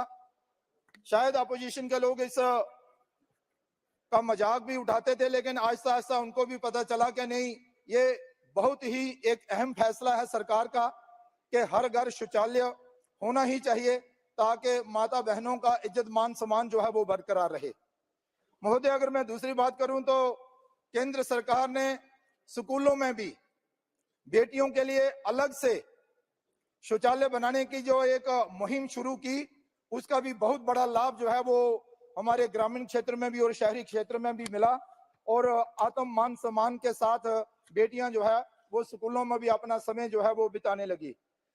महोदय, मैं कहना चाहता हूं कि देश के प्रधानमंत्री जी ने देश में एक ऐसा भाव पैदा करने का माहौल जो है वो बनाया, प्रयास किया, जिससे महिलाओं का मान सम्मान जो है वो बढ़े और हर एक कार्यक्रम में महिलाओं बहनों का मान सम्मान बढ़ाना, उनके प्रति सम्मान से बात करना और एक के बाद एक अच्छी योजना बहनों के लिए लेकर आना, उसके लिए प्रधानमंत्री जी ने जो सफल प्रयास किए हैं उसमें बहुत सारी सफलताएं जो है वो मिली हैं। महोदय, मैं कहना चाहता हूं कि माता बहनों बेटियों के लिए अनेक नहीं ऐसी बहुत सारी योजनाएं जो हैं वो शुरू की गई हैं, लेकिन मैं अगर इस बिल की बात करूं तो इस बिल के माध्यम से भी बहनों को जो अपने अधिकार मिलने वाले हैं, उनको जो मान सम्मान मिलने वाला है, और विशेष तौर पर जम्मू कश्मीर की अगर मैं बात करूं तो इससे पहले भी केंद्र सरकार ने और जम्मू कश्मीर सरकार ने मिलकर जम्मू कश्मीर में भी महिलाओं के उत्थान के लिए एक नहीं अनेक कदम जो हैं वो उठाए हैं। मैं थोड़ा सा जिक्र करना चाहता हूं इससे पहले कि ये जो महिलाओं के सीट्स के आरक्षण के लिए बात हो रही है, इससे पहले भी एक नहीं अनेकों कार्य जो हैं वो जम्मू कश्मीर की बेहतरी के लिए केंद्र सरकार ने जो है वो किए हैं। महोदय, मैं कहना चाहता हूं कि इससे पहले एसटी के लोगों को पॉलिटिकल रिजर्वेशन की बात हो जा, अभी ओबीसी के वर्ग को संवैधानिक संरक्षण मिलने की बात हो, टीओ जेके के वेस्ट पाकिस्तानी रिफ्यूजियों को अपने अधिकार देने की बात हो, वाल्मीकि समाज का मान सम्मान बढ़ाने की बात हो, गोरखा समाज की बात हो, और इससे अलावा भी बहुत सारे बदलाव जो हैं वो जम्मू कश्मीर में इस केंद्र सरकार ने जो है वो किए हैं। और विशेष तौर पर महोदय मैं थोड़ा सा कहना चाहता हूं कि देखिए, जम्मू कश्मीर में प्रवेश करते ही जम्मू कश्मीर जो है वो अब बदला हुआ नजर आता है, और जब से केंद्र में नरेंद्र भाई मोदी जी की सरकार आई है तभी से जम्मू कश्मीर के लोगों की समस्याओं का समाधान जो है वो एक के बाद एक समस्या का समाधान जो है वो हो रहा है। महोदय मैं कहना चाहता हूं कि बहुत सारी ऐसी समस्याएं थी जिसका पहली सरकारें जो थी वो समाधान कर सकती थी, लेकिन उस ओर किसी का ध्यान ही नहीं था। विशेष तौर पर जम्मू कश्मीर में नेशनल कॉन्फ्रेंस और कांग्रेस का ही राज रहा है, लेकिन इन्होंने भी अपने परिवार और पार्टी की ही चिंता की। वोट बैंकिंग की राजनीति के नाते इन्होंने समय बर्बाद किया और समय पास किया, लेकिन 70 वर्षों से एक मेडिकल कॉलेज जो है वो जम्मू में था और एक मेडिकल कॉलेज जो है वो कश्मीर में था। मैं इसे महिलाओं के साथ भी जोड़ रहा हूं कि देखिए, जब से केंद्र में सरकार नरेंद्र भाई मोदी जी की आई है, एक नहीं अनेक मेडिकल कॉलेज जो हैं वो कश्मीर घाटी में भी और जम्मू में भी जो बने हैं, और इसके अलावा भी बहुत सारी स्वास्थ्य के क्षेत्र में बहुत सारी सुविधाएं जो है वो जम्मू कश्मीर को दी गई हैं, जिसके जम्मू कश्मीर के नागरिक बहुत पहले से जो थे वो हकदार थे। महोदय मैं अगर महिलाओं की ही अगर बात करूं, इस सब से भी तो माता बहनों को लाभ जो है वो मिल रहा था, लेकिन अगर मैं महिलाओं की ही बात अगर आपके साथ जहां पर करूं तो मैं कहना चाहता हूं कि देखिए, जम्मू कश्मीर में भी जम्मू कश्मीर सरकार द्वारा संचालित शैक्षणिक संस्थानों में सभी लड़कियों के लिए उच्च माध्यम स्तर तक की स्कूल फीस जो है वो माफ कर दी गई है। यह बहुत बड़ा कदम जो है वो जम्मू कश्मीर की बहु बेटियों के लिए केंद्र सरकार और जम्मू कश्मीर की सरकार ने उठाया है। महोदय मैं कहना चाहता हूं कि पहली कक्षा से 8वीं कक्षा तक छात्राओं को मुफ्त वर्दी और पाठ्य पुस्तकें प्रदान की जाती हैं। इस वर्ष 2023-24 में 4.5 लाख से भी अधिक छात्राओं को जो है इसका लाभ जो है वो मिला है। महोदय हम बात करते हैं, लेकिन मैं ये जरूर कहूंगा, देखिए कुछ ऐसी चीजें थी जिसका सामना जो है हमारी बेटियों को बहनों को करना पड़ता था, लेकिन उसके लिए भी हमारे जो केंद्र सरकार जम्मू कश्मीर सरकार ने काफी अच्छे जो है वो कदम जो है वो उठाए हैं। मासिक धर्म स्वच्छता को ध्यान में रखते हुए 89 कस्तूरबा गांधी बालिका विद्यालय और 951 बालिका विद्यालयों में ये जो सैनिटरी पैडिंग और इंसिनेटर मशीनें जो है वो स्थापित की गई है, और अगले 2 महीनों में 1482 स्कूलों में और ऐसी जो मशीनें जो है वो स्थापित की जाएंगी। महोदय मैं आपके माध्यम से सदन को बताना चाहता हूं कि केंद्र शासित प्रदेश जम्मू कश्मीर में शैक्षिक पिछड़े ब्लॉकों को, मैं माननीय सदस्य बोला हूं, कुछ महिलाओं के आरक्षण पे तो बोलो आप। महिलाओं को आरक्षण देने और उनको आत्म सम्मान देने और आत्मनिर्भरता की ओर आगे बढ़ाने के लिए जो सरकार ने कदम उठाए हैं, महोदय मैं उस पर भी थोड़ी चर्चा कर रहा हूं। यह तो अच्छी बात है, बहुत ही अच्छी बात है, लेकिन मैं थोड़े से शब्दों में अपनी बात को इस तरह से रखूंगा कि देखिए, पहले छात्राओं को सशक्त बनाने और उन्हें अपनी रक्षा करने में सक्षम बनाने के लिए, लड़कियों को आत्मनिर्भर बनाने के लिए हजारों स्कूलों में आत्मरक्षा एक व्यापक प्रशिक्षण कार्यक्रम के तहत जो है वो शुरू किया गया है। ये माता बहनों के लिए बहुत बड़े कदम जो है वो जम्मू कश्मीर की सरकार द्वारा जो है वो उठाए गए हैं। महोदय मैं बताना चाहता हूं कि महिलाओं और छात्राओं बहनों को आत्मनिर्भर बनाने के लिए जम्मू कश्मीर में केंद्र शासित प्रदेश जम्मू कश्मीर में बेटी अनमोल योजना लागू की गई है, और विभिन्न स्कूलों की 10,000 लड़कियां लाभान्वित हुई हैं, और इन लड़कियों को प्रोत्साहन के लिए 5,000 रुपए प्रदान किए जाते हैं। महोदय मैं बताना चाहता हूं कि बहुत ही महत्वपूर्ण, छात्राओं को प्रोत्साहन करने और उन्हें अन्य छात्राओं के बराबर बनाने के लिए 2023-24 में भी समग्र शिक्षा द्वारा बीपीएल छात्राओं को नीट की कोचिंग प्रदान करने की एक बहुत बड़ी पहल जो है वो की गई है। ये कोई कम नहीं है महोदय अगर आप कहें तो मैं बताना चाहता हूं कि प्रधानमंत्री जी ने बहनों के लिए एक नहीं अनेकों, जैसे कि वृद्धा पेंशन हो, विडो पेंशन हो, माता बहनों को आत्मनिर्भर बनाने के लिए कई सारे कदम जो है वो उठाए हैं। अभी पिछले ही दिनों आपने देखा होगा कि विकसित भारत संकल्प यात्रा के माध्यम से सेल्फ हेल्प ग्रुप और अन्य किसानों को एक ड्रोन दीदी के माध्यम से जो जानकारियां दी जा रही है, और सेल्फ हेल्प ग्रुप को ड्रोन दीदी के माध्यम से जो ड्रोन दिया जा रहा है उसका भी बहुत बड़ा लाभ आने वाले दिनों में जो है वो हमारे क्षेत्र में इन ड्रोन दीदियों के माध्यम से बहनों और नौजवानों को मिलने वाला है, जिससे कृषि भी जो है वो कृषि क्षेत्र में भी एक क्रांति आएगी और माता बहनें भी जो है आत्मनिर्भरता की ओर आगे बढ़ेंगी।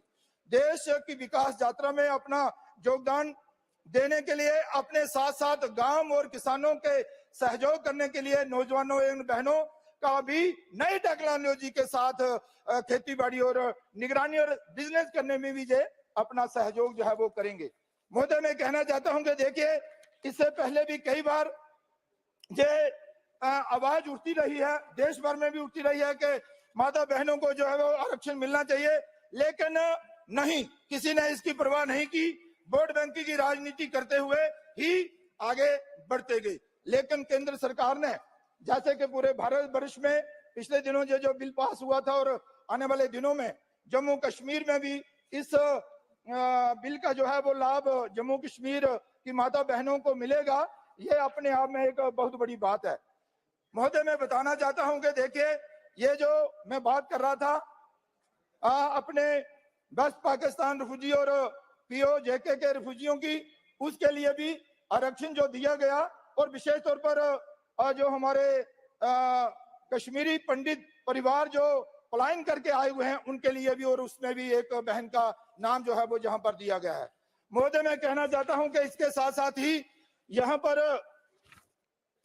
जहां माता बहनों के लिए केंद्र सरकार द्वारा जो कदम उठाए गए हैं वो तो उठाए गए हैं, लेकिन इसके साथ साथ ही बहुत सारी योजनाएं ऐसी हैं जिनका हमारी बहनें जो हैं विशेष तौर पर जम्मू कश्मीर में भी उसका लाभ जो है वो ले रही। तेजस्विनी योजना के माध्यम से 5000 से अधिक युवा महिलाओं ने आवेदन दिया गया है और 4668 इकाइयां जो है मंजूर की गई हैं।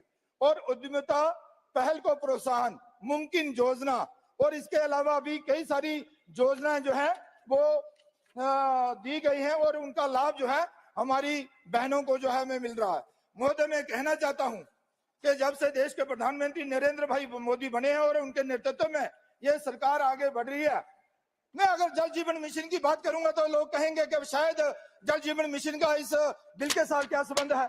मैं ये कहना चाहता हूं कि जल जीवन मिशन के माध्यम से हर घर नल और नल में स्वच्छ जल माध्यम से भी महिला बहनों को बहुत बड़ा लाभ जो है इस स्कीम का मिला है, क्योंकि ज्यादातर माता बहनें ही पानी लेने के लिए 2-2, 3-3 किलोमीटर जो थी वो जाती थी। आज वो बहनें जो हैं वो देश के प्रधानमंत्री जी का आभार व्यक्त कर रही हैं कि उन्होंने हर घर नल और नल में जल देकर उनकी समस्या का समाधान जो है वो किया।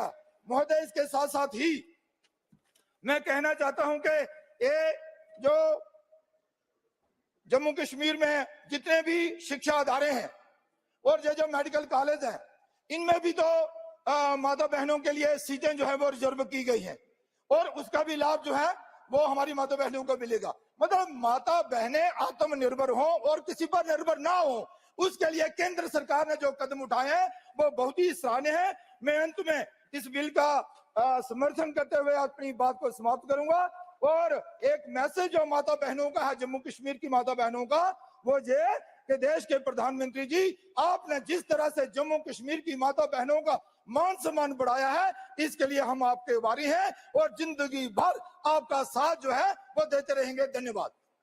धन्यवाद। अधीर रंजन जी, आप बोलना चाहते हैं? क्या करोगे आप बोलकर? बोल।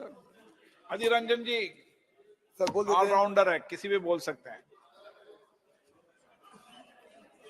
सर ये बिल को तो मैं समर्थन करता हूं। आपको ही बोलने का मौका देंगे भी थोड़ी देर बाद, पक्का देंगे आज।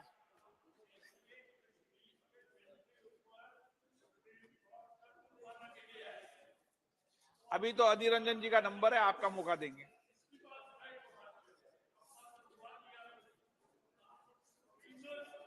आप बोल रहे हैं? हाँ सर, बोल रहे हैं। Sir, I rise to support this legislative document under the nomenclature Jammu and Kashmir Reorganization and Second Amendment Bill 2023.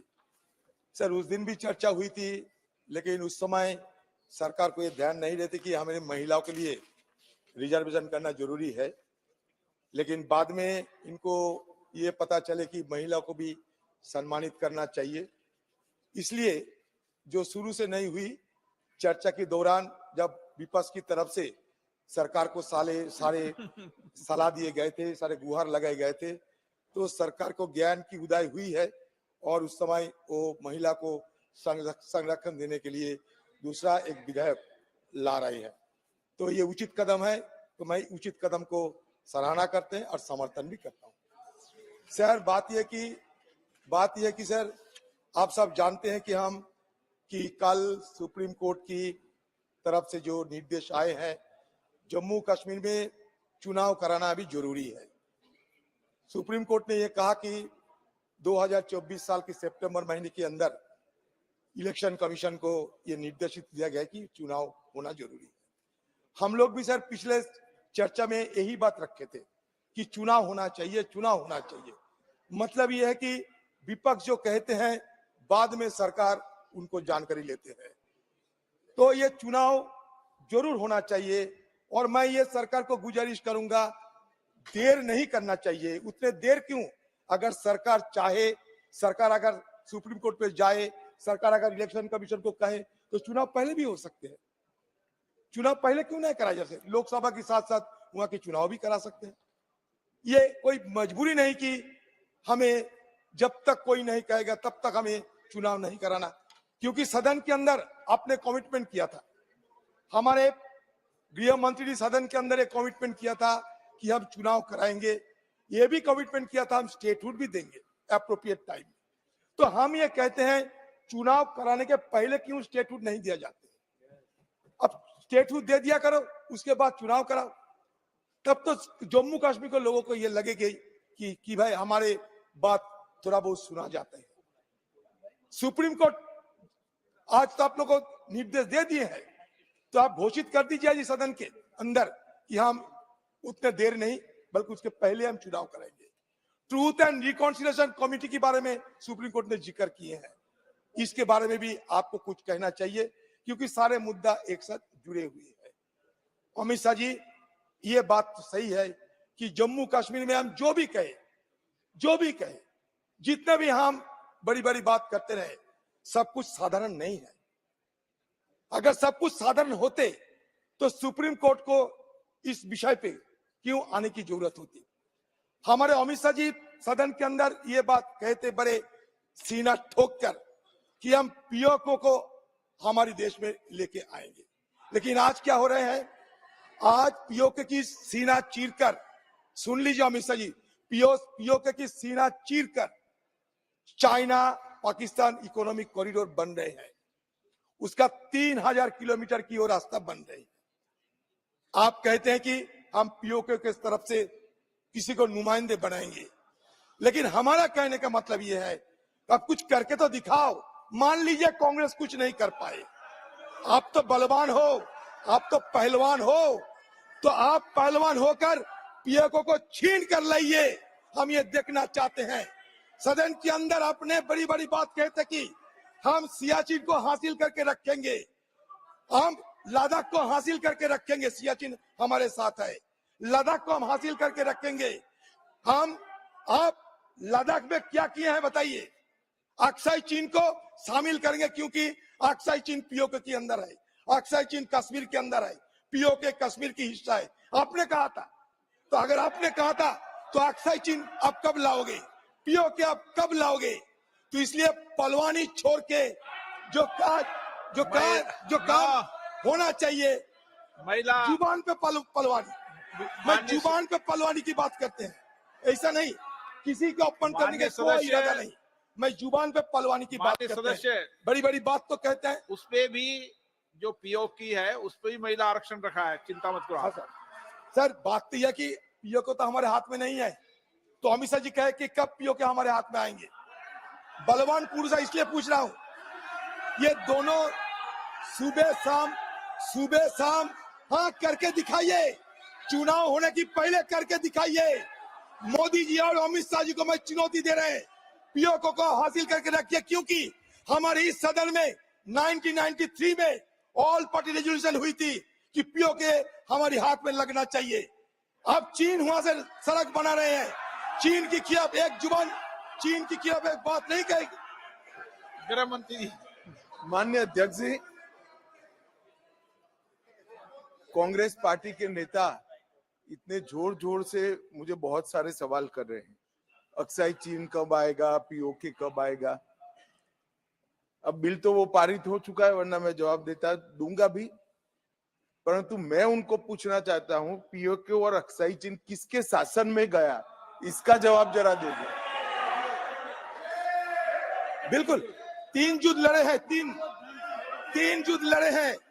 अब तक कुछ नहीं हुआ, इसलिए कि हमारी देश में इंदिरा गांधी जैसा आयरन लेडी थी। 3 युद्ध हुए हैं, इसलिए बचे हुए हैं सब कुछ।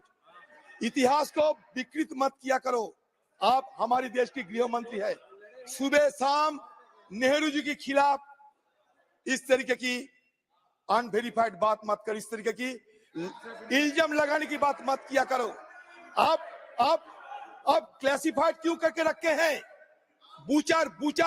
बूचर की रिपोर्ट को क्यों नहीं डिक्लासिफाई कर रहे हैं आप, बताइए।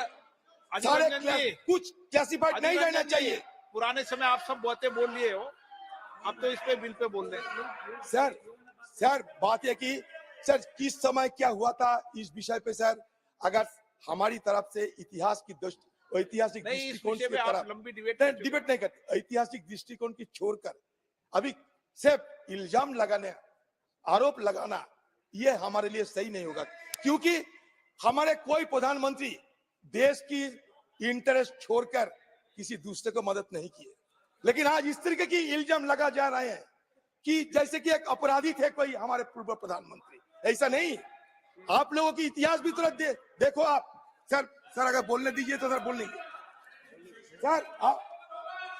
सर मैं बोलने दोगे ठीक रहेगा। सर मैं आप लोगों की इतिहास थोड़ा बताना चाहते हैं। अमित शाह जी श्यामा प्रसाद मुखर्जी की बात कह रहे थे उस दिन। आपको याद है 1941 में श्यामा प्रसाद मुखर्जी और फजलुल हक, एक हिंदू महासभा की और एक मुस्लिम लीग, दोनों मिलकर बंगाल में सरकार बनाई थी।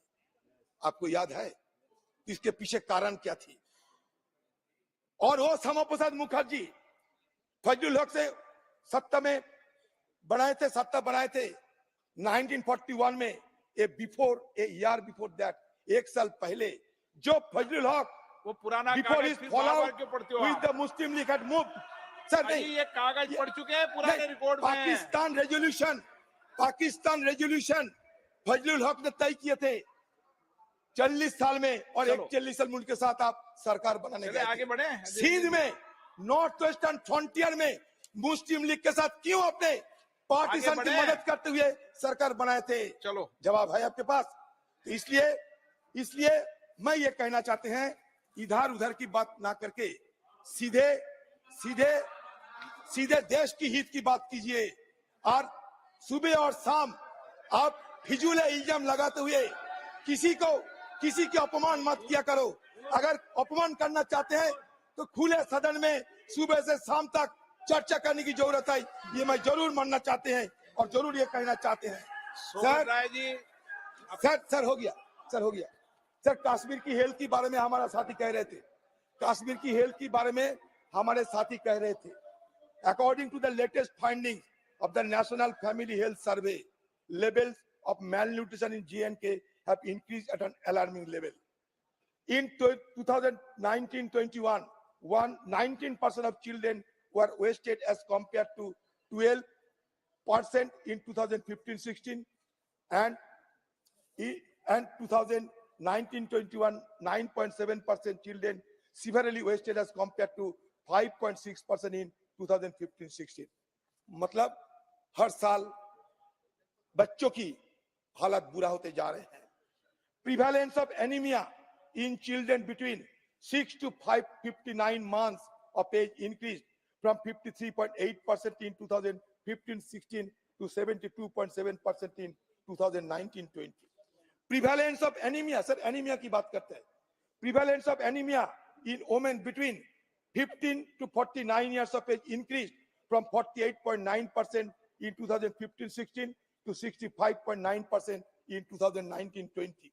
According to report of 2021 by Niti Aayog, J&K only has 17 beds in a district hospital per lakh population, far below the national average of 24 beds per lakh population. J&K has the second lowest ratio of staff nurses in population to Indian public health standard norm set under the National Health Mission. Sir ये महिला के बारे में कहते थे, इसलिए मैं कह रहा हूँ। इस तरह की सर बहुत सारे मुद्दे हैं, आज मैं नहीं जाना चाहते, लेकिन जरूर ये बिल को स्वागत करते हैं और जल्द से जल्द जम्मू कश्मीर में चुनाव करके आप दिखाइए, पूर्ण राज्य की दर्जा दीजिए। पहले पूर्ण राज्य की दर्जा दिया करो, उसके बाद चुनाव करो, जो हारे जो जीते इसमें हमें कोई लेना देना नहीं है, ये करके दिखाइए। सोगत राय जी।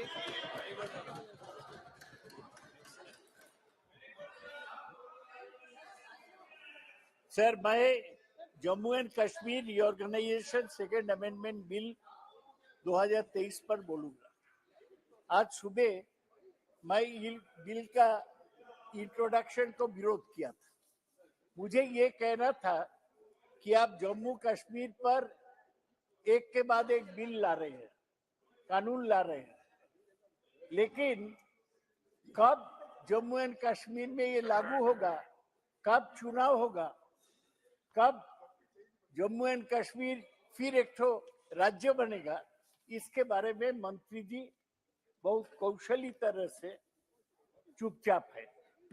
मैं चाहता हूं आज भी वो बताए कि सरकार का क्या हिसाब, कब वो जम्मू एंड कश्मीर में चुनाव करेंगे और कब जम्मू एंड कश्मीर को स्टेटहुड वापस दिया जाएगा। ऐसे तो बिल में आपत्ति का कोई बात नहीं है, क्योंकि हमारे ये हाउस सर्वसम्मति से महिलाओं को संरक्षण आरक्षण दिया।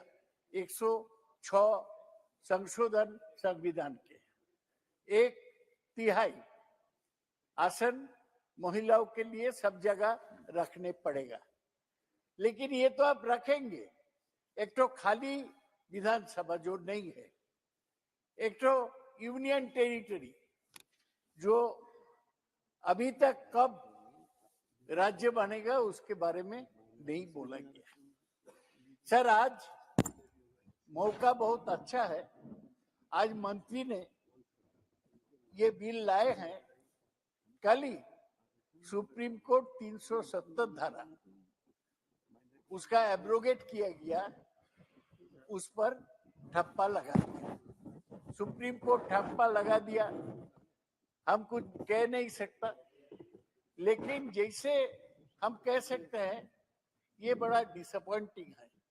हम सुप्रीम कोर्ट के राय तो मानने पड़ेगा, लेकिन हम इससे दुखी है, हमको दुख है।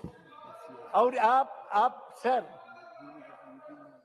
अमित शाह जी देखेंगे कि आज आपको बड़ा बड़ा स्टेटमेंट है, बयान है, प्रधानमंत्री का बड़ा बयान है कि जम्मू एंड कश्मीर में एक नया सूरज उठेगा, एक नया समाज शुरू होगा सुप्रीम कोर्ट के ठप्पा के बाद।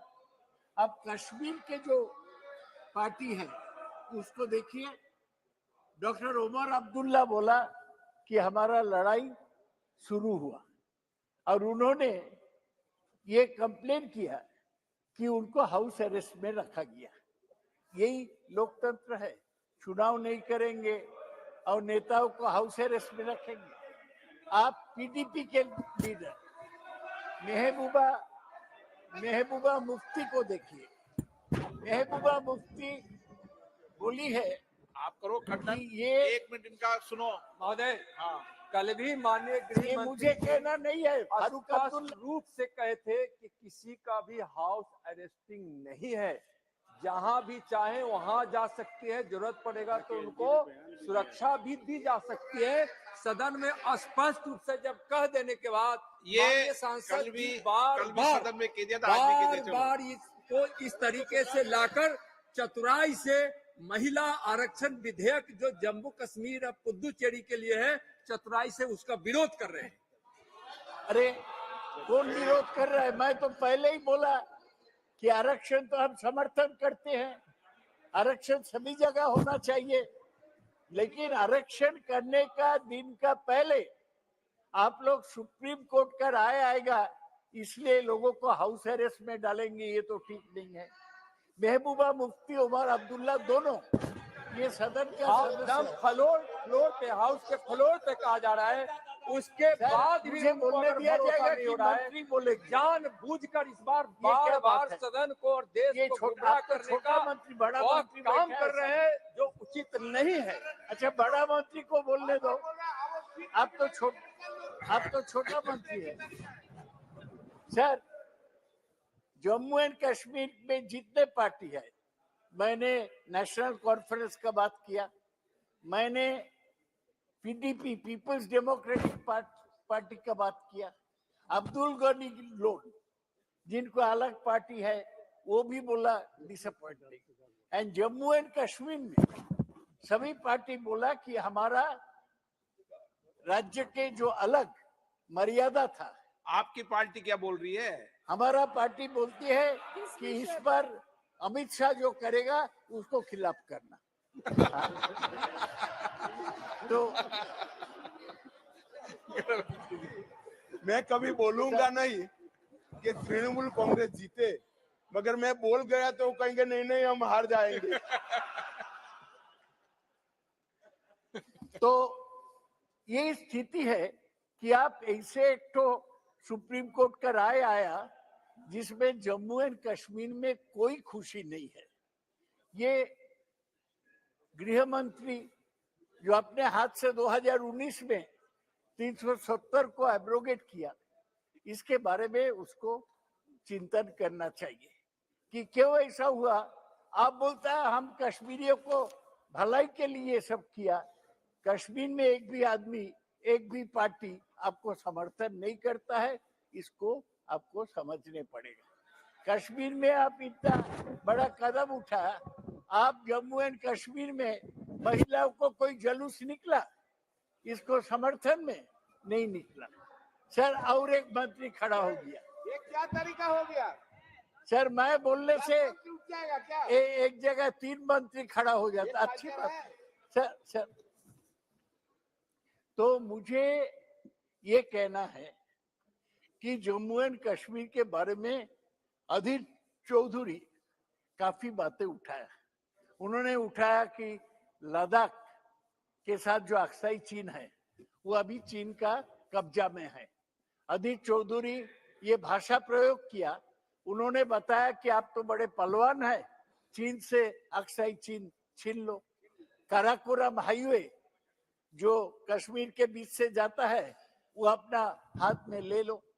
पीओके अगले दिन मंत्री जी जो फर्स्ट अमेंडमेंट लाया उसमें पीओके के लोगों के लिए 2 सीट अपने रिजर्व किया, और पीओके से जो भाग के आए और कश्मीरी माइग्रेंट के लिए 2 सीट रिजर्व किया, और पीओके के लिए 26 सीट वहां पर जम्मू कश्मीर असेंबली में खाली रहेगा, ये घोषणा किया गया। लेकिन कब पीओके हमारा आएगा? आपको बोलने से सर, अमित शाह जी बोलते हैं ये नेहरू के समय चला गया था, और हम श्यामा प्रसाद के रास्ता में चल के हम इसको उद्धार करेंगे। कब करेंगे? कब चुनाव करेंगे? कब पीओ को लेंगे? ये बताइए सर। मैं ये हाउस श्यामा प्रसाद मुखर्जी को नमन करता हूँ, लेकिन अधीर चौधरी ठीक बताया कि श्यामा प्रसाद मुखर्जी जेल में उनको मौत हुआ, ये हम सब बंगाली दुखी है। हाँ,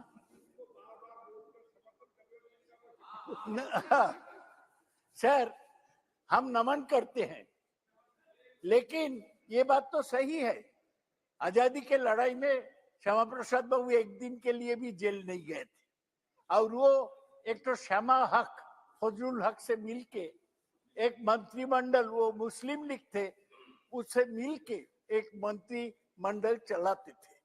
श्यामा प्रसाद बाबू कुछ अच्छा काम किए, वो एक ही स्लोगन देते थे, एक विधान, एक निशान, एक प्रधान होना चाहिए। तो आप तो श्यामा प्रसाद बाबू को ये चिंता को रूप दे रहे हैं, लेकिन मैं कहता हूं, मैं जो आजादी के लड़ाई में जो जेल में नहीं किया उसको पूरा नमन नहीं करता हूं, आधा नमन करता हूं। आजादी के लड़ाई में जो जेल में गया वही असल नेता था बीजेपी के लोग हिंदुत्व वाले जेल में नहीं गए। गुरु गोलवालकर 42 में बोल दिया कि कोई भारत छोड़ो आंदोलन में शामिल नहीं होंगे। ठीक है, जो आरएसएस करते हैं, गुरु गोलवालकर को मानते हैं, हमें कोई आपत्ति नहीं। अध्यक्ष महोदय, मैं आग्रह करता हूं उनसे कि वह इतिहास पढ़ें, गलत तथ्यों को नहीं रखें। उस समय भारतीय जनता पार्टी नहीं थी, लेकिन जिस प्रकार से भारतीय जनता पार्टी का जो इरादा माननीय और सोच सदस्य यहाँ है, का नहीं, उसके बारे में विचार ऐसा नहीं व्यक्त इरादा करें। और सोच रखने वाले आजादी की लड़ाई में बढ़ चढ़ कर व्यक्तिगत रूप से ओके। उनका आचरण, आप व्यवहार आरक्षण, और महिला त्याग आरक्षण दिखा में कर बोलिए। देखे। उस समय भारतीय जनता पार्टी महिला नहीं थी। आरक्षण में बोलिए आप। लेकिन वह इतिहास फिर को बोलता जाने, हूं। जिनके विषय में वह कोट कर रहे हैं, उनके विषय में भी आप जानिए देश के प्रति और आजादी में क्या क्या रिकॉर्ड से उनका निकाल दिया, योगदान रहा है। रिकॉर्ड से निकाल दिया उसको।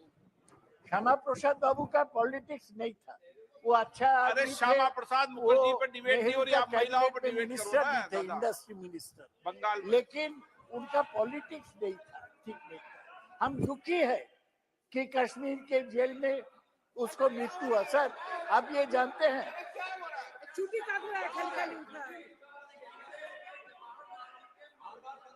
क्यों इस्तीफा दिए और उसका कारण क्या था, यह भी रिकॉर्ड में आना चाहिए और माननीय शौकत साहब को सर, यह भी रिकॉर्ड में- बताना चाहिए। रिकॉर्ड में लाइए, बताइए कि क्यों मंत्रिमंडल से इस्तीफा दिए थे। रिकॉर्ड बाद में देख लेंगे। सर, मुझे ये कहना है कि अमित शाह जी पहले से कह रहे हैं कि हमारे पार्टी का 3 स्लोगन था, राम मंदिर, कश्मीर में 370 बाद और यूनिफॉर्म सिविल कोड। एक राम मंदिर का ऑर्डर सुप्रीम कोर्ट से मिल गया, वो बन रहा है। कश्मीर भी अब कर पाए हैं, यूनिफॉर्म सिविल कोड भी इस पर वो जंप करेंगे, क्योंकि यही बीजेपी का कम्युनल बोले, सांप्रदायिक बोले, डिवाइसिव बोले एजेंडा है। हम इसको खिलाफ है, हम अकेला रहेंगे तब भी इसको खिलाफ करेंगे। सर हमको बोलने दिया जाए। इतने वरिष्ठ सदस्य क्या बोल रहे हैं? यूनिफॉर्म सिविल कोड हमारे संविधान निर्माताओं ने हमारे गाइडिंग प्रिंसिपल में रखी हुई बात, जिस चीज को आप जिसको भगवान मानते हैं, वो जवाहरलाल नेहरू ने हमारे गाइडिंग प्रिंसिपल में रखा है, डायरेक्टिव प्रिंसिपल्स में रखा है। वो संविधान निर्माताओं ने रखा है कि आने वाले दिनों में देश के विधानमंडल और देश के संसद मंडल किस दिशा में चलने चाहिए। इसलिए ये इनको मालूम नहीं है कि वो क्या बोल रहे हैं। और इसी प्रकार से अगर बात करनी है तो इस विषय पर महोदय मैं चर्चा करने के लिए तैयार हूं, अगर इस विषय को आप अनुमति देते। अगर इसी तरह से बात करनी है तो जिन्होंने भारत को तोड़ा वो मोहम्मद अली जिन्ना किस पार्टी के नेता थे? किस पार्टी के नेता थे? और मान्यवर उस वक्त तो, आज इनको मालूम नहीं है, श्यामा प्रसाद बाबू न होते, उन्होंने भंग न करा होता तो आज पश्चिम बंगाल भारत का हिस्सा न होता। कांग्रेस की डिजाइन से तो पश्चिम बंगाल बांग्लादेश में चला गया होता, पाकिस्तान में चला गया होता। श्यामा प्रसाद बाबू थे जिन्होंने भंग करा, इसके कारण आज बचा हुआ बंगाल भारत का हिस्सा है। ये क्या इतिहास पढ़ा रहे हैं? मैंने इतनी विकृत दृष्टि से इतिहास का इंटरप्रिटेशन नहीं देखा है। दूसरा भंग केवल और केवल श्यामा प्रसाद मुखर्जी के कारण हुआ। ओके, श्री ए राजा जी, आप महिला आरक्षण बिल पे बोलिए। महिला आरक्षण बिल पे बोल रहे हो, आप कहाँ की डिबेट कहाँ ले जा रहे हो? आप महिला आरक्षण बिल के आसपास बोलो ना, आप कहीं की डिबेट कहाँ ले जा रहे हो भाई? सर, आप भारत सीनियर मेंबर हैं, तो आप में जो सियासती झगड़ा, आप सियासी झगड़ा महिला आरक्षण बिल है कश्मीर क्या? लेके नो, गलत। सरकार सर कहाँ गलत बोला? गलत कहाँ है? कहाँ का इतिहास कहाँ ले जा रहे हो आप? गलत है, आप बताइए। नो, मैं ये नहीं कह रहा। सर आप महिला आरक्षण बिल विधेयक पर चर्चा रही, उस पर बोले आप। हम बोलेंगे, हम खत्म करने वाले हैं। मैं बहुत खुश हूँ। आप वापस आगे बात मत करो। सर महोदय, मैं खुश हूँ कि मैं एक सामान्य सदस्य हूँ, मेरे बात पर इतने बड़ा मंत्री वो ने बार बार मुझे टोका। मैं इससे खुश हूँ, इससे मेरा मर्यादा गरिमा बढ़ गया है। दादा आप जरा भी ऐसा इंटरप्रिटेशन मत करिए कि मैं आपको टोक रहा हूं। मैं इस महान सदन में झूठ बोलने वाली व्यक्ति को टोक रहा हूं। मान्यवर, 3 मुद्दों को इन्होंने कॉम्युनल कहा। राम मंदिर, धारा 370 को हटाना और यूनिफॉर्म सिविल कोड। एक सेकंड, कॉम्युनल कहा है दादा। मान्यवर, राम मंदिर बनाने का फैसला, वहां राम मंदिर बनना चाहिए फैसला इस देश के सर्वोच्च अदालत ने दिया।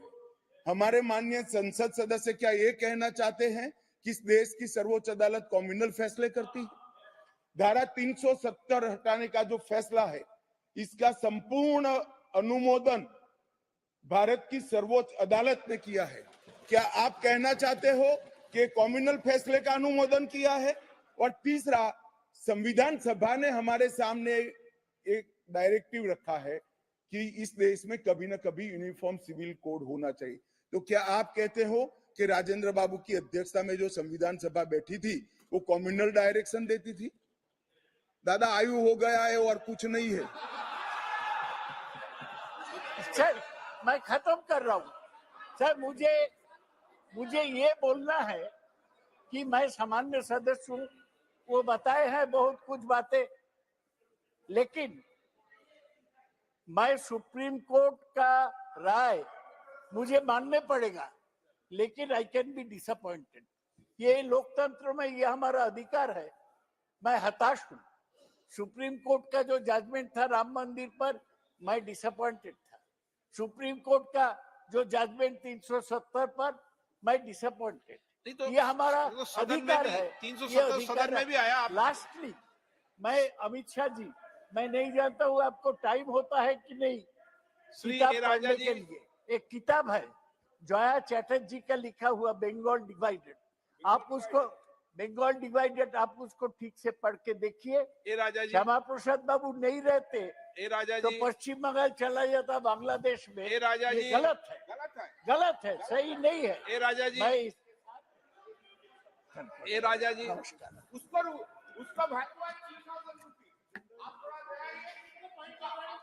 ए राजा जी,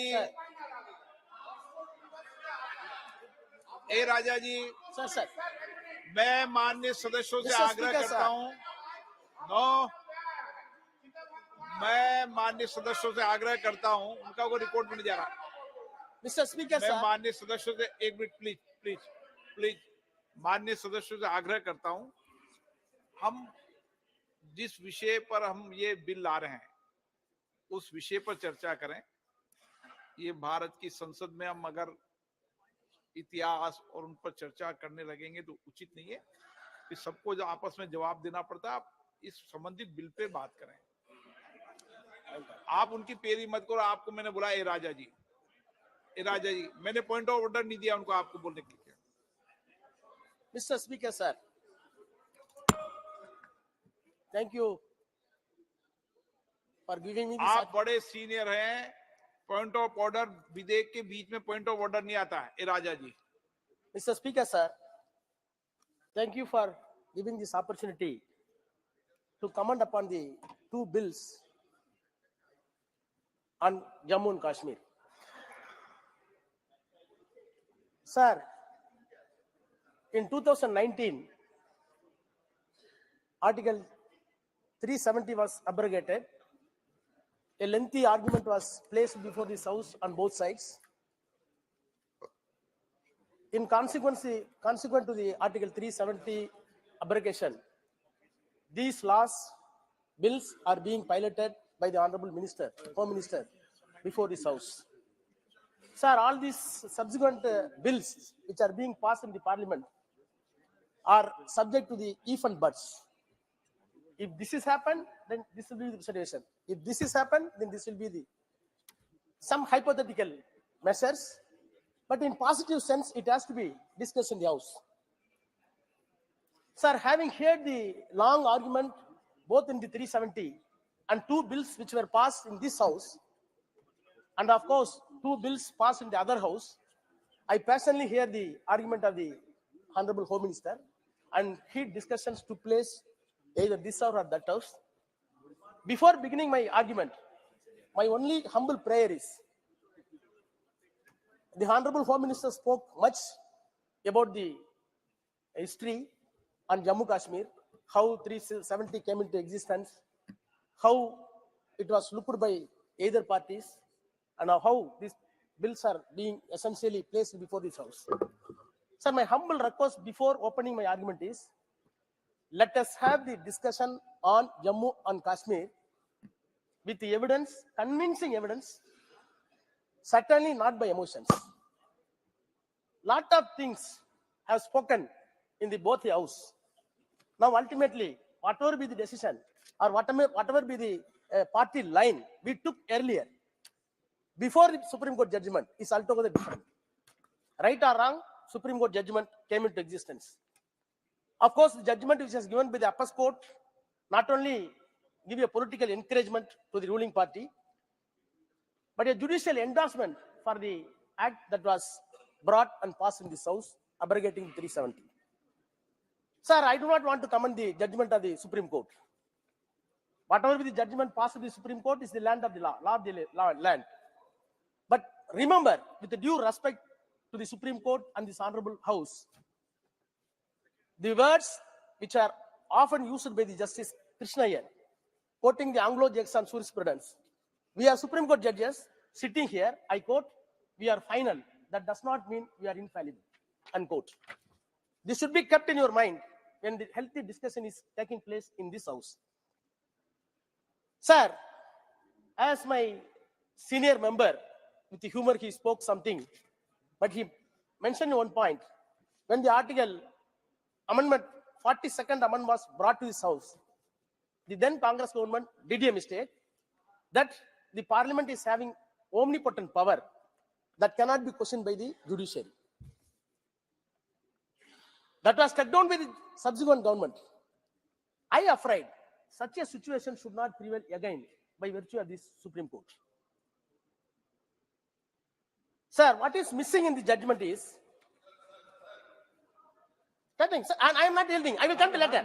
I'm not, sir, I'm not yielding. Please, let us have healthy discussion. You continue, please come to later. No, I'm just making a point here. It was not only struck down, it was brought back. There was 45, 46 amendments subsequently, which the Janata Party government headed by Morarji brought to reverse that. Yes. So the amendment brought by one parliament was reversed by the next parliament. Okay. Yes. So it is not that the court stuck it and so it. No, it has been reversed. The apprehension in the mind of the people is Parliament has done it. No, it should not come into existence of 42 again. Yeah. So the parliament. Hear me finally give your answer. So No problem. Same way here also. Hear me, no problem. No, my only apprehension is it is correct. 42 that has been taken away. By virtue of the Supreme Court judgment, the learned advocates are discussing that again 42 may come. That should not happen further. That's all. That's all. That is my prayer. Sir, we respect the judgment of the Supreme Court. But what we are missing is historical obligations owned and promises made by the constitutional functionaries when the Article 370 was enacted in this parliament. And before that, although the conversation between the Kashmir and the government of India, such a promises and historical obligations were taken. Now they are hanging in the air. Sir, of course, one thing is something solace that the Solicitor General before the Supreme Court gave a categorical assurance that the statehood will be revived as soon as possible and the election will be held in time. Sir, I am very happy, along with the other members, by virtue of the Supreme Court, that the sovereign power of this government has been assimilated to the sovereign power of the Kashmir that has been assimilated to the sovereign power of India. Sovereign power, okay. But what about the federalism and democratic values? The questions still hanging in the air. Sir, placing this small introduction, I am coming few quotes, nothing in my mind, because we have to correct the history. Today, all newspapers carries the article of Prime Minister, where Prime Minister says, I quote, I belong to the ideological framework where Jammu and Kashmir was not merely a political issue, but it was about addressing the aspiration of the society, unquote. I'm not able to understand the observation made by the Prime Minister. Ideological framework where JKN was not merely a political issue, but it was about addressing the aspiration of which society? That is the question. The aspiration of the society must be addressed properly. This is the key words started from 1946 and 47. Whether the consensus of the Jammu and Kashmir, political will of the people of the Jammu and Kashmir have been taken into consideration by us. That was not prevailing that time, admittedly. Sir, I am relying upon the Prime Minister's book, first Prime Minister of Kashmir. The title is Looking Back. The Prime Minister was Mahajan. Yes. Mahajan. Yes, Mahajan. The allegation that has been, sir, whatever be, we want to correct the history, we have to let it be correct.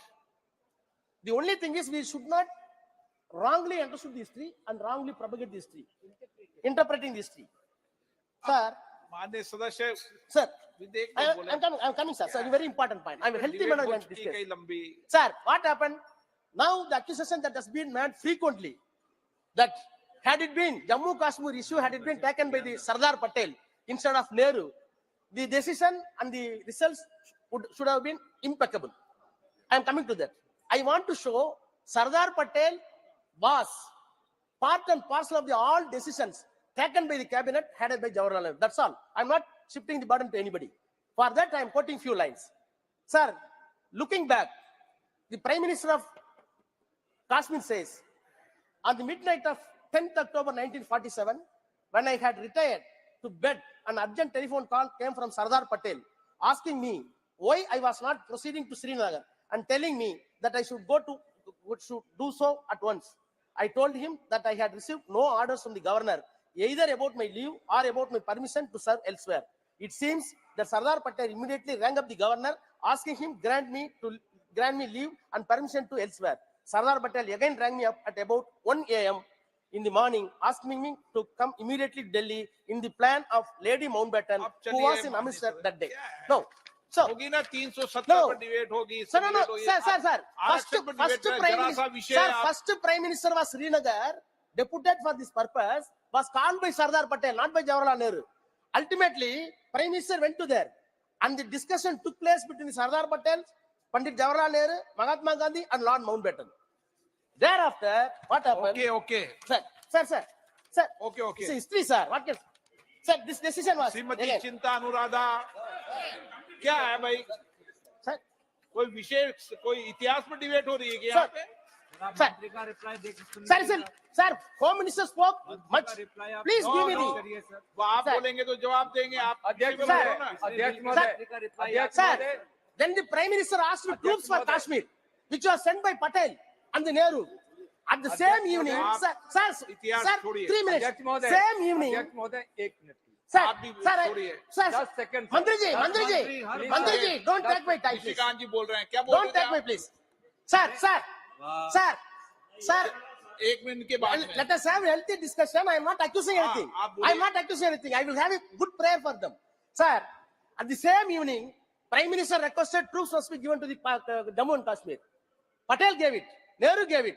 On the same day, the cabinet committee approved that it was agreed that when the accession was accepted, this should be subject to the proviso that a plebiscite would be held in the Kashmir when the law and order situation is allowed. Then it was approved that the troops should go. And ultimately it went.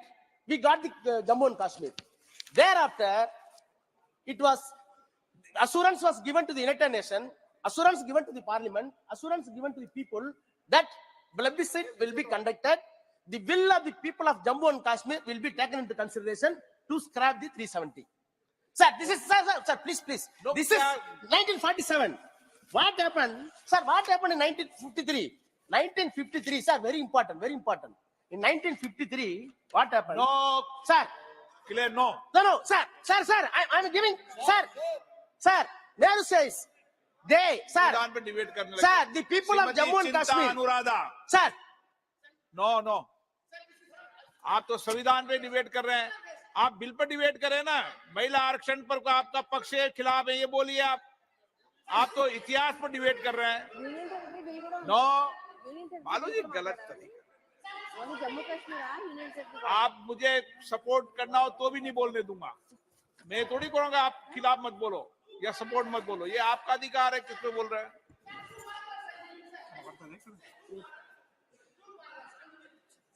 1953, 29 June, Nehru writes that the position now is that if there was a plebiscite, a great majority of Muslims in Kashmir would go against it.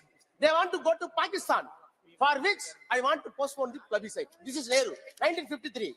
Sir, 1964 in the United Nations, the first education minister, MC Stagla, on behalf of India, went to United Nations. He says, I'm closing.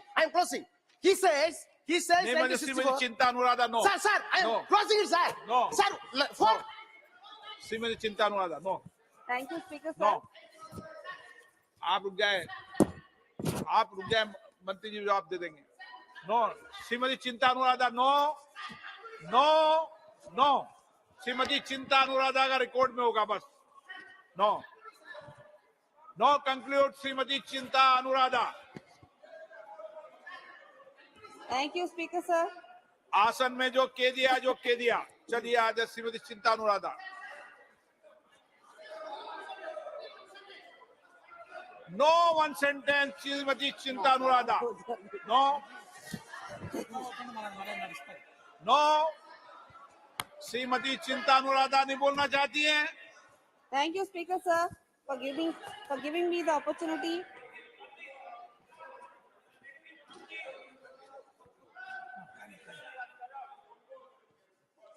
No Shrimati Chinta Anuradha.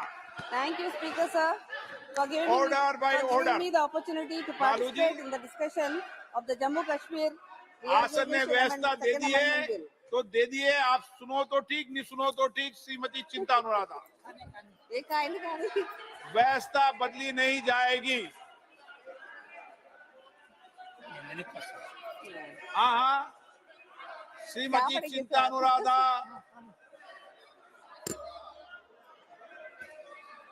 Thank you, sir.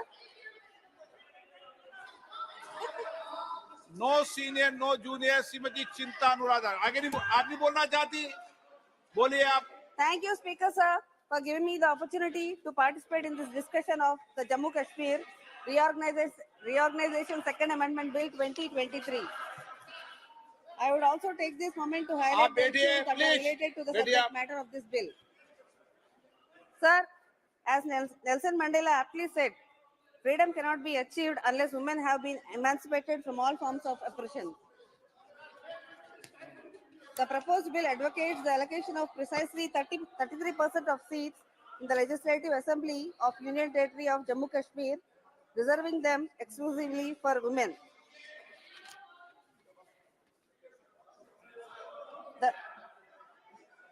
The reservation quota represents a vital form of affirmation action designed to rectify historical gender disparities in political representation.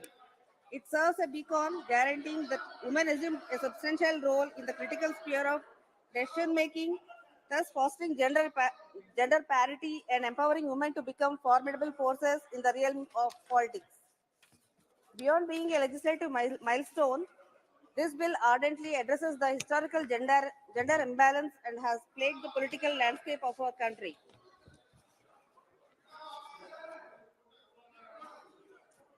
To bridge the gender gap prevalent in political decision making, it becomes imperative for female leaders to augment their ranks. Their presence not only holds the power to inspire young women, but also to galvanize their involvement in the noble task of nation building. Sir, greater female representation can lead to policy reforms that address the specific needs and concerns of women, promoting gender equality across various sectors. A heightened presence of women in our decision-making bodies hold the potential to catalyze more robust and effective discussions on matters that pertain to the fairer gender. This assumes significance in a nation where women continue to grapple with disparities when compared to their male counterparts across various facets of life. India currently holds the 127th position out of 146 nations on the Global Gender Gap Index for the year 2023. This placement poignantly underscores the considerable charge that persists on the path to gender equality.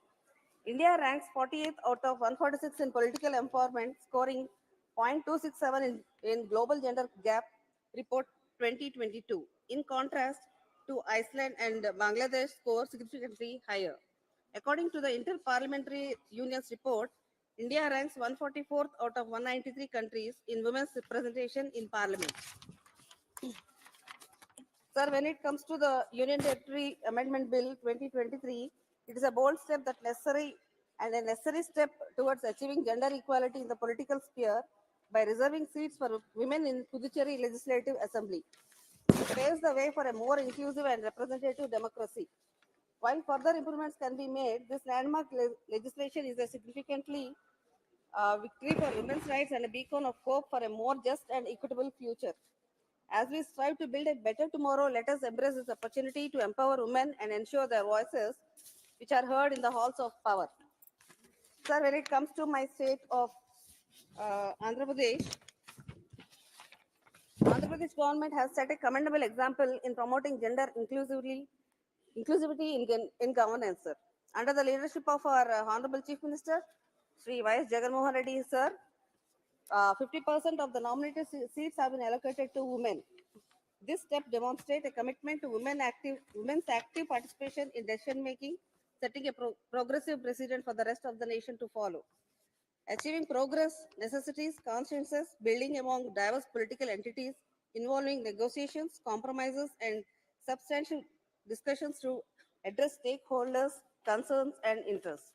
Increasing public awareness through campaigns, seminars, workshops, and social media initiatives is crucial, highlighting the positive impact of greater female representation in politics. Reserving seats for women in local bodies and legislative assemblies has successfully increased their political representation. Creating awareness among women about their rights and the importance of political participation is essential. Policy and legal measures can combat gender-based violence and harassment, creating a safer environment for women in politics. Reforms like proportional representation and preferential voting can enhance women's representation in politics.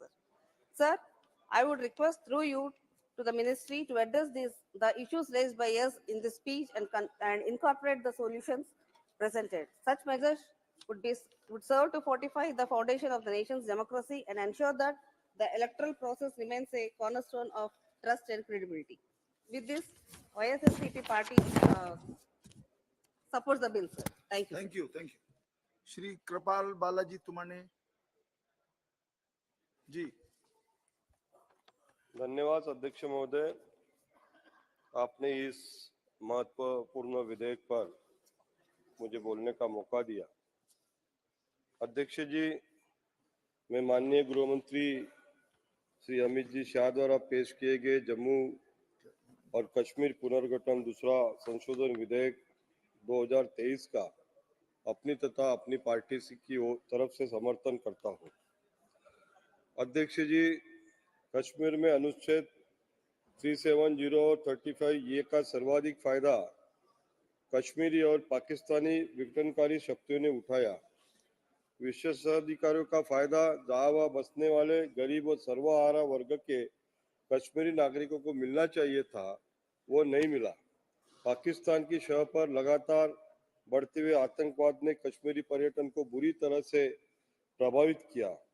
इसका नतीजा ये निकला कि पर्यटकों पर आधारित अनेक व्यवसाय बुरी तरह प्रभावित होने के कारण बड़ी तादाद में विभिन्न पर्यटन व्यवसाय से जुड़े स्थानीय जो हमारे श्रमिक थे उनको जम्मू, हिमाचल, दिल्ली की ओर रोजगार के लिए पलायन करना पड़ा। अध्यक्ष जी, जम्मू कश्मीर से धारा 370 हटाने की मांग हिंदू उदय सम्राट स्वर्गीय बाला साहब ठाकरे जी ने की थी। अध्यक्ष जी, बाला साहब ठाकरे जी के अयोध्या में राम मंदिर होना चाहिए, 370 हटना चाहिए और इस देश में यूनिफॉर्म सिविल कोड आना चाहिए, ये उनका सपना था। लेकिन आदरणीय प्रधानमंत्री मोदी जी के नेतृत्व वाली इस सरकार में हमारी दो मांगे तो पूरी हो चुकी है, लेकिन अब यह यूनिफॉर्म सिविल कोड की मांग पूरी देश की तरफ से आगे आ रही है। सुप्रीम कोर्ट भी चाहती है, सभी लोग चाहते हैं। और मुझे उम्मीद है कि आदरणीय मोदी साहब ये भी काम जल्द से जल्द करेंगे। अध्यक्ष जी, हमारे यशस्वी प्रधानमंत्री नरेंद्र जी मोदी जी के नेतृत्व में और उसी तरह हमारे गृह मंत्री माननीय अमित जी शाह के द्वारा 370 की निरस्त किया था। पूरा देश चाहता था कि जम्मू कश्मीर से धारा 370 हटाई जाए। आज सुप्रीम कोर्ट ने इसे सही ठहराया है। कल ही आए हुए निर्णय ने उसके ऊपर सिक्का मोर्तब किया और इसके लिए मैं आदरणीय प्रधानमंत्री जी और आदरणीय अमित शाह जी को बधाई देता हूँ। अध्यक्ष जी, हमारे यशस्वी प्रधानमंत्री नरेंद्र जी मोदी जी के नेतृत्व में जम्मू कश्मीर के विकास का रास्ता सुप्रीम कोर्ट के निर्णय के बाद साफ हो गया है। सुप्रीम कोर्ट के निर्णय के बाद ये साफ हो गया कि अब जम्मू कश्मीर में धारा 370 फिर से कभी भी चाहे कोई पार्टी चाहे तो भी वो वापस नहीं आ सकती है। इससे अखंड भारत का, हमारे देश का सपना पूरा हो सकेगा। बहुत जल्द पाकिस्तान अधिकृत कश्मीर ये भी हमारे भारत का हिस्सा होगा, ऐसी मुझे पूरी अपेक्षा है। अध्यक्ष जी, पूर्ववर्ती जम्मू कश्मीर राज्य के संवैधानिक परिवर्तन और पुनर्गठन के बाद केंद्र शासित प्रदेश जम्मू कश्मीर और लद्दाख पूरी तरह से राष्ट्र की मुख्य धारा में एकीकृत हो गए हैं। परिणाम स्वरूप भारत के संविधान में निहित सभी अधिकार और सभी केंद्रीय कानूनों का लाभ जो देश के अन्य नागरिकों को मिल रहा था, अब जम्मू कश्मीर और लद्दाख के नागरिकों को भी उपलब्ध होगा। अध्यक्ष जी, इस बदलाव से दोनों नए केंद्र शासित प्रदेशों यानी जम्मू कश्मीर केंद्र शासित प्रदेश और जम्मू केंद्र शासित प्रदेश लद्दाख में सामाजिक आर्थिक विकास हुआ है। लोगों का सशक्तिकरण, अन्यायपूर्ण कानूनों को हटाना, सदियों से भेदभाव झेल रहे लोगों के लिए समता और निष्पक्षता लाना, जिन्हें अब व्यापक विकास के साथ साथ उनका हक मिल रहा है। ऐसे कुछ महत्वपूर्ण बदल है जो दोनों नए केंद्र शासित प्रदेशों को शांति और प्रगति की ओर ले जा रहे हैं। अध्यक्ष जी, 370 हटाने के बाद में वन अधिकार कानून वहां पर लागू हुआ है, जिससे हमारे आदिवासी भाइयों को भी उसका लाभ वहां पे अभी मिलने लगा है।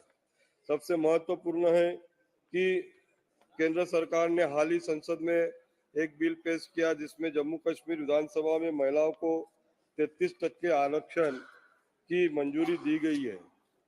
जिस तरह हमारे देश के सभी राज्यों में महिलाओं के लिए आरक्षण का निर्णय लिया गया, उसी तरह इस निर्णय के बाद जम्मू कश्मीर के महिलाओं को सही मायने में न्याय मिलने वाला है।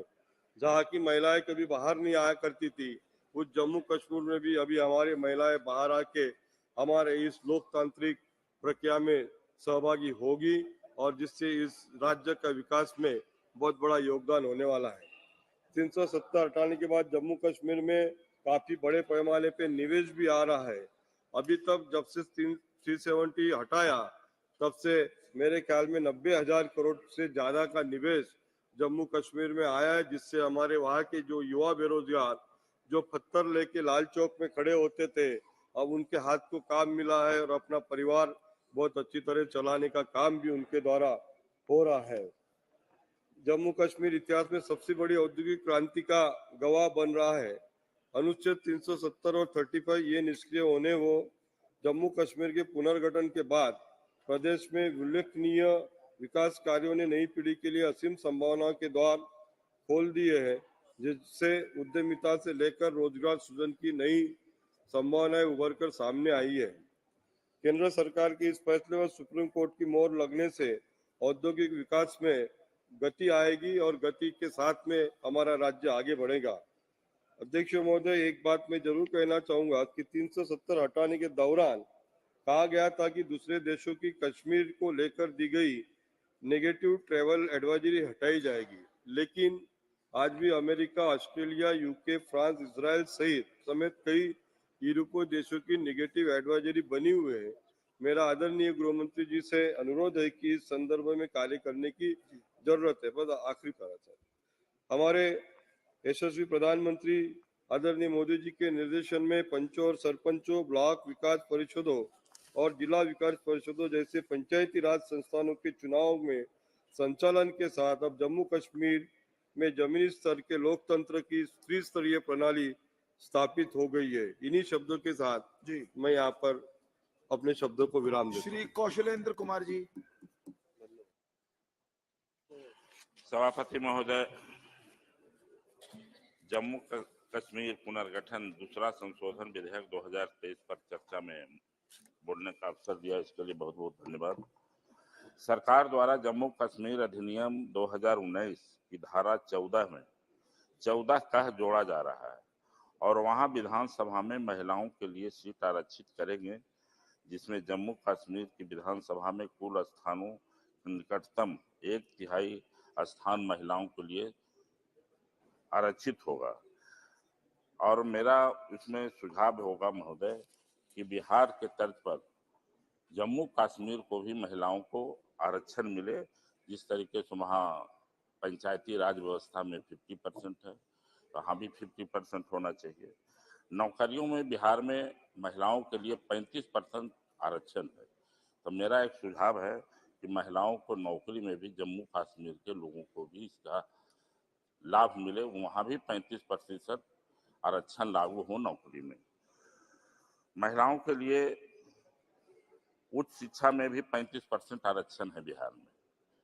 उच्च शिक्षा, engineering college, medical college, PhD, PG, इन चीज़ों पर भी ध्यान देने की जरूरत है।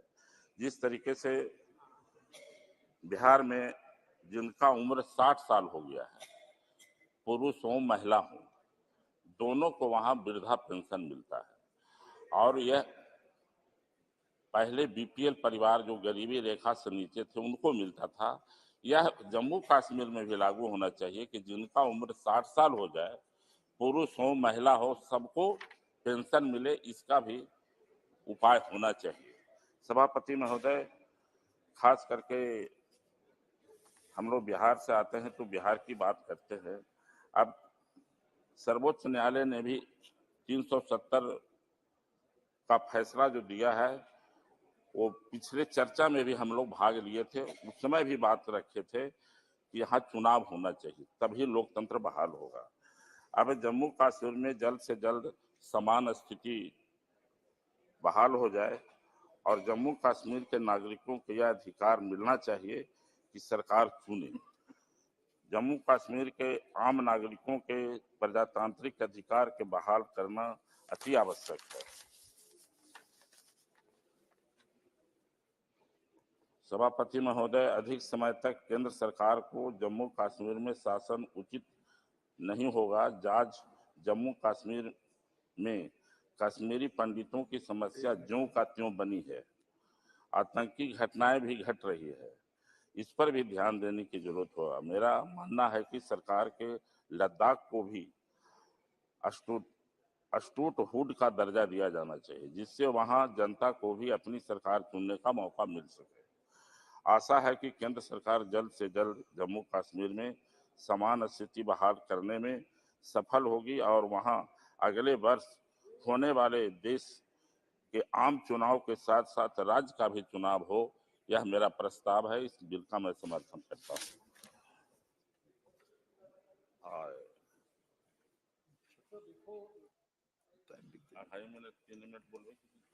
Deliberate on these two bills.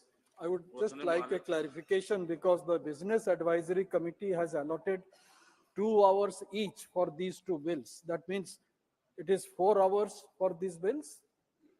For both bills. दो बिल के लिए 4 घंटा जी। तो हमारे पास आज तो 1 घंटा और फाइनली जैसा हाउस डिसाइड करे सर, ये बढ़ा भी सकता है, ये कम भी कर सकता है। हाँ, ये तो हाउस की। ठीक है, thank you sir, thank you for clarification. The reservation has always played a greater role in empowerment of dispossessed or depressed section of our society, not only in India but throughout the world. The recognition of women empowerment has been a point of priority of government. Making the women financially strong has been going on for quite some time. And I remember and I recollect reading the books relating to the pre-independence period of the freedom struggle, when propagation of khadi was one of the major component of empowerment of women during the freedom struggle. During the freedom struggle also, women of India fought against the British Empire peacefully under the leadership of Mahatma Gandhi. They fought step by step with the men folk. That is the main reason why, when the constitution was being framed, the women never demonstrated outside the parliament to have their voting rights. Rather, they were part of the Constituent Assembly and they participated from the very first election in 1952 through adult franchise, which did not happen in most of the so-called modern Western countries, even in United States or in United Kingdom. Therefore, I would say, but the first change that has come, which revolutionized giving political power to a greater or responsibility in a greater way, came in the 90s, when the Panchayati Raj institutions and the urban local bodies, reservation was provided to 33, one-third. But before that, our late lamented leader, Mr. Biju Patnaik, had reserved seats in urban bodies and also in Panchayati Raj institutions for women for more than one-third. And subsequently, during Navin Babu's time, during his regime and during last 24 years, this reservation has gone up to 50% before Bihar did it. Therefore, providing reservation for women in Jammu and Kashmir and Puducherry, two bills that have been moved in this house. The moot point is, with passing of these bills, small correction actually is being made that had occurred when the 106th amendment was passed in this house during the special session. But we have to wait for some more years till the next delimitation commission draws the constituencies. When we discuss about J&K, discussion about POK creeps in.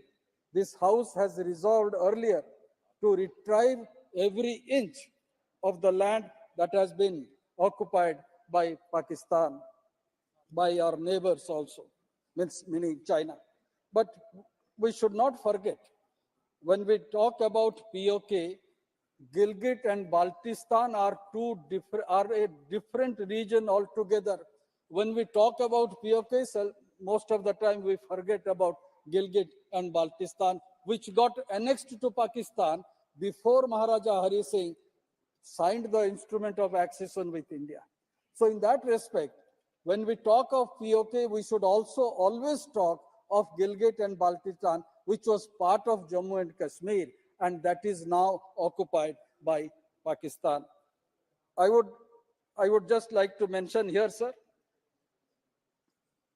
history is witness to it, that when Constitution was in the making, consciously a decision was taken and 2 seats were left vacant for those areas. What we are doing, what we have done recently, is providing reservation for those people who have migrated and those people who are ousted, but keeping Gilgit, Baltistan and Muzaffarabad and all those POK area, 2 seats were reserved for those area when it will come back to us. So this also should be borne in mind. What will happen will happen. Only 2 neighboring countries, the moot point here is, only 2 neighboring countries who have boundary dispute with us have criticized the Supreme Court order that came yesterday. Only 2 countries. This demonstrates our clout in the world. This demonstrates that Jammu and Kashmir has been recognized by the world community as an integral part of India.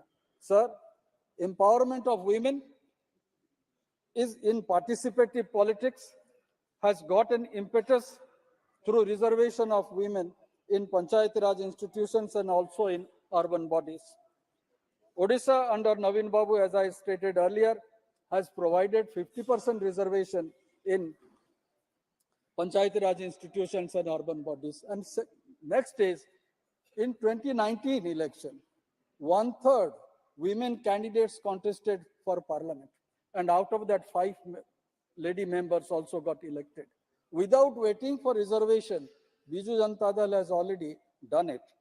Mission Shakti is doing actually wonders. Now the women group are providing not only employment, but strengthening the economy. This is happening in Odisha. Reservation for women has been there for more than 30 years. Since 92, 93, if reservation is there throughout the country, already we are in the 30th year. That means already the second generation of women leaders have come. Keeping that in mind, it is necessary that instead of criticizing that what a woman will do if she is empowered, this is demonstrated here. And that's for I would say, providing reservation, which was not there in the previous amendment of 106th amendment that was passed in this house. Jammu and Kashmir deserves it. Their women folk also deserve it. So also the Union Territory of Puducherry. A question has always been discussed in the corridors that when you are not providing statehood to Jammu and Kashmir, what best can be given to the women when we have this reservation? Delhi is a union territory. It has an assembly. Puducherry is a union territory. It has an assembly. Similarly, when statehood will come, Jammu and Kashmir is a union territory and will have an assembly. In that, reservation will be there. I support this bill. Thank you. Shri Maluk Nagar ji. अध्यक्ष जी धन्यवाद, बहुत बहुत आपने मुझे बोलने का मौका दिया। और कई लोग कहते हैं कि जम्मू कश्मीर का आते मलूक नागर खड़ा होता है और गुजरों की बात करता है, तो उन लोगों को जम्मू कश्मीर की भौगोलिक संरचना और जातीय संरचना जाननी पड़ेगी। मेरे जानने से पहले पाकिस्तान और हिंदुस्तान की बाउंड्री पे जितने भी लोग हैं और जो बगैर तनख्वाह लिए हुए और देश के लिए लड़ते हैं और मरते हैं, और वो पहले कभी पौराणिक समय में यहीं के जैसे गुजर हैं वही थे, और धर्म परिवर्तन के बाद वो गुजर मुसलमान हुए, और गुजर मुसलमानों में जो गाय भैंस बकरी, खास करके जो बकरियां रखते हैं पहाड़ पे, इसलिए उनको गुजर बकरवाल कहते हैं। और जब वहां की बात आएगी और हमारे देश की बात आएगी और पाकिस्तान और हिंदुस्तान की सीमा की बात आएगी और हमारे पिछड़े लोगों की और दलितों की बात आएगी, तो अध्यक्ष जी मैं तो बोलूंगा ही बोलूंगा, क्योंकि कुमारी बहन मायावती जी पिछड़ों की और दलितों की हमेशा पक्षधर रही हैं, उनकी बात करती रही हैं। जो मैं अभी सदन में बैठा हूं, काफी देर से जो देख रहा हूं और सुन रहा हूं, अभी भी लोग कंफ्यूज हैं। माननीय सुप्रीम कोर्ट का ऑर्डर आने के बाद भी अभी भी 370 की बात कर रहे हैं, कुछ की कुछ कमी निकाल रहे हैं। अरे भाई सीधा सीधा बताओ, मान लिया है, जूम कर लो कि कल को तुम्हारे हाथ में पावर आ जाए तो क्या 370 तुम दोबारा लगाओगे? है हिम्मत? अगर नहीं है तो फिर बगैर मतलब का विरोध क्यों कर रहे हो, शोर क्यों मचा रहे हो? अगर वहां लोगों को हक मिला है, वहां गुजर बक्कर वालों को, गुजर मुसलमानों को हक मिला, और 370 हटने के बाद उन्होंने मिठाइयां बांटी, और यहाँ के मुसलमानों को जो गुमराह करने की कोशिश करते हैं वो बिल्कुल एकदम अलग है। और वहां सांस घुट रहा था, उनको जानवरों की तरह ट्रीट करा जा रहा था, और उनको आजादी मिली है, और उनको जो रिजर्वेशन मिला, और अभी जो 10 सीटें 10 एमएलए बन करके आएंगे कश्मीर से गुजर मुसलमान, उनके बगैर सरकार नहीं बनेगी किसी की। ये अब से पहले कांग्रेस में वोट ले ली उनकी, शोषण होता रहा, दिया कुछ नहीं। हमारे मसूदी साहब बैठे हैं नेशनल कॉन्फ्रेंस, 3 पीढ़ियों ने रिश्तेदारियां तो कर ली उनसे, और उनको देने के नाम पे कुछ नहीं। अगर आज मिल रहा है, अरे खुल के कहो, अच्छी बात है देश के लिए, अच्छी बात है गुजर मुसलमानों के लिए, अच्छी बात है गुजर बक्कर वालों के लिए। आज का जो बिल है अध्यक्ष जी, जो महिलाओं से संबंधित है, 2004 से और 2014 तक कांग्रेस की सरकार रही, मैं कांग्रेसियों को जानता हूं, विधायक रहा हूं कांग्रेस में। एक समय में हम सगे 3 भाई एसईसी मेंबर थे, बढ़िया जानता हूं, हमारे साथी बैठे हैं। 2004 से 2014 तक कांग्रेस की सरकार रही। खूब आवाज उठी हमारी पार्टी ने, कुमारी बहन मायावती जी ने उस समय महिलाओं के लिए आरक्षण की बात रखी, पिछड़ों के लिए, और वो बिल पेंडिंग पड़ गया, कांग्रेस के कार्यकाल में पास नहीं हुआ। तो जब वो सरकार तो चली और वो बिल पास नहीं हुआ, तो कांग्रेस ये बताए साफ साफ कि उस समय जान के इन्होंने बिल पास नहीं कराया, या आज जब इनके नेता, बड़े नेता, शीर्ष नेता आकर के पिछड़ों की बात करते हैं, तो उन्हें पहले जाकर के पीछे भी देखना चाहिए कि 2004 से 2014 के बीच में तो था, वो क्या था। एक बात करते हैं आजकल जो अभी लग रही है, आज भी टेलीविजन में चली है, कि पूरी भारत सरकार में पिछड़े 3 लोग चला रहे, 3 लोग हैं बस पिछड़े। अरे सेक्रेटरी बनने के लिए कम से कम 28-30 साल लगते हैं। 28-30 साल पहले किसकी सरकार थी? क्या उस समय पिछड़ों के लिए रिजर्वेशन था? अगर था तो फिर उस समय की पैदावार हुई जो अब सेक्रेटरी तक पहुंचे हैं वो कहां है? इसको भी मान्यवर अध्यक्ष जी, इसको भी सोचना पड़ेगा। एक बात और कह करके मैं अपनी बात को पूरी की तरफ करूंगा, बस जल्दी मत कर देना, आपका चेहरा देखते ही डर लगने लगा मेरा कटने वाला। भाषण आधा तो भूल जाता हूं अध्यक्ष जी जब आप सामने दिखते हैं। तो मैं कहना चाह रहा हूं कि वहां जो वहां के जम्मू कश्मीर के लोग हैं, ये हमारे नेशनल कॉन्फ्रेंस के 3 पीढ़ी रिश्तेदारी कर ली, क्या कभी किसी प्लेटफार्म पे आके, क्या कभी देश की संसद में आके वहां के गुजर मुसलमानों के, गुजर बक्कर वालों के बारे में क्या कभी इन्होंने संसद में कोई मांग रखी है? अगर नहीं रखी तो क्यों नहीं रखी बताएं, ये बात विरोध करने के बजाय। और आज अगर देश के प्रधानमंत्री कहीं जाते हैं, देश के गृह मंत्री संसद में खड़े होकर बोलते हैं गुजरों के बारे में, गुजर बक्कर वालों के बारे में, तो दिक्कत होती है। और जब हम इनकी बात करते हैं तो हमें कहते हैं गए बीजेपी में, मिल गए बीजेपी से, डर रहे बीजेपी से, ईडी आ गई, इनकम टैक्स आ गई। अरे आज तक तो आई नहीं, कभी पता नहीं कब आएगी। हाँ, तुम्हारी सरकार के समय पे जरूर ऐसे अधिक संपत्ति के केस तुम लोगों ने लगाए थे और पार्टी। अध्यक्ष जी खत्म कर रहा हूँ बस, प्लीज खत्म कर दीजिए तुरंत। हाँ, तो पहले जरूर लगे हैं इस तरह के केस। मायावती बहन, कुमारी मायावती किसी से डरती नहीं है, लेकिन एक बात पक्की है, कुमारी बहन मायावती हमेशा समाप्त कीजिए, पिछड़ों के लिए, दलितों के लिए आगे आती रही है, और देश उनको सबसे पहले दिखता है, और देश के लोग सबसे पहले दिखते हैं। और जहां भी पिछड़ों की बात आती है, जहां भी दलितों की बात आती है, आगे हमेशा आगे बढ़ करके हमेशा पिछड़ों के लिए खड़े रहते हैं। तो ये करा इन्होंने कुछ नहीं, गलत भी इन्होंने करा, बदनाम भी यही कर रहे हैं, ईडी की बात भी यही फैला रहे हैं, ऐसा कुछ नहीं है।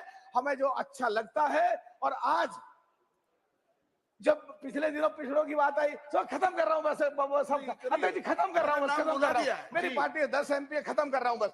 आज जब पिछड़ों की बात आ रही है, कहीं मुख्यमंत्री पिछड़े बन रहे हैं, कहीं दलित बन रहे हैं, तो एक बढ़िया सी लहर जारी है। तो आज तो मजबूरी है अब सबकी, पिछड़ों की बात करनी ही पड़ेगी, और इनका हक भी बैठता है, और इनको जो पिछले दिनों 68-70 साल में नहीं मिला, इनका हक मिलना चाहिए। एक बात कह के मैं अपनी समापन करूंगा अध्यक्ष जी। एक मैं मांग करता हूं आपके माध्यम से सरकार से कि पाकिस्तान और हिंदुस्तान की बाउंड्री पे जो बगैर तनख्वाह के लोग लड़ाइयां लड़ते हैं उग्रवादियों से भी और वहां की फौज से भी, तो उनके लिए और उनके लेडीज के लिए, उनकी लड़कियों के लिए, बहनों के लिए, बेटियों के लिए पाकिस्तान और हिंदुस्तान की बाउंड्री से नजदीकी एरिया पे उनके लिए एक यूनिवर्सिटी बनाई जाए, उनके लिए कॉलेज बनाया जाए, और एक SEZ बनाया जाए जहां वहां लोगों को रोजगार और लोगों को नौकरियां मिल सके। बहुत बहुत धन्यवाद। Thank you, sir. I stand on behalf of the Nationalist Congress Party in support of this bill. I would like to take this opportunity to congratulate the government on bringing the Jammu Kashmir reorganization and the Puducherry bill, which is long overdue. I would like to quote the Honorable B.R. Ambedkar ji. And the quote says, "I measure the progress of a community by the degree of progress which women have achieved," is something he said way back in 1927. And I think this is a very good step forward, and the entire House is clearly supporting this very progressive bill. Sir, I come fortunately from a state very women over the last 1 century have really contributed to my state, Maharashtra's growth and India's growth. starting from Jizau Mata to Ahilyabai Holkar to Savitribai Phule. Then the tall leaders of India like Sarojini Naidu, Aruna Asif Ali, Anandi Gopal Joshi, Sucheta Kriplani, Muthu Lakshmi Reddy, Ahilya Ragnekar was a great one of the finest MLAs Maharashtra has had. And I was lucky enough to be part of the history that will be written about this country, where the first president of India, Pratibha Patil, then the first women speaker, Meera Kumar, and Indira ji as the first prime minister. Fortunately, sir, you and me have the opportunity to see Pratibha Patil ji and Meera Kumari ji. So we were both lucky enough to be a part of that history. Indira ji was the first prime minister of. So I think we are generally a very progressive country which has given a lot of respect to women, and they have been in decision making. Sorry? Present president also is over, Draupadi Murmu ji. So I think in the sense of the house is that in the growth story of India, women are equal partners in the growth story. And I think the government of today is recognizing them. So I would compliment them for what they are bringing in today. So it's a happy moment that we are complimenting each other.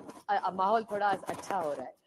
But there are a couple of questions I would like to raise, because after the debate which we had last week, a lot has been said about history. I'm not judging anybody. Let only history judge what has happened. The ship has sailed now. So let history will judge whether it was a right decision, not decision, whatever. 5-10 साल में हम पलट के देखेंगे तो पता चलेगा सही रहा कि गलत. So I'm not getting into the merits of this right now.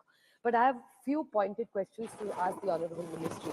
That the Honorable Supreme Court very categorically said that the statehood, I would like to quote the Honorable Chief Justice of India in yesterday's reading, that he said that the CJ's ruling was allow the security concerns in the territory, direct elections to the Legislative Assembly, which is one of the paramount features of the representative democracy in India, cannot be put on hold unless statehood is restored. So what is, and the second part of his ruling was that elections must be held in the next 11 months. So what is the plan with dates? Because last time the Honorable Home Minister, to a reply to Professor Saugata Roy, said कि मैं भाषण में अंत में आपको तारीख बता दूंगा.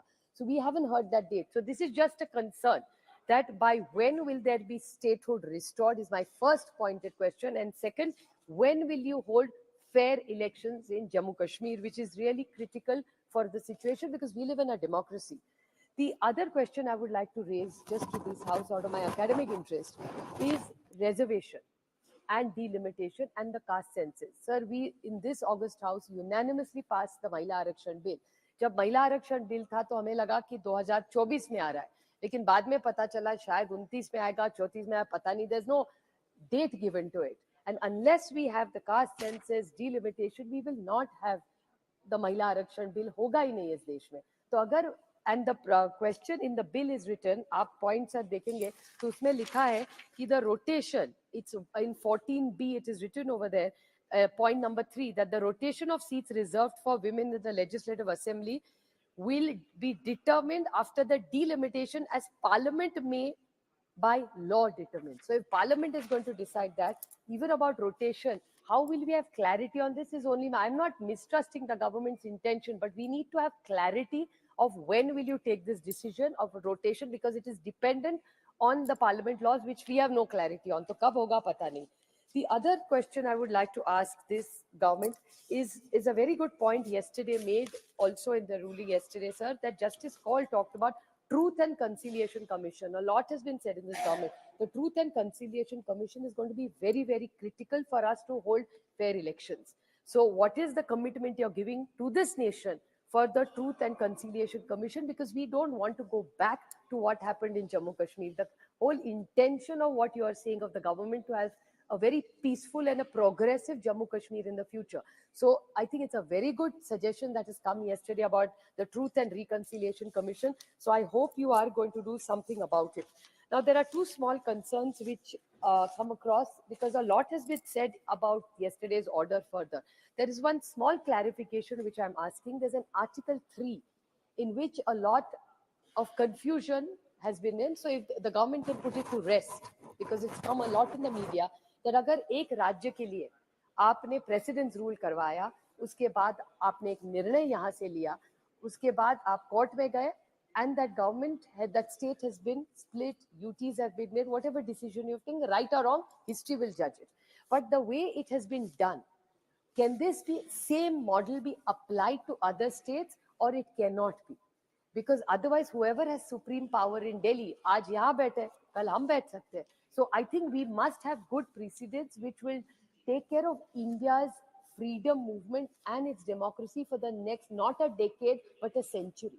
I think the whole thing about our constitution is the finest constitution. So Article 3, if you could kindly clarify to the nation, because a lot of newspapers today have shown concern about it, which is my concern as a citizen as well. Thank you. So, sir, last one small point I'd like to just raise is this, that Jugal Kishore ji talked a lot about the investments in Jammu Kashmir, which is welcome. I'm sure tourism has gone up, but electricity, many things I spoke even the last time. But the government is saying that 84,544 crores of investment has come into the state. Well, the ground reality is only 2,518 has come. So these are all alarming issues. So I think we can't, it's too early to celebrate as yet. So I would just like this honorable government, there is nothing to celebrate as yet, because we really need to, all of us, put our energies together to make sure Kashmir reaches where it deserves to be. Sir, only concern is that we should not undermine the federalism, and democratic processes always must be respected. So I just humbly request this government that please go by the constitution, make sure democracy prevails, Shri and whatever Arvind justice Sawant has ji. come, we support you completely in this progressive decision you have taken. Please be progressive and fair and democratic in every decision that you take. Thank you, sir. Ji, please. माननीय chairman sir, बहुत बहुत धन्यवाद. जम्मू कश्मीर पुनर्गठन अधिनियम 2019 का और संशोधन करने के लिए जो विधेयक आया, उसका समर्थन करने के लिए मैं खड़ा हूँ. सबसे पहली बात, महिलाओं के बारे में इस देश में जैसे डॉक्टर बाबा साहब अम्बेडकर संविधान करते थे, संविधान के निर्माताओं में उन्होंने कहा था शिक्षा, सामाजिक और आर्थिक स्तर सब जब ऊंचा होगा तब देश आगे बढ़ेगा. महिलाओं के बारे में शिक्षा के दरवाजे महात्मा फुले उन्होंने खोले, और महात्मा फुले जी के उसके बाद में आज हम देख रहे हैं कि महिलाओं को 50% आरक्षण, जनसंख्या में भी देखेंगे तो 50% महिलाएं हैं. नीचे सारी संस्थाओं में हमने महापालिका से, महानगर निगम से लेकर जिला परिषद तक सारा आरक्षण लाया. अब कश्मीर के लिए ये ऐसा एक राज्य था सर कि जहां 2 महिलाएं नॉमिनेट होती थी. 2008 और 2014 के चुनाव में 30 आरक्षित जगह थी, उसमें से 2 महिला चुनकर आई. 2014 में 64 बढ़ी तो 64 में भी फिर 3 आई चुनकर, तो घटता गया प्रमाण. ये घटता गया प्रमाण, इसके कारण आज जो सरकार ने ये विधेयक लाया, उसका स्वागत करता हूं कि ये बराबर उसके विरोध में जाएगा और महिलाओं को न्याय दिलाएगा. अब रही बात जो चीजें हमने इसके पहले भी देखी, मैं एक सुधार इसमें चाहता हूं सर. इस विधेयक में जो 14 क और धारा 2 में लिखा हुआ है,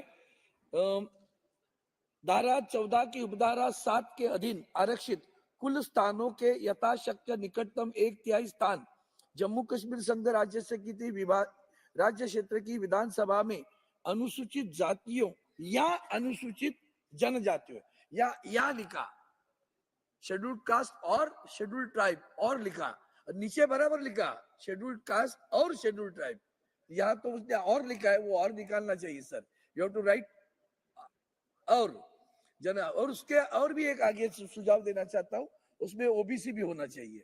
तो ये अगर आरक्षण इस तरह से रहेगा तो समाधान मिलेगा. मैं पहली बात और एक बात करना चाहता हूँ कि हमारे स्वच्छता का किसी ने जिक्र किया, उसके लिए मैं इतना ही बताऊं. 1995 में हमारी गठबंधन की सरकार थी, उस वक्त हमारे मनोहर जोशी साहब मुख्यमंत्री थे. तब हमने उस वक्त संत गाडगे महाराज के नाम से एक स्वच्छता अभियान चलाया और घर घर में टॉयलेट बनने का काम महाराष्ट्र की सरकार ने शुरू किया था. उतना ही मैं आज आपके ध्यान में लाने दो. उन्होंने कहा उसके लिए थोड़ा सा अधिक जानकारी दे रहा हूँ. अब रही बात, इतना सब करने के बाद में कल हमारे माननीय सर्वोच्च न्यायालय ने एक अच्छा निर्णय दिया, 370 धारा को समर्थन किया. उससे आपके इस बिल को बहुत ज्यादा शक्ति मिली अभी, नहीं तो उसके ऊपर भी फिर दोबारा बहस हो जाती थी। तो ये शक्ति तो मिल गई है। अब रही बात कि इतना आरक्षण देने के बाद सच पूछो तो क्या चाहिए? चाहिए ये कि हम पिछले 4 सालों में 6 सालों में चुनाव नहीं ले पाए, चुनाव नहीं ले पाए, ये पहली बात है। फिर सर्वोच्च न्यायालय ने कहा कल अपनों को कि चुनाव ले लो, और 2000 सितंबर 2024 के पहले वहां सरकार का गठन। मैं प्रार्थना करता हूँ, क्यों, ठीक है उन्होंने एक अंतिम तारीख दे दी, वह अंतिम महीना कह दिया, उसके लिए हम क्यों इंतजार करें? हम जल्दी से जल्दी चुनाव करें और चुनाव करके ये आरक्षण लाए तो लोगों को बहुत अच्छा लगेगा। 24 सीटों में भी हमने आरक्षण दिया हुआ है, जो पाकिस्तान ऑक्यूपाइड कश्मीर जो है उसमें भी हमें आरक्षण की आवश्यकता लगेगी। और दूसरी बात, आज तक जम्मू कश्मीर में जो आतंकवाद वो खत्म नहीं हो रहा है, उसका कंसर्न है, उससे मैं थोड़ा सा व्यतीत हूँ। खास करके हम पुनर्वसित हमारे हिंदुओं का या पंडितों का पुनर्वसन नहीं कर पाए। कल के चुनाव में हमने वो रख दिया कि 2 पंडितों के लिए हम नॉमिनेटेड सीट देंगे। इसका मतलब उस नॉमिनेशन पे नहीं रहना चाहिए। हम चाहते कि वो आए, वहां लड़ाई चुनाव में खड़े रहे और वापस चुनकर भी आए, ताकि उसके भी जो समस्या है उसका समाधान करने के लिए उनका एक सही मायने में उनका प्रतिनिधि उस विधानसभा में होगा, जाकर वो उनकी समस्या का निराकरण करे। ये मेरी खास करके विनती है कि उसमें पंडितों का पुनर्वसन जल्द से जल्द हो। जो काम सरकार कर सकती है उसके लिए मैं खास करके शुभकामनाएं देता हूँ। अगर वो हो गया तो इस बिल का समर्थन, उसकी ताकत और बढ़ेगी, इसलिए मैं बिल का समर्थन करता हूँ। मुझे आपने अवसर दिया इसके लिए धन्यवाद। जय Hind. Gurjeet Singh Aujla ji. Thank you speaker sir. Sir आपने Jammu Kashmir reorganisation second amendment bill में बोलने का मौका दिया, क्योंकि जब से धारा 370 हटी है, उसके अगेंस्ट जो बिल आया है, जो पास हुआ है, तब से लोगों का वहां जो रहना है, जो सरकार बता रही है कि बहुत अच्छा है, बहुत शांति से चल रहा है, लेकिन जो चुनाव नहीं हुआ 6 साल तक, वो वहां के हालात को बयान करता है। क्योंकि सर मैं उसको समझ सकता हूं, क्योंकि पंजाब के हालात और जम्मू कश्मीर के हालात में बहुत ज्यादा फर्क नहीं, क्योंकि पंजाब ने भी आतंकवाद झेला है और जम्मू कश्मीर के भी वही हालात है कश्मीर के, और पंजाब का पुराना रिश्ता है कश्मीर के साथ। तो वहां जो हालात है आतंकवाद के, जब आतंकवादी आते हैं, जहां चले जाते हैं, उसके बाद फोर्सेज आती है, तो सबसे ज्यादा जो परेशानी है वो घर की माँ को, बेटी को, बहुओं को होती है। तो ये जो हालात हैं वहां के 6 साल में आपने फोर्स लगा के जो भी हुआ है, अब शांति है, टूरिज्म बढ़ रहा है, जो मंत्री जी बता रहे हैं, तो हम मान सकते हैं। लेकिन सर जब इलेक्शन होगी तब आपको पता चलेगा, जब लोकतंत्र बहाल करेंगे आप। कल सुप्रीम कोर्ट का भी फैसला आया चीफ जस्टिस का कि सितंबर 2024 तक आप इलेक्शन करवाइए, क्योंकि जो रिजर्वेशन आप कर रहे हैं, reservation for women in legislative assembly, reservation for women in schedule caste and tribes, factor duration and rotation, sir ये तब हो पाएंगे जब इलेक्शन होगी। जो आपकी बात है ये 2026 के बाद होगी, क्योंकि डिलिमिटेशन 2026 से पहले नहीं हो सकती, सेंसस होना है, उसके बाद होना है। तो इलेक्शन की तो डेट जो है वो 2024 आ रही। तो हमारा मानना है कि यदि उनको रिजर्वेशन देनी है तो आपको पहले भी उनका ध्यान रखना चाहिए। हम लोग तो अब कानून पास कर रहे हैं, लेकिन गुरु नानक देव जी ने हमें पहले ही हमारी बानी में शिक्षा दे रखी है, सो को मंदा आखिए जित जमे रजान। और गुरु तेग बहादुर जी हिंद की चादर, उनकी पत्नी माता गुजर कौर जी की मैं एक कविता आपको सिर्फ बयान करना चाहता हूँ, जिसमें सारा इतिहास जो रिजर्वेशन का है, जो पीड़ा सहन होती है उसका उसी में है। संगते नहीं मेरा ना गुजरी, मैं गोबिंद सिंह की मां गुजरी, मैं गोबिंद सिंह की मां गुजर बोलती, मैं गुजर गुजर के गुजरी हाँ, संगते नहीं मेरा ना गुजरी। जो गुजर जाता है, जो समय बीत जाता है, जो जिसकी मौत हो जाती है, वो हम गुजर जाना कहते हैं। मेरा 9 साल का पुत्र सी जब पति धर्म ਲਈ लड़न गया, गुरु तेग बहादुर जब औरंगजेब का राज था, उसके लिए लड़ाई लड़ने के, वो दिल्ली शहर दी राह सी, हिंद धर्म की रक्षा करन गया, जब तकिया शीस इन आखियां ने, एक बारी मैं उस थां गुजरी। जब उनका शीस धड़ से लागू हुआ, शीसगंज गुरुद्वारा और काबगंज गुरुद्वारा जहां उनका संस्कार हुआ, बोले मैं उस समय भी गुजर गई। फिर बोले मेरे ਵੱਡੇ ਪੋਤਿਆਂ ਚਮਕੌਰ ਦੀ ਜੰਗ ਵਿੱਚ ਸਾਹਿਬਜ਼ਾਦਾ ਅਜੀਤ ਸਿੰਘ ਸਾਹਿਬਜ਼ਾਦਾ ਜੁਝਾਰ ਸਿੰਘ ਲੜਦਿਆਂ ਸ਼ਹੀਦੀਆਂ ਪਾ ਦਿੱਤੀਆਂ। 2 ਬੂੰਦਾਂ वो प्यासे लड़ते शहीद हुए, 2 बूंदा पानी ना दित्तियां। वो इतने प्यास में भी लड़ते शहीद हो गए चमकौर की गली में, लेकिन पानी तक भी नसीब नहीं हुआ। जो कदे ना मुड़ के आनी सी वो घर विचों ऐसी छां गुजरी कि वो ऐसा परछावां था जो बच्चे घर से चले गए वो दोबारा नहीं आने, तब भी मैं गुजर गई। फिर वो कहते हैं जब अभी शहीदों का फतेहगढ़ साहब में मनाया जा रहा है, इस समय उनको शहीद किया गया था। मैं ठंडे बुर्ज विच पोतियां नूं सारी रात समझाउंदी रही, बाबा जोरावर सिंह बाबा फतेह सिंह जी, कदे जुल्म अगे झुकियो ना। जब औरंगजेब का जुल्म था उन्होंने बोला कभी जुल्म अगे झुकियो ना। मैं इहो सबक सिखाउंदी रही, जब पता सी इन्हां नूं सवेरे उन्होंने चिण देना है, उन्होंने शहीद कर देना है। दादी कह रही अपने पोतियां नूं भी झुकना नहीं। जब पोते मेरे शहीद होए मैं अपने आप तांग गुजरी, मैं तब गुजरी जब मेरे पोते भी शहीद हो गए। सर मैं कहना चाहता हूं, ये जो रिजर्वेशन के नाम पे हम बिल लेके आते हैं, सब कुछ करते हैं, इतिहास फरोलेंगे तो माँ का दर्जा बहुत ऊंचा है, पत्नी का दर्जा बहुत ऊंचा है, बेटी का दर्जा बहुत है, लेकिन ये कहने की बात है। बिल आ जाते हैं, कई बार ऐसे इंसिडेंट भी देश में होते हैं कि हम औरत को न्याय नहीं देते। जैसे जहां हमारी पहलवान बेटियां कितना देर तड़पती रही, उनके ऊपर अत्याचार भी हुआ, हमने क्या किया? सर जहां बिल लेके आते हो अच्छी बात है, रिजर्वेशन बिल लाओ, लेकिन उसके साथ साथ जो लोग जो बच्चे हैं इनका हकीकत में भी इनको आपका छाया मिलना चाहिए, आपकी हिम्मत और आपका आरक्षण होना चाहिए। सर हमें बॉर्डर एरिया है, एडवांस आर्टिफिशियल इंटेलिजेंस चाहिए, डेली ड्रोन्स आ रहे हैं। मैं ये बातें क्यों कह रहा हूं?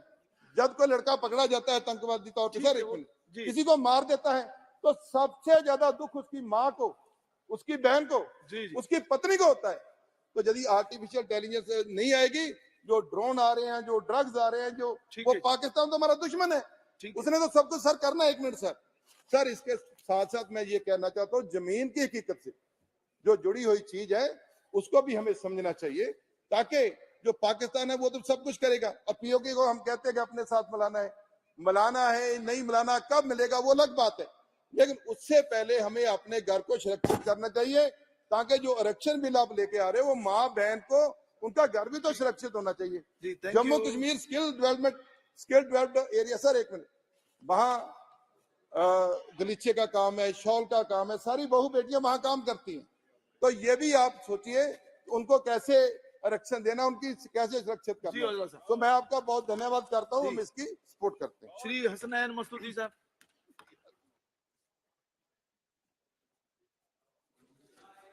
जनाब, the Jammu and Kashmir reorganisation second amendment bill 2024 पर बोलने की इजाजत देने पर आपका बहुत शुक्रिया।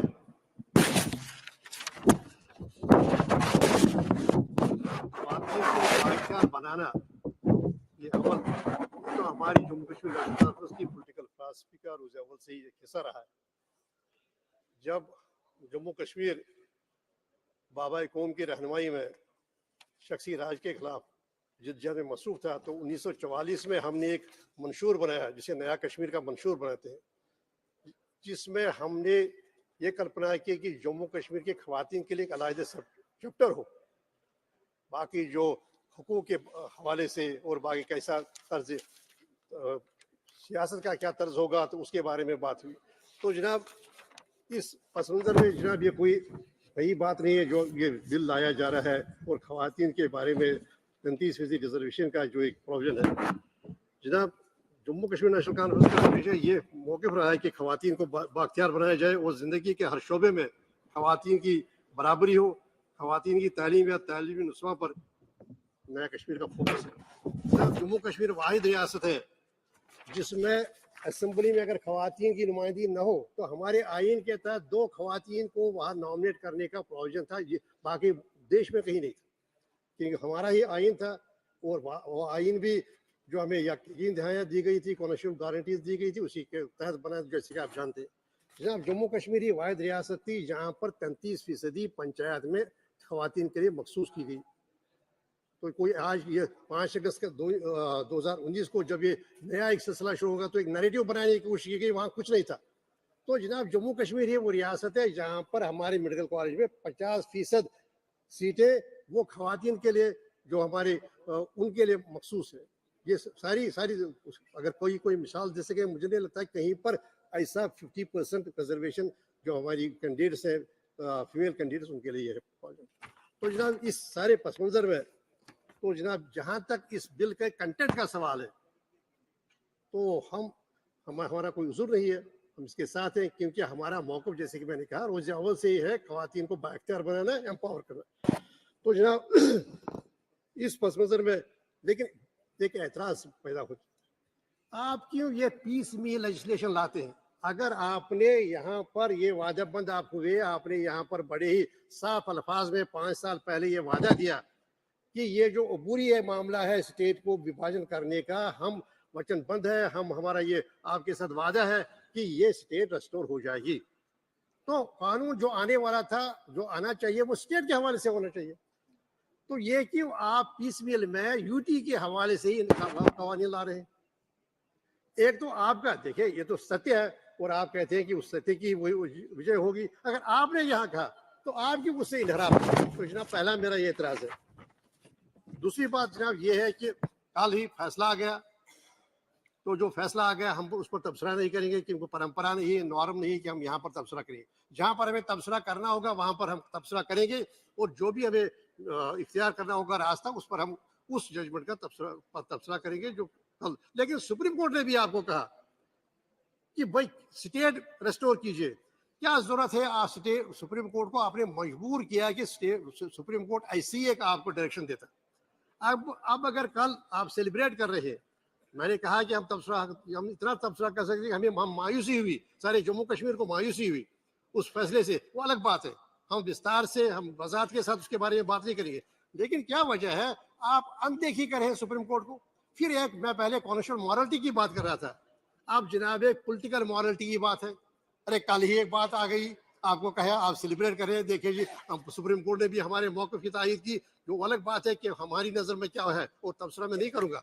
लेकिन बात ये है कि अगर कल ही ये बात कही कि तो आज आप ये क्या और यार दिल वाली जो आप यूटी के बारे में है, तो जनाब पहली ये बात है कि ये आपके लिए एक इंट्रोस्पेक्शन की बात है। क्यों वजह है कि उस इलेक्शन को जो आपने वादा किया था इलेक्शन होगा, ये क्या वजह है कि 1.5 करोड़ लोगों को बगैर एक नुमाइंदा असेंबली के रखा गया है? जब आप सारे मुल्क की जमहूरियत की बात करते हैं, आप कहते हैं मदर ऑफ डेमोक्रेसी है, तो क्या वजह है कि 1.5 करोड़ लोग पिछले 10 साल से, अब 6 साल से बगैर नुमाइंदा एक असेंबली के हैं, मुंतखब सरकार के हैं? आपने जम्मू कश्मीर को हवाले किया है अफसरशाही के, 10 अफसर या 4 अफसर चला रहे। तो जनाब आज आप देखिए उस अफसरशाही का नताइज क्या है। अगर अफसरशाही सही थे तो जनाब अगर अफसरशाही सही तर्ज निज़ाम है तो सारे मुल्क में क्यों है? तो जनाब जो हमने जैसे कि कल, अब अगर नॉर्मल सी सब ठीक है तो क्या वजह है ये कल सब सुप्रीम कोर्ट का फैसला देना है, आप 2 फॉर्मर चीफ मिनिस्टर को नजरबंद करते हैं? तो नहीं, जब ये नहीं चले जम्मू कश्मीर का मामला तो बात यह है, ये देखिए जनाब जब मुझे बात कर एक मिनट मंत्री जी कुछ कहना चाहते हैं, एक सेकंड। ये तो जनाब मैं मौजूद नहीं था जनाब, ये तो अरेस्ट नहीं है, ये तो इलेक्ट्रॉनिक अब जनाब सुरक्षा भी चाहिए तो वह भी देंगे। उसके बाद बार बार करने का मतलब नहीं, इसको बिल्कुल स्पष्ट कराया जा रहा है। जी आप जनाब मिनिस्टर साहब ठीक है, आप एक नॉर्मलसी की बात कर रहे हैं, आप कह रहे हैं कि इतने जी टूरिस्ट आ गए। जब मुझे जम्मू कश्मीर के बारे में है ना, अभी तो मैंने शुरुआत की, जब आप कह रहे हैं कि नॉर्मल सी बात है, आप कहते हैं टूरिज्म की बात है, आप कह रहे हैं सब ठीक है, ठीक है सब ठीक है, अगर आप, लेकिन ये half truths and you know that half truths can be dangerous then untruths. बात ये, आप ये नहीं कह रहे कि आपने कितने नौजवान अभी भी पब्लिक सेफ्टी में जम्मू कश्मीर से बाहर, आगरा में, अम्बेडकर नगर, बाकी जगह पर मुकैद है, नजरबंद है, और नया एक सिलसिला शुरू हुआ। प्लीज एक सेकंड, एक मिनट बैठिए। देखिए जम्मू कश्मीर काफी डिस्कस हो चुका है, जज साहब प्लीज, हुसैन साहब, जम्मू कश्मीर पर पूरा डिस्कशन हो गया और सुप्रीम कोर्ट का डिसीजन भी आ गया। नाउ प्लीज जो बिल है regarding the reservation of women, उसके ऊपर ही बोलिए। Jammu Kashmir already discussed at large.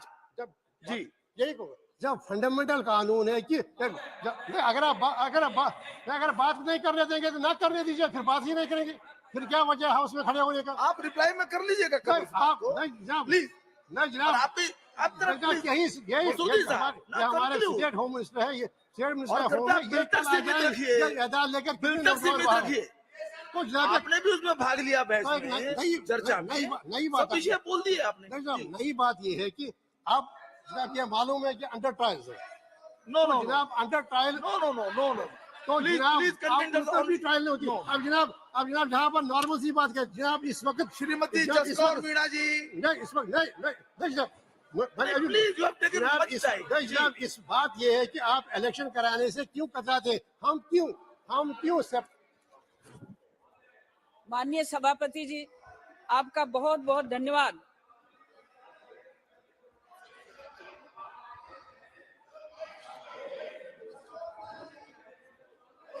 सभापति जी, आपका बहुत बहुत धन्यवाद कि आपने महिलाओं के आरक्षण से संबंधित 2-3 मिनट में अपनी बात रखें जी। जो एक महत्वपूर्ण बिल जम्मू कश्मीर पुनर्गठन दूसरा विधेयक संशोधन 2023 पर बोलने का मुझे मौका दिया, मैं आपकी आभारी हूं। लेकिन साथ ही जो पूर्व वक्ताओं ने जिस तरह से इस बिल के संदर्भ में अपना वक्तव्य देना चाहिए था, अपने अपने स्वार्थ में वक्तव्य दे रहे हैं। महिलाओं के आरक्षण की व्यवस्था जम्मू कश्मीर पुनर्गठन के साथ साथ महिलाओं की आरक्षण की व्यवस्था पर बात करनी चाहिए थी। नो नो नो नो हो गया उस पर उन्होंने नहीं की। साहब प्लीज नो। मैं आपके माध्यम से अब आप सुनिए, आपके माध्यम से माननीय एमपी साहब को भी इशारा करना चाहूंगी कि अरे जाके पावन फटी बिवाई वो क्या जाने पीर पराई। इन्होंने जम्मू कश्मीर का दोहन किया, जम्मू कश्मीर को की जनता के साथ अन्याय किया। उसका हमारी भारत की सरकार, माननीय हमारे गृह मंत्री जी ने और हमारे प्रधानमंत्री जी ने धारा 370 और 35A नहीं हटाई होती तो मैं सोचती हूँ कि महिलाओं के आरक्षण की कोई बात भी नहीं करता। और जिस तरह से हमारी अनुसूचित जाति की बहनों को, अनुसूचित जनजाति की बहनों को, सामान्य बहनों को जिस तरह से दुर्व्यवहार होता था। देखिए मुसई साहब, देखिए नो नो नो सुनिए, पार्लियामेंट ने अपना डिसीजन दे दिया। नहीं प्लीज, एंडलेस कोई बातचीत नहीं हो सकती। कृपया करके सुनिए मेरी बात, अंतहीन बात नहीं हो सकती। Parliament has given its decision, supreme court has endorsed that, बात खत्म हो गई। Now please sit down. Meena ji बात पूरी कीजिए। ये एक वरिष्ठ वकील होने के बाद भी, सुप्रीम कोर्ट के डिसीजन के बाद भी अपनी बातें इस सदन में, इस सम्माननीय सदन में कह रहे हैं, ये जनता विश्वास नहीं करेगी। मेरा आपसे निवेदन है कि धारा 370 ना हटता, 35A ना हटता तो जम्मू कश्मीर की बहनें यदि दूसरे स्टेट में विवाह में करके चली जाती, उनको जिस तरह से मक्खी की तरह निकाल कर ये फेंकते थे, वो अधिकार अब उनको मिला है। और इस विधेयक के माध्यम से जिस तरह से मैं कहूंगी कि 14A के अंतर्गत, 14K के अंतर्गत जम्मू कश्मीर राज्य संघ में महिलाओं के लिए स्थान आरक्षित किए जाएंगे। धारा 14 की उपधारा 7 के अधीन आरक्षित कुल स्थानों के यथासाथ 1/3 स्थान जम्मू कश्मीर संघ क्षेत्र में हमारी विधान परिषद में महिलाओं को मिलेगा, विधानसभाओं में महिलाओं को मिलेगा। ये दर्द है इनका कि महिलाओं को ये क्यों मिला। नॉमिनेशन करके केवल हाथ की कठपुतली बनाकर डिसीजन मेकर में साथ ना लेना, ये इनकी फितरत रही है। मैं कहना चाहूंगी कि आज जो ये बिल हम बहस के लिए यहाँ चर्चा में लाए हैं, इसके संदर्भ में कहना चाहती हूँ कि पहले जनगणना और सुसंगत आंकड़ों के, जनगणना के सुसंगत आंकड़े जब हमारे सामने आएंगे, प्रकाशित किए जाएंगे, तत्पश्चात इस परियोजना के लिए परिसीमन का कार्य चालू होगा और उसके उपरांत जम्मू कश्मीर में ये महिला आरक्षण बिल लागू होगा। मैं कहना चाहूंगी आपके माध्यम से कि आज जो नियत है इनकी, हमारी जम्मू कश्मीर में जिन्होंने हुकूमत की, उनकी नियत थी कि वो कभी भी समानता नहीं लाना चाहती। बाबा साहब आम्बेडकर ने कहा था कि मिटे विषम समरसता लय हो, मिटे विषम समरसता लय हो, अरमानों के नए क्षितिज पर भेदभाव का द्वंद्व विलय हो। मैं ये कहना चाहूंगी कि जम्मू कश्मीर की बहनों को सम्मान के साथ जीवन जीने के लिए धारा 370 हटने के बाद इस बिल में जो पुनर्गठन की व्यवस्था होगी, आरक्षण की व्यवस्था होगी, उसके सामने ये कहते हैं कि नहीं समझता, प्लीज बैठ जाइए। Nauskani ji, please don't insist, it can't be permitted now. Okay, बहुत डिस्कस हो गया। Jammu Kashmir already discuss very well, please Nauskani का बोलिए। நன்றி மாண்புமிகு அவைத்தலைவர் அவர்களே. 2-3 minutes only. ஜம்மு மற்றும் காஷ்மீர் மறுசீரமைப்பு இரண்டாவது சட்ட திருத்த மசோதா 2023 பேசுவதற்கு வாய்ப்பளித்தமைக்கு நன்றி தெரிவித்துக் கொள்கின்றேன். ஜம்மு காஷ்மீர் பெண்களுடைய 33% இடஒதுக்கீடு வழங்கக்கூடிய இந்த மசோதாவை வரவேற்கின்றேன். அதிலும் குறிப்பாக பெண்களுக்கான இடஒதுக்கீட்டிலே 1/3 பட்டியலின மற்றும் பழங்குடியின பெண்களுக்கு உள்ஒதுக்கீடு வழங்கக்கூடிய இந்த மசோதாவை வரவேற்கின்றேன். இதில் வாதிக்க வேண்டிய விஷயம் என்னவென்று சொன்னால், இதை தீர்மானிக்கக்கூடிய சக்தியாக பாராளுமன்றம் இருப்பதை நாங்கள் எதிர்க்கின்றோம். என்று சொன்னால் இது மாநில சுயாட்சிக்கு எதிரானது. அங்கு தேர்தலை நடத்திவிட்டு அந்த மாநில சட்டசபை தீர்மானத்தின் அடிப்படையிலே இது போன்ற மசோதாக்களை இங்கே விவாதித்து நிறைவேற்றினால் சரியானதாக இருக்கும். அந்த மாநில மக்களுடைய உணர்வுகளை புரிந்து கொண்டு அவருடைய விகிதாச்சாரத்தின் அடிப்படையிலே உறுப்பினர்களை கொண்ட சட்டசபையிலே நிறைவேற்றப்படாமல் அந்த மாநில மக்களுடைய பிரதிநிதிகள் எல்லாம் மிக குறைவாக இருக்கக்கூடிய இந்த அவையிலே இந்த சட்டங்களை எல்லாம் நிறைவேற்றுவது துரதிருஷ்டவசமானது.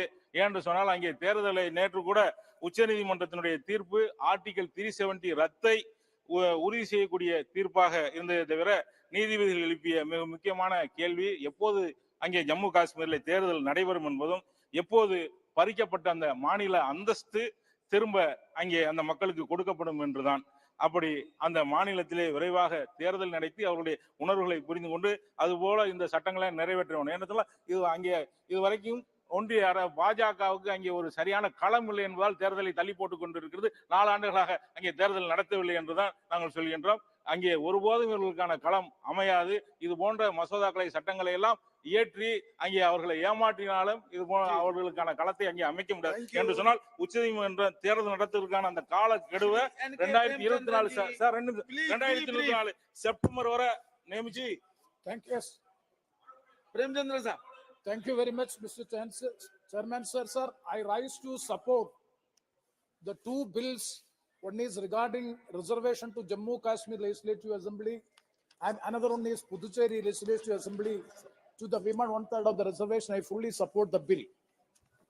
Sir, I would like to seek the clarification from the Honorable Minister, because this House has passed the 106th Amendment Act of 2023 to pave way for the reservation of 1/3 of the total number of seats for women in the House of the People, Legislative Assembly of every state, and the Legislative Assembly of the National Capital Territory of Delhi.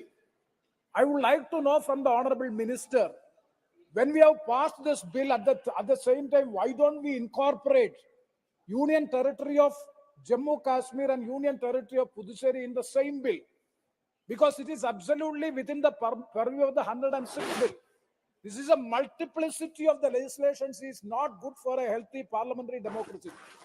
Because Union Territory of Delhi, you have incorporated in the original bill, and that is amended and that is passed and act has come into force.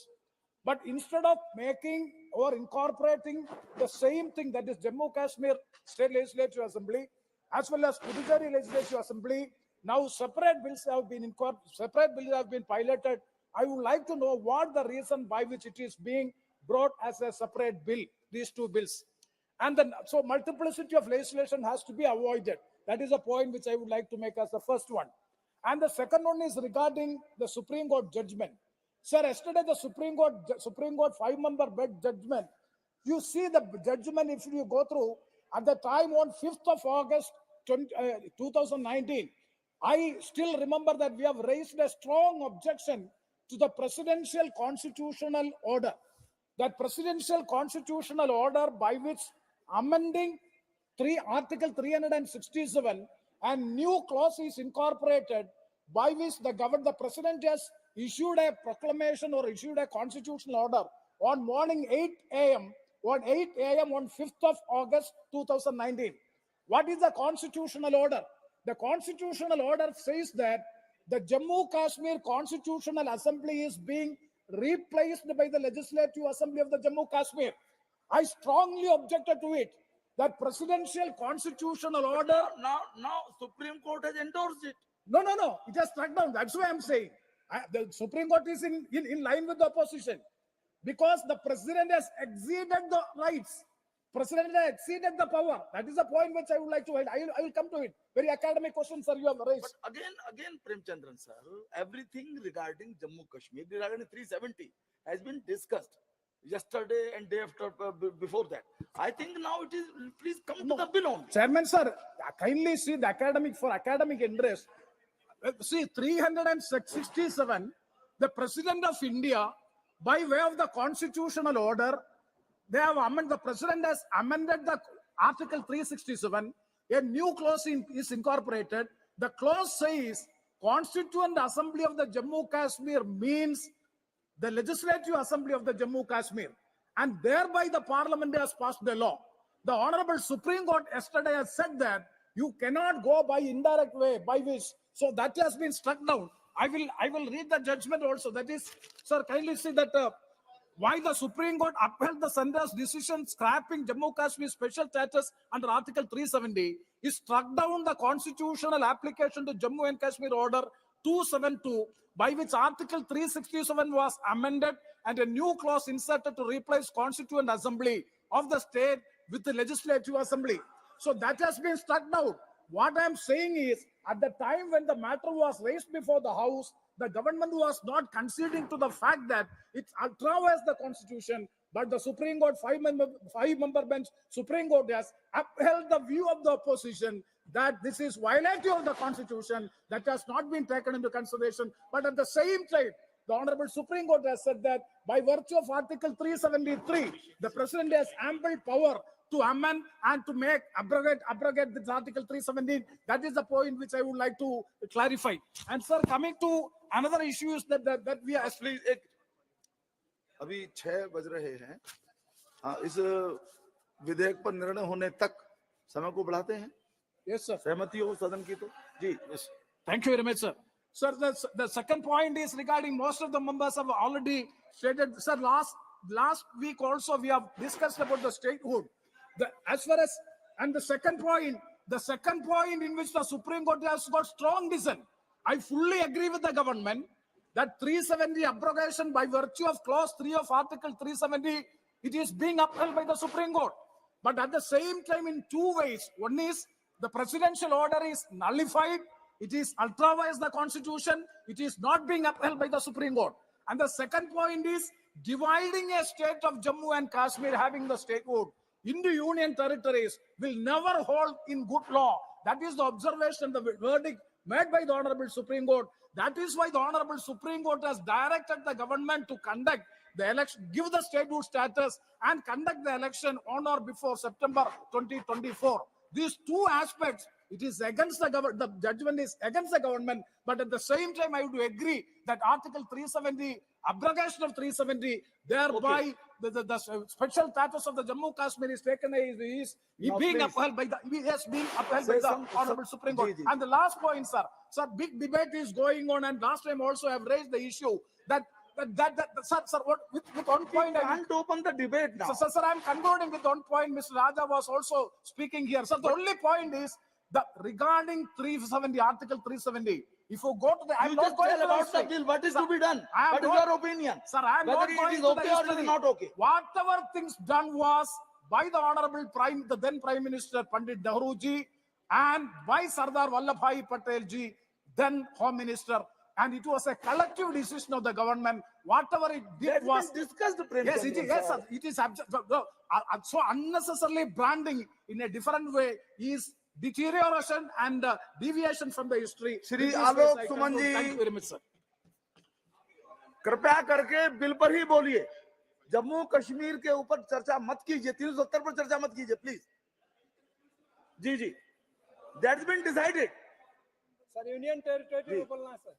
नहीं, आप इस bill पर बोलिए, महिला आरक्षण जो दिया जा रहा है उसके ऊपर बोलिए। What is your opinion please? Union territory पर बोलिए बोलिए। जी धन्यवाद सभापति महोदय कि आपने the government of union territories amendment bill 2023 पर बोलने का मौका दिया। महोदय, जैसा कि हम सब जानते हैं कि हिस्टोरिक अमेंडमेंट 106 संविधान में आने के बाद यह आवश्यक हो गया था कि यूनियन टेरिटरी ऑफ पुडुचेरी में भी सिमिलर प्रोविजन हो, ताकि वर्तमान विधेयक को सिमिलर प्रोविजन हो, इसलिए वर्तमान विधेयक को लाया गया ताकि हम the government of union territory act 1963 को अमेंड करें और सिमिलर प्रोविजन की व्यवस्था करें। यह विधेयक महिलाओं को पुडुचेरी में 1/3 of the total seats in legislative assembly में सुरक्षित करेगा। महोदय, भारत का संविधान जो विश्व में सबसे बड़ा संविधान है, को अब तक 106 बार संवैधानिक संशोधन किए गए। सभी राजनीतिक दलों में के एकमत में वुमेन रिजर्वेशन विधेयक पास होने से महिलाओं के हित में ब्रेकिंग द ग्लास सीलिंग का काम हुआ है।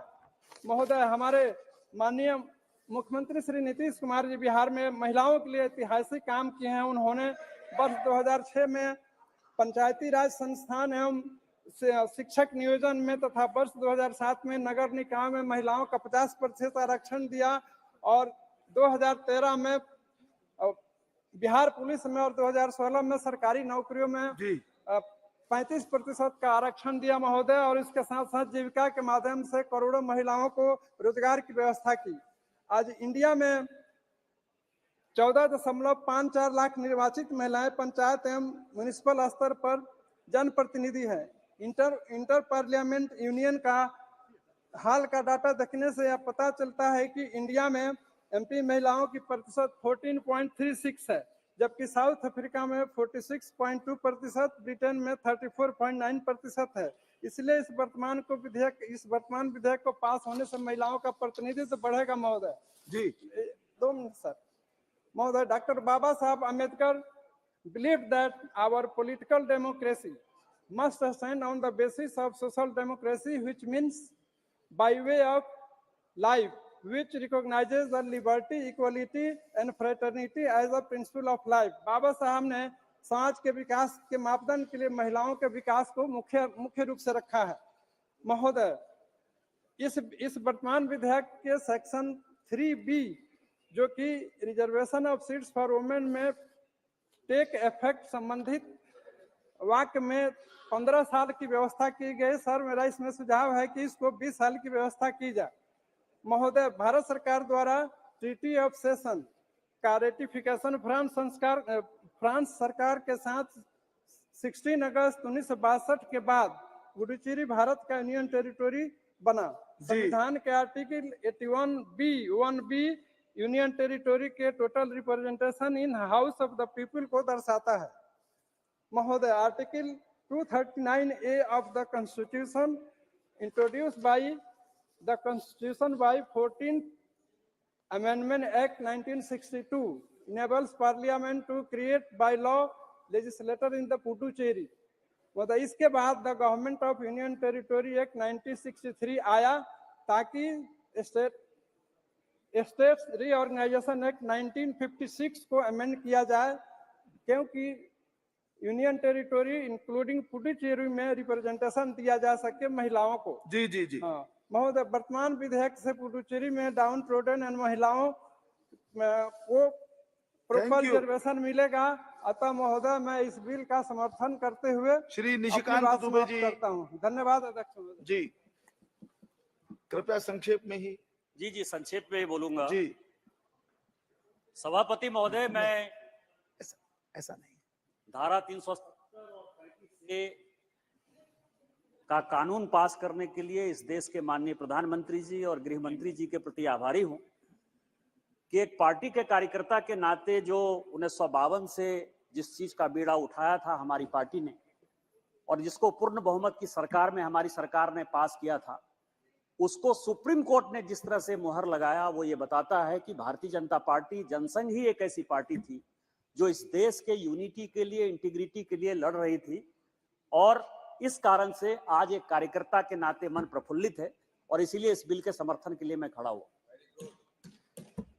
सभापति महोदय, मैं बोलना नहीं चाहता था, लेकिन ये पार्लियामेंट है, पार्लियामेंट में कई एक चीजें जो है वो ऐसी चली जाती हैं जिसका कि असर बहुत दूर दूर तक होता है। सौगत बाबू ने श्यामा प्रसाद मुखर्जी जी के बारे में कई एक बातें की। मैं ये समझता हूं कि उन्होंने जिस जया मुखर्जी की किताब का जिक्र किया, यदि वो अपने खुद के बड़े भाई, ऑन रिकॉर्ड में कह रहा हूं सर, खुद के सौगत राय के बड़े भाई तथागत राय ने, उन्होंने श्यामा प्रसाद मुखर्जी पर किताब लिखी, यदि वही वो पढ़ लेते, क्या हो जाता है कि घर का जोगी जोगड़ा आन गांव का सिद्ध। अपने बड़े भाई को प्यार नहीं देंगे, सम्मान नहीं देंगे, उसकी बातों पर भरोसा नहीं करेंगे, उसके इतिहास पर नहीं जाएंगे, क्योंकि वो भारतीय जनता पार्टी में है। उन्होंने ये कहा, और मैं इसीलिए ये बातें कह रहा हूं सर, कि मैं जिस राज्य से आता हूं उसने इस विभीषिका को देखा है। 1906 में जब ईस्ट बंगाल और वेस्ट बंगाल का डिवीजन हुआ, तो श्यामा प्रसाद मुखर्जी ही ऐसे आदमी थे जिन्होंने कि बंगाल को यूनाइट करने के लिए एक बड़ा मूवमेंट क्रिएट किया और ईस्ट बंगाल और वेस्ट बंगाल का डिवीजन नहीं हुआ। श्यामा प्रसाद मुखर्जी ही ऐसे आदमी थे जिनके कारण कि पश्चिम बंगाल आज भारत का हिस्सा है। और ये मैं नहीं कह रहा हूं, ये तथागत राय की जो किताब है श्यामा प्रसाद मुखर्जी पर, वो ये कह रहा है। लेकिन यहां तो किसी का कोई जवाब ही नहीं है। आप किसी भी बड़े आदमी के ऊपर कोई क्वेश्चन कर दीजिए, मार के चले जाइए।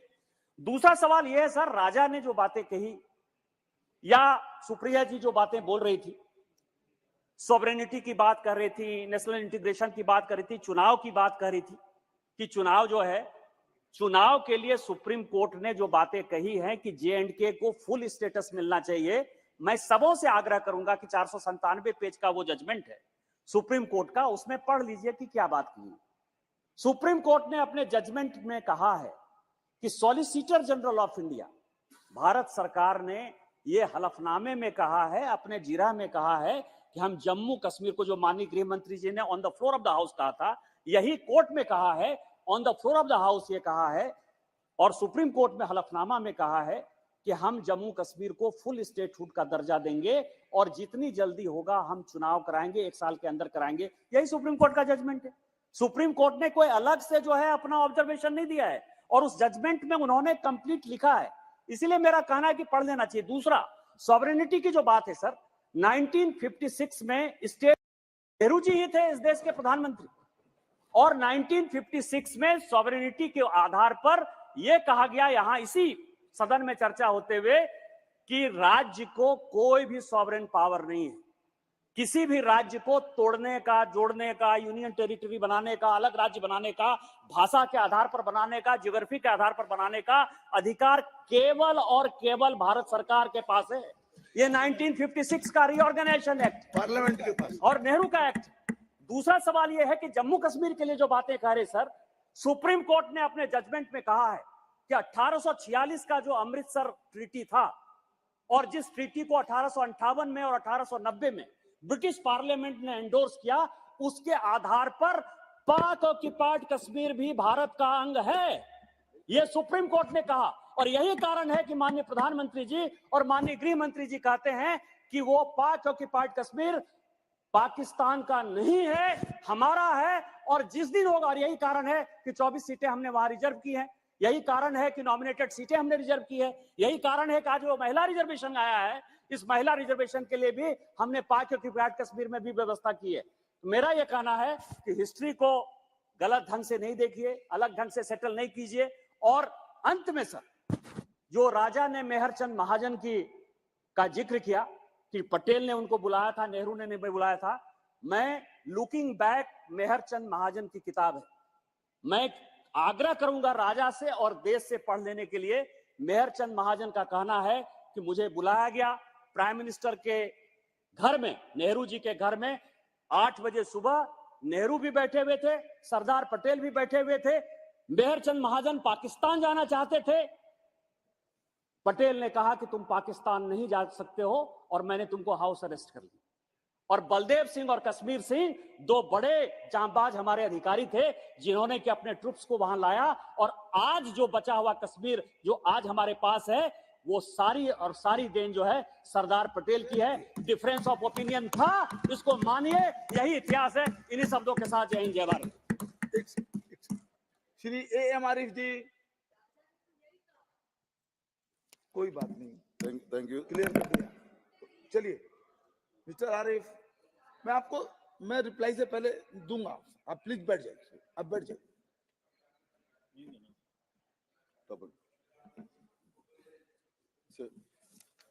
जी, that is not functioning.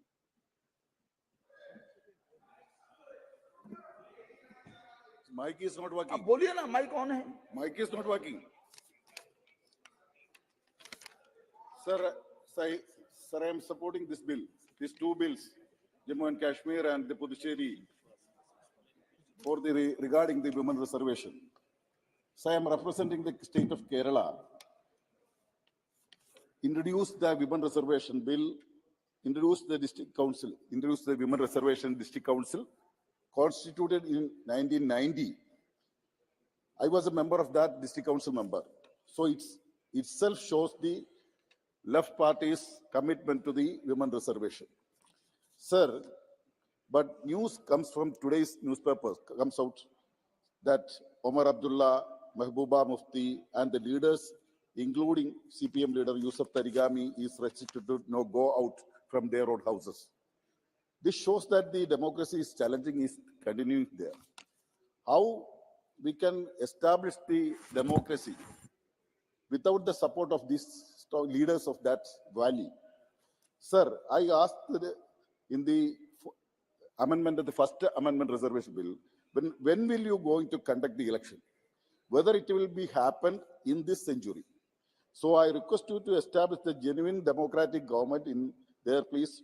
Don't try to any political game. Sir, at this time, myself and my party have a difference of opinion regarding the Honorable Supreme Court's verdict, where I can submit. That can't be discussed. This is the platform. That this is the only platform I can submit my difference of opinion, my party's difference of opinion. So I may be permitted to say something only. I'm going to more. Sir, only main point is that, sir, the verdict has invaded going into merits of downgrading the state and Jammu and Kashmir into two union territories, stating that the Solicitor General has promised to return of statehood. At the same time, the creation of a separate Ladakh Union Territory is upheld, is valid. So the restoration is not for the original state of Jammu and Kashmir, but only a part of it, and even that remains an assurance on paper. Strangely, the Supreme Court direct Election Commission of India to hold. Okay, I have a difference of opinion regarding the Honorable Supreme Court verdict. Where I can say, so I may be permitted to say, sir, I may be permitted to say, sir, the provision under Article 3 of the Constitution states that the President shall refer the bill for the reorganization of any state to the legislature of the concerned state to elicit its opinion. The verdict opens the Pandora's box, permitting the central government to unilaterally initiate the formation of a new states, alteration of areas, boundaries of names of existing states. This may lead to serious undermining of federalism and the right of the elected state legislature. Sir, the detailed response, sir, however, it's clear that the verdict has serious implications for the federal structure of our constitution and is inclined to strengthen a unitary state structure in the name of integration and by invoking national security. With these words, I conclude my speech. जी, बोलिए, शुरू कीजिए, प्रारंभ कीजिए।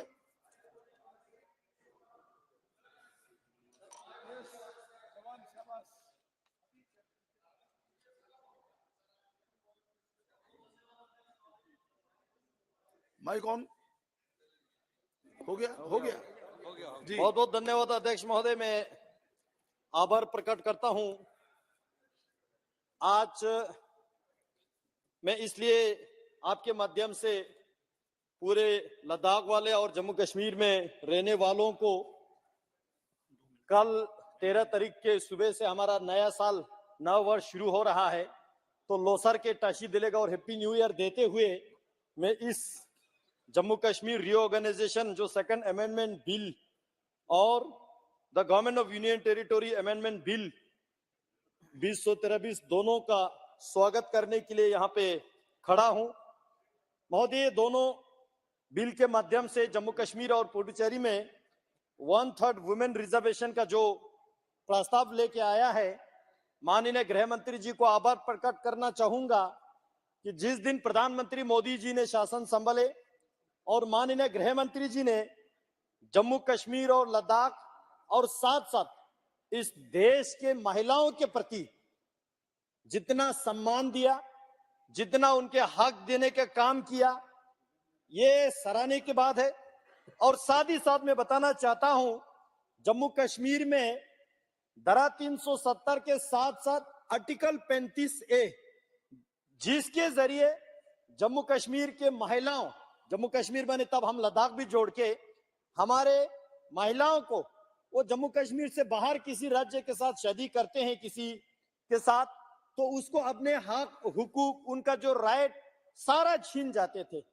आज धारा 370 के साथ 35A को हटा के और इस साथ जम्मू कश्मीर के लेजिस्लेटिव असेंबली में कल 33% वुमेन रिजर्वेशन को आज इस बिल के माध्यम से सुनिश्चित करके जम्मू कश्मीर के महिलाओं को पहली बार उनके सम्मान देने जा रहा है। मैं इस बात के लिए आभार प्रकट करता हूं।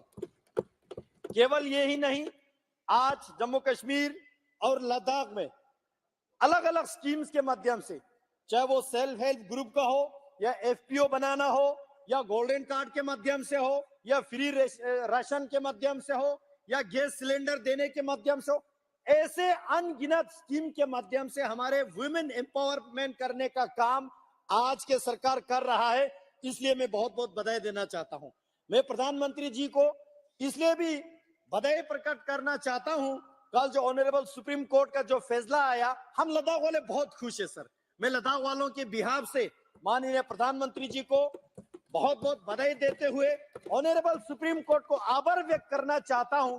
यही डिसीजन देश के हित को आगे रखते हुए और सही डिसीजन, जिस डिसीजन में ऑनरेबल सुप्रीम कोर्ट ने कहा कि जम्मू कश्मीर और लद्दाख को बाइफरकेट करके और स्पेसिफिकली लद्दाख को यूनियन टेरिटोरी बनाना, यह भारत के संविधान के अनुसार ही हुआ है।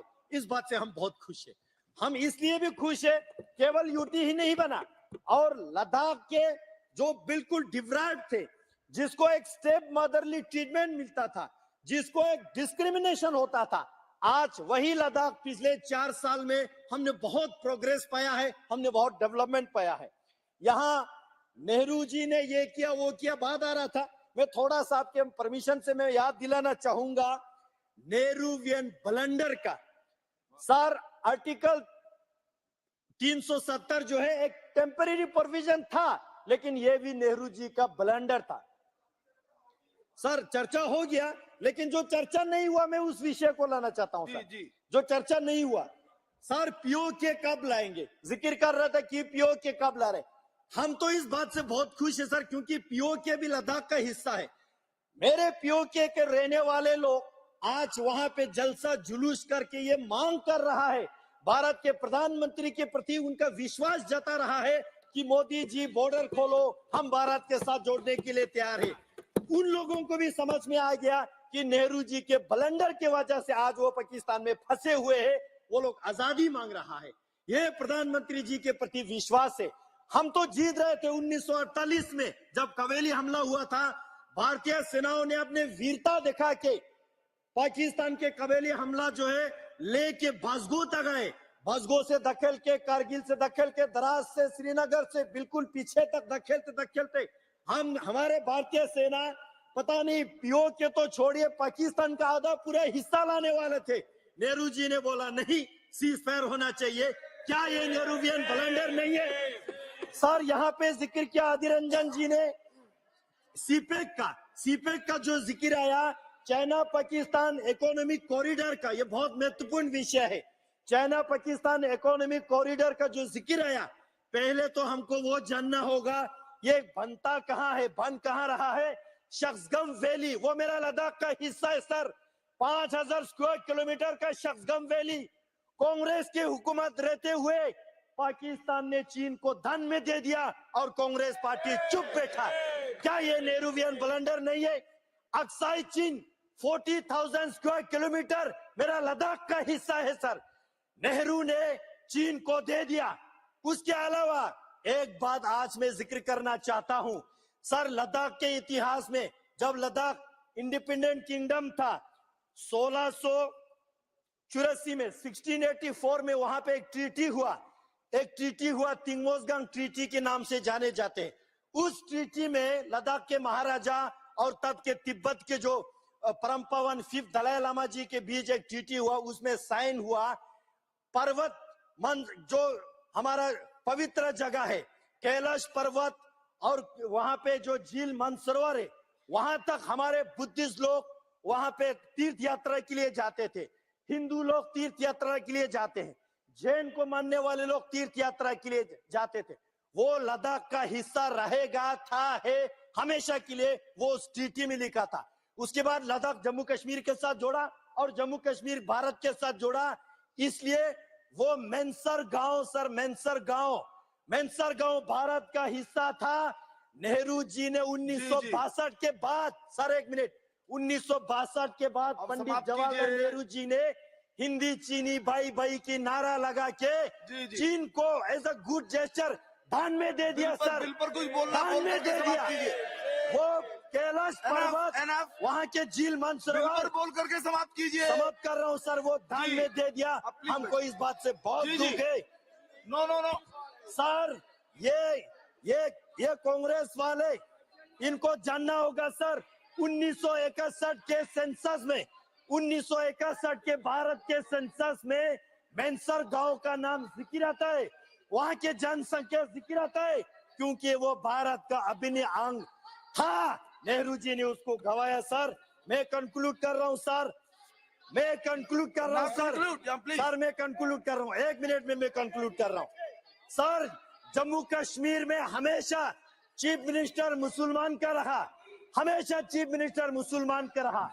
दुर्भाग्य के बाद ये है, वहां हजरत इमाम हुसैन अलैहिस्सलाम साहब को मानने वाले मातम करते हैं हजरत इमाम हुसैन के शहादत पे।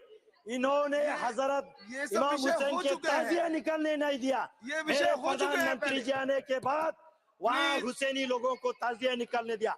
आज मेरे कारगिल वाले बहुत खुश है सर, मेरे कारगिल वाले बहुत खुश है, मेरे कारगिल वाले इसलिए खुश है। कंक्लूड कीजिए सर, कंक्लूड कर रहा हूँ सर, कॉन्स्टिट्यूएंसी की बात कर रहा हूँ। कारगिल वालों को, लद्दाख के शिया मुसलमान को, सुन्नी मुसलमान को इतिहास में पहली बार हज कमेटी गठन करके दिया, 100% को हज कराया। हम प्रधानमंत्री जी को आभार सर। कंक्लूड कर रहा हूँ, last sentence sir. Jammu Kashmir के उन्नति देख के, वहाँ के पीस देख के, वहाँ के टूरिज्म देख के मेरे कारगिल वाले मांग कर रहे सर, पानी खार से पहलगाम रोड खोल दिया जाए। आप बिल पर बोलिए सर, कंक्लूड कर रहा हूँ सर, इसी बिल पे वापस आ रहा हूँ। ये वुमेन रिजर्वेशन माननीय गृह मंत्री जी ला के बहुत हमारे जम्मू कश्मीर पे जो है बढ़िया काम कर रहा है। हम चाहते हैं सर लद्दाख ऑटोनोमस हिल जी। மாண்புமிகு பேரவைத் தலைவர் அவர்களே, வாய்ப்பு கொடுத்ததற்கு நன்றியை தெரிவித்துக் கொள்கின்றேன். கடந்த நாடாளுமன்ற கூட்டத்தொடரிலே பெண்களுக்கான இடஒதுக்கீடுகளை கொண்டு வந்ததற்காக நாங்கள் மகிழ்ச்சி அடைகின்றோம். ஏனென்றால் எங்களுடைய காங்கிரஸ் கட்சியும் எதிர்க்கட்சிகள் அனைவரும் ஒன்றாக இணைந்து அந்த சட்ட முன்வரைவை ஆதரவு தெரிவித்திருந்தோம். ஆனால் அந்த நேரத்திலே புதுவை பகுதிக்கும் காஷ்மீர் பகுதிக்கும் இடஒதுக்கீட்டை பற்றி பேசாமல் இருந்தது மிக வேதனையாக இருந்தது என்று சொல்ல வேண்டும். அந்த நேரத்திலே சட்டம் நிறைவேற்றதற்கு பிறகு புதுவை மக்களுக்கு பெரிய சந்தேகம் வந்துவிட்டது. புதுவையிலே இடஒதுக்கீடு இருக்கின்றதா இல்லையா என்று சொல்லக்கூடிய ஒரு சந்தேகம் வந்தது. ஆனால் அதை மக்களிடத்திலே நாங்கள் கூறியிருக்கின்றோம். அடுத்த கூட்டத்தொடரிலே கண்டிப்பாக வரும் என்ற நம்பிக்கை அவரிடத்திலே தெரிவித்திருந்தோம். இந்த நேரத்திலே அந்த சட்ட முன்வரைவை கொண்டு வந்ததற்கு எங்களுடைய நன்றியை தெரிவித்துக் கொள்கின்றேன். அதே நேரத்திலே இந்த சட்ட முன்வரைவானது அந்த கான்ஸ்டிடியூஷனல் அமெண்ட்மெண்ட் என்று சொல்லக்கூடிய அதே நிலைப்பாட்டிலே இருக்கின்றதா என்று ஒரு சில ஐயப்பாடுகள் இருக்கின்றன. அதை இந்த மத்திய அரசாங்கம் எங்களுக்கு விளக்கம் தர வேண்டும் என்று இந்த நேரத்திலே கேட்டுக்கொள்கின்றேன். அதே நேரத்திலே இந்த இடஒதுக்கீடு எப்பொழுது வரும் என்பதை மக்களிடத்திலே நாங்கள் சொல்ல கடமைப்பட்டிருக்கின்றோம். ஆகவே உடனடியாக அது மக்கள் தொகை கணக்கீடை எடுத்து இடஒதுக்கீட்டை தந்து அவர்களுக்கு பெண்களுக்கு உரிமையை தர வேண்டும் என்று இந்த நேரத்திலே கேட்டு வணங்கி அமருகின்றேன்.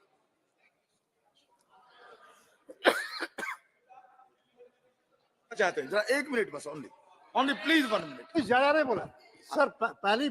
पहली बात यह है कि मेरा पहला ये सवाल था कि आप अरे आप मत क्यों आप क्यों बीच में बोल रहे क्यों अरे आप मत क्यों बोलिए बोल रहे? आप कौन है प्लीज चेयरमैन साहब जनाब पहले मेरा ये कहना था आप पीस मिल ला रहे हैं और ये आपकी नीयत पर सवाल खड़ा कर रहा है क्योंकि आप वचनबद्ध है कि यहाँ पर स्टेट बनाएंगे। दूसरी बात है सुप्रीम कोर्ट ने भी आपका अप्रूव नहीं किया आर्टिकल 3 के तहत विभाजन करने का। उन्होंने बल्कि उसको मौखर किया, उस पर कोई टिप्पणी नहीं की और सॉलिसिटर जनरल का जो एफिडेविट है उसी को भरोसा करते हुए और आपके स्टैंड पर भरोसा करते हुए ये कहा कि आप स्टेट को रेस्टोर कीजिए। दूसरी बात रही जनाब कारगिल की, अभी हाल ही में वहाँ इलेक्शन हुआ 78% वोट पड़ गए और इनको मालूम है कि इनको क्या जवाब मिल गया। election was held, that is the only important thing. No now please honorable minister, माननीय मंत्री जी, no that's not good argument जी। महोदय, संघ राज्य क्षेत्र शासन संशोधन विधेयक 2023, जम्मू कश्मीर पुनर्गठन द्वितीय संशोधन विधेयक 2023 इस प्रतिष्ठित और सम्मानीय सदन में मैं खड़ा हूं और आग्रह करने के लिए खड़ा हूं कि यह विधेयक महिला उत्थान के लिए है, महिलाओं की सहभागिता के लिए है। दोनों विधानसभा में 1/3 सीट उनके लिए आरक्षित करने का है। अनुरोध के लिए खड़ा हूं कि इसे पारित किया जाए। महोदय, यह दोनों विधेयक महिलाओं के अवसर की समानता के प्रति मोदी सरकार के प्रतिबद्धता और संकल्प के अनुरूप संसद में और आज इन दोनों राज्यों की विधानसभाओं में महिला आरक्षण के लिए कानून लाकर मोदी सरकार यह सुनिश्चित करने के दिशा में एक साहसिक कदम उठाया है कि अब तक हाशिए पर रहे जाने वाले या रखे जाने वाले लोगों को सत्ता के गलियारे में उचित स्थान मिलेगा। महोदय, भारत की संस्कृति में महिलाओं का जो स्थान रहा है, भारत में महिलाओं की स्थिति में समय समय पर हमेशा बदलाव भी होता रहा है। प्राचीन भारतीय महिलाओं का सामाजिक स्तर काफी ऊंचा और महत्वपूर्ण रहा है। वैदिक महिलाओं को वित्तीय स्वतंत्रता प्राप्त थी। कुछ महिलाएं शिक्षक के रूप में भी काम करती थी। उत्पादन का स्थान घर होता था और महिला की भूमिका उसमें महत्वपूर्ण होती थी। महिलाएं कृषि कार्यों में भी सहयोग करती थी। भगवान श्री राम को भी जो एक शिक्षक महिला थी, जो उनको भी एक शिक्षा देने के काम करती थी और उसका नाम विदुषी अरुंधति थी, जो सत पथ ब्राह्मण में उल्लेख में मिलता है कि भगवान श्री राम को संगीत और पर्यावरण संरक्षण की शिक्षा देने का काम करती थी। महोदय, उभय भारती की विद्वता के सामने शंकराचार्य भी नतमस्तक हुए थे। बिहार जी बिल्कुल निकला। आधुनिक समय में सावित्री बाई फुले ने लड़कियों के लिए स्कूल खोला। उन्हें मराठी की आदि कवित्री के रूप में भी जाना जाता है। लेकिन भारत के प्राचीन व्यवस्था में जब इतना उच्च स्थान था, ज्ञान की देवी सरस्वती, लक्ष्मी की धन की देवी लक्ष्मी और दुर्गा शक्ति की देवी के रूप में पूजी जाती थी। लेकिन जब इस देश में विदेशियों का आक्रमण हुआ, चाहे वह मुगल कालीन शासक हो, चाहे अन्य आक्रांताओं द्वारा भारत पर शासन करने का कोई युग हो, ब्रिटिश हुकूमत हो या कांग्रेसियों का राज हो, महिलाओं को अवसर नहीं दिया, महिलाओं के अधिकारों को छीना है, महिलाओं के साथ अन्याय किया है महोदय। और मुझको यह अफसोस के साथ कहना पड़ रहा है कि आज जब जब महिला आरक्षण या उसके अधिकार की बात हो, सुप्रिया सुले जी, जब 2 राज्यों में के विधानसभा में 1/3 महिलाओं के आरक्षण का विधेयक आ रहा है, तो आप उसमें क्या बोल रही थी? रिकॉर्ड उठाकर देखिए। एक लाइन में समर्थन कर दी, एक लाइन में समर्थन कर दी, और बाकी आपने क्या किया कि आपने इधर की बातें की। लेकिन माननीय मोदी जी के नेतृत्व में भारतीय महिलाओं को जो सम्मान और अधिकार मिला है, जो अवसर मिला है, भारत की नारी देश में ही नहीं दुनिया में अपने कार्यों से, आज अपने ज्ञान से, अपने प्रतिभा से रिकॉर्ड बना रही है। भारतीय महिलाओं ने धरती से अंतरिक्ष तक अपना लोहा मनवाया। आज भारत की नारी ने अपनी एक सम्मानजनक जगह कायम कर ली। आखिरी मैं थोड़ा सा देना चाहूंगा, समय से भी मैं इसको समाप्त करना चाहूंगा कि आज विज्ञान, प्रौद्योगिकी, अभियांत्रिकी और गणित में लड़कियों का नामांकन आज 43% है, जो अमेरिका और जर्मनी से अधिक। प्रतिवर्ष 50% महिलाएं डॉक्टरी की परीक्षा पास कर रही हैं। भारत के सॉफ्टवेयर उद्योग में 21% पेशेवर महिलाएं हैं। चंद्रयान 3 मिशन के साथ साथ इसरो के कई मिशन में जो सफलता मिली है उसमें महिलाओं का बड़ा योगदान रहा है। आज ड्रोन दीदी हो, चाहे लखपति दीदी बनाने का माननीय प्रधानमंत्री जी का संकल्प हो, आज इससे भारत में महिलाओं को अधिकार और उत्थान का रिकॉर्ड बनने वाला है। बाबा साहब अंबेडकर का मानना था कि किसी समुदाय की प्रगति को महिलाओं द्वारा हासिल की गई प्रगति के आधार पर मापा जा सकता है। महोदय, 2 राज्यों का यह बिल है। थोड़ा सा हम जम्मू कश्मीर में जो महिलाओं के लिए काम किया गया, मैं 1 से 1.5 मिनट में बताना चाहता हूं कि 370 से पूर्व और अब pension, window pension limited saturation था, आज 100% सेचुरेशन हुआ है। विडो पेंशन आयु 40 से नीचे का कवर नहीं थे, आज पूर्णतः कवर एवं 100% सेचुरेशन हुआ है उसका। 1 स्टॉप सेंटर फॉर वीमेन, पहले 6 था, आज 20 है। महिला सशक्तिकरण हेतु डिस्ट्रिक्ट हब पूरे देश में करने वाला पहला राज्य कश्मीर बना है। पहले 0 था और अब वह 20 है। डिस्ट्रिक्ट स्पेशल वीमेन सेल की 20 है। बहुत सारी योजनाएं उनके लिए किया गया है। महोदय, मैं बहुत ज्यादा इस पे पुडुचेरी के और महिलाओं के सशक्तिकरण के लिए जितने भी माननीय प्रधानमंत्री जी के द्वारा कदम उठाया गया है, चाहे वह कश्मीर के लिए हो या पूरे देश के लिए हो या पुडुचेरी के लिए हो, यह काफी लंबा समय लगेगा। आपका निर्देश है संक्षिप्त में समाप्त करने का, मैं संक्षिप्त में से समाप्त करना चाहूंगा। लेकिन 1-2 बातें जरूर मैं कहना चाहूंगा जो माननीय कुछ सदस्यों ने यहाँ कहा है। एक तो यहाँ सदस्य जो हमारे बोले हैं, जुगल किशोर शर्मा जी, अधीर रंजन जी से लेकर और मसूदी जी तक, मैं अधीर रंजन जी को जरूर कहना चाहूंगा। उन्होंने कहा गृह मंत्री जी एक बार बोले कि पीओके हमारा है। गृह मंत्री जी ने एक बार नहीं कहा है, कई बार बोले हैं और बार-बार बोले हैं कि पीओके हमारा है और हमारा।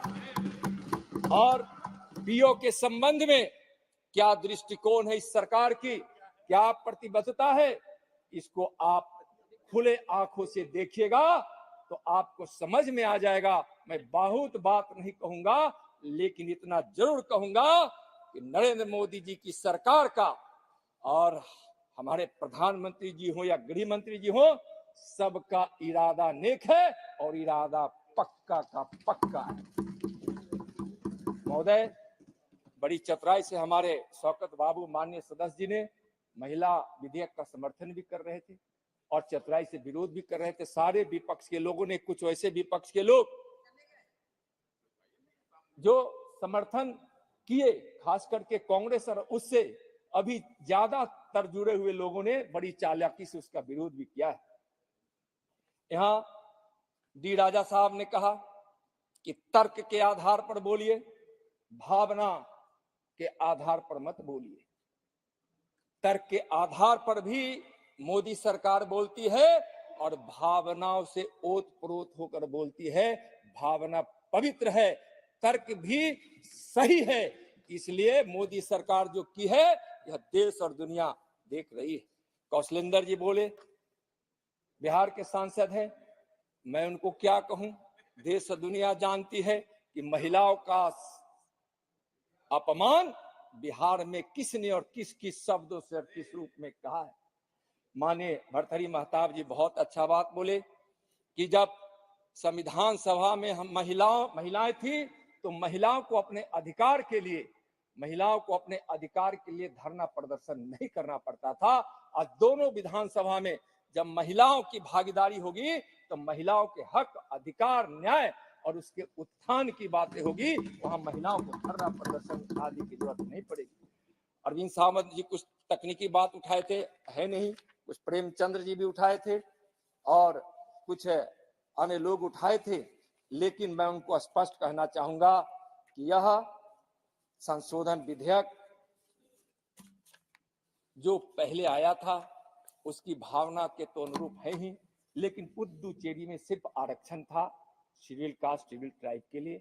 जम्मू कश्मीर के महिलाओं को भी आरक्षण देने के लिए यह विधेयक लाना बहुत जरूरी था, इसलिए यह विधेयक आया है। और आग्रह भी हम आपसे किए हैं, पुद्दुचेरी में सर पहली बार यूटी ने 2023-24 के वार्षिक बजट में 1332 करोड़ रुपए का जेंडर बजटिंग की शुरुआत की। महिलाओं को निम्नलिखित में 33% आरक्षण दिया गया है, पुलिस, फायर सर्विस और स्थानीय निकायों। अंत में मैं अध्यक्ष महोदय यही कहना चाहूंगा कि जमाना जब इनका देखेंगे, इन विपक्ष जो कांग्रेस और उनके शागिर्दों का, तो मैथिली शरण गुप्त की एक कविता जो थी बार बार वही याद आएगी कि अबला जीवन है तुम्हारी, अबला जीवन है तुम्हारी, यही कहानी, आंचल में दूध और आंखों में पानी। लेकिन आज माननीय प्रधानमंत्री जी के नेतृत्व में सीमा पर भी महिलाएं जब सीना तान कर खड़ी होती है, उसका ही इरादा और हौसला ऐसा होता है कि जो गलती पूर्ववर्ती सरकारों ने की है वह गलती अब न होने देंगे। अगर कोई हमसे अगर टकराने की कोशिश करेगा तो हम उसको ऐसा जवाब देंगे कि दुनिया के नक्शे में उसका नक्शा बिगड़ जाएगा। आज इस हौसला के साथ हमारी सेना हो, चाहे हमारी अर्ध सेना हो, सीएपीएफ हो, जो भी हो, आज जब सीमा पर हो, चाहे वह किसी शिक्षण संस्थान में हो, चाहे वह कार्यालय में हो, चाहे खेत में हो, खलिहान में हो, खेल के मैदान में हो, चाहे कहीं भी हो, चाहे सदन में हो, महिलाएं जब उठकर खड़ी होती है तो सम्मान और गौरव से खड़ी होती है। और इसका एक कारण है माननीय मोदी जी का महिलाओं के प्रति सम्मान, उनको जो अवसर और अधिकार दिए हैं, उससे जो उनको लाभ मिला है, उनका जो उत्थान हुआ है और भविष्य में जो उनका भविष्य सुनिश्चित होकर उज्जवल होने वाला है, उसका परिणाम है। बहुत बहुत धन्यवाद। एक बार जरूर हम आग्रह करेंगे इसको सब लोग मिलकर इस सम्मानीय सदन में इस विधेयक को पारित करने हेतु कृपा करेंगे। नाउ आइटम नंबर 24, प्रश्न है कि विधेयक पर विचार किया जाए। जो सदस्य इसके पक्ष में हाँ गए, जो सदस्य विरोध में ना गए, मेरे विचार में निर्णय हाँ वालों के पक्ष में, हाँ वालों के पक्ष में विधेयक पर विचार करने तो प्रस्ताव स्वीकृत किया गया। अब सभा विधेयक पर खंडार विचार करेगी। श्री डीन कुरियाकोस नहीं, श्री सोगत राय, प्रश्न ये है कि खंड 2 विधेयक का अंग बने। जो सदस्य इसके पक्ष में हाँ गए, जो सदस्य विरोध में ना गए, मेरे विचार में निर्णय हाँ वालों के पक्ष में हुआ, हाँ वालों के पक्ष में हुआ। खंड 2 विधेयक का अंग बना। प्रश्न है कि खंड 1 अधिनियम सूत्र और विधेयक का पूरा नाम विधेयक का अंग बने। जो सदस्य इसके पक्ष में हाँ गए, जो सदस्य विरोध में ना गए, मेरे विचार में निर्णय हाँ वालों के पक्ष में, हाँ वालों के पक्ष में। खंड 1 अधिनियम सूत्र और विधेयक का पूरा नाम विधेयक का अंग बने। मंत्री जी अब प्रस्ताव करें कि विधेयक को पारित किया जाए। महोदय, मैं प्रस्ताव करता हूं कि विधेयक पारित किया जाए। प्रश्न है कि विधेयक को पारित किया जाए। जो सदस्य इसके पक्ष में हाँ गए, जो सदस्य विरोध में ना गए, मेरे विचार में निर्णय हाँ वालों के पक्ष में, हाँ वालों के पक्ष में। प्रस्ताव स्वीकृत हुआ, विधेयक पारित हुआ। Now item number 25। प्रश्न है कि विधेयक पर विचार किया जाए। जो सदस्य इसके पक्ष में हाँ गए, जो सदस्य विरोध में ना गए, मेरे विचार में निर्णय हाँ वालों के पक्ष में, हाँ वालों के पक्ष में। विधेयक पर विचार करने हेतु प्रस्ताव को स्वीकृत किया गया। अब सभा विधेयक पर खंडवार विचार करेगी। श्री डीन कुरियाकोस। प्रश्न है कि खंड 2 विधेयक का अंग बने। जो सदस्य इसके पक्ष में हाँ गए, जो सदस्य विरोध में ना गए, मेरे विचार में निर्णय हाँ वालों के पक्ष में, हाँ वालों के पक्ष। खंड 2 विधेयक का अंग बना। प्रश्न ये कि खंड 1 अधिनियम सूत्र विधेयक का पूरा नाम विधेयक का अंग बने। जो सदस्य इसके पक्ष में हाँ गए, जो सदस्य विरोध में ना गए, मेरे विचार में निर्णय हाँ वालों के पक्ष में, हाँ वालों के पक्ष में। खंड 1 अधिनियम सूत्र विधेयक का पूरा नाम विधेयक का अंग बने। मंत्री जी अब प्रस्ताव करें कि विधेयक को पारित किया जाए। अध्यक्ष महोदय, मैं प्रस्ताव करता हूं कि विधेयक को पारित किया जाए। प्रश्न है कि विधेयक को पारित किया जाए। जो सदस्य इसके पक्ष में हाँ गए, जो सदस्य विरोध में ना गए, मेरे विचार में निर्णय हाँ वालों के पक्ष में, हाँ वालों के पक्ष। प्रस्ताव स्वीकृत हुआ, विधेयक पारित हुआ। सभा की कार्रवाई बुधवार दिनांक 13 दिसंबर 2023 को प्राप्त 11 बजे तक के लिए स्थगित की जाती है।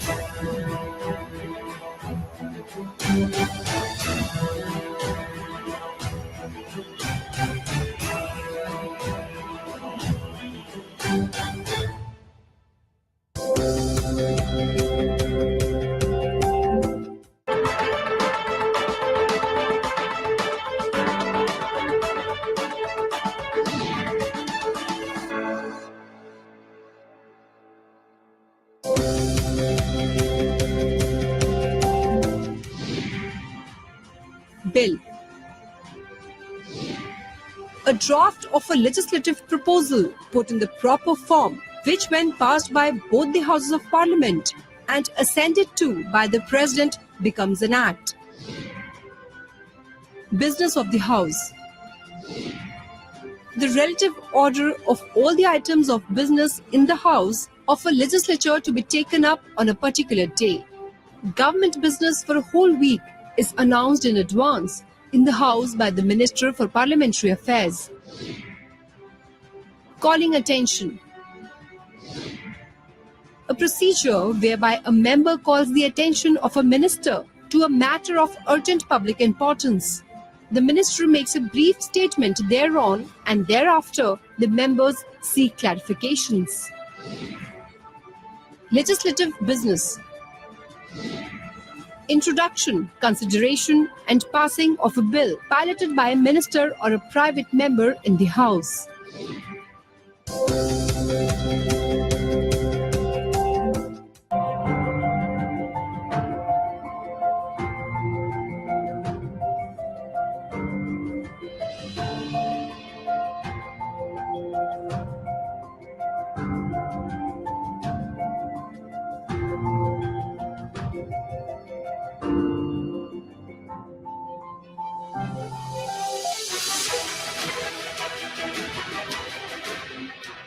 एस्पिरेशनल डिस्ट्रिक्ट के लिए यह बहुत आवश्यक है कि वहां के जन सामान्य के अंदर एस्पिरेशन है, उस एस्पिरेशन को आइडेंटिफाई हम करें। नए एस्पिरेशन जगाने के लिए मेरे क्या पड़े हैं और उसको हम चैनलाइज करें। हम इस प्रकार से जन भागीदारी से चीजों को कर सकते हैं।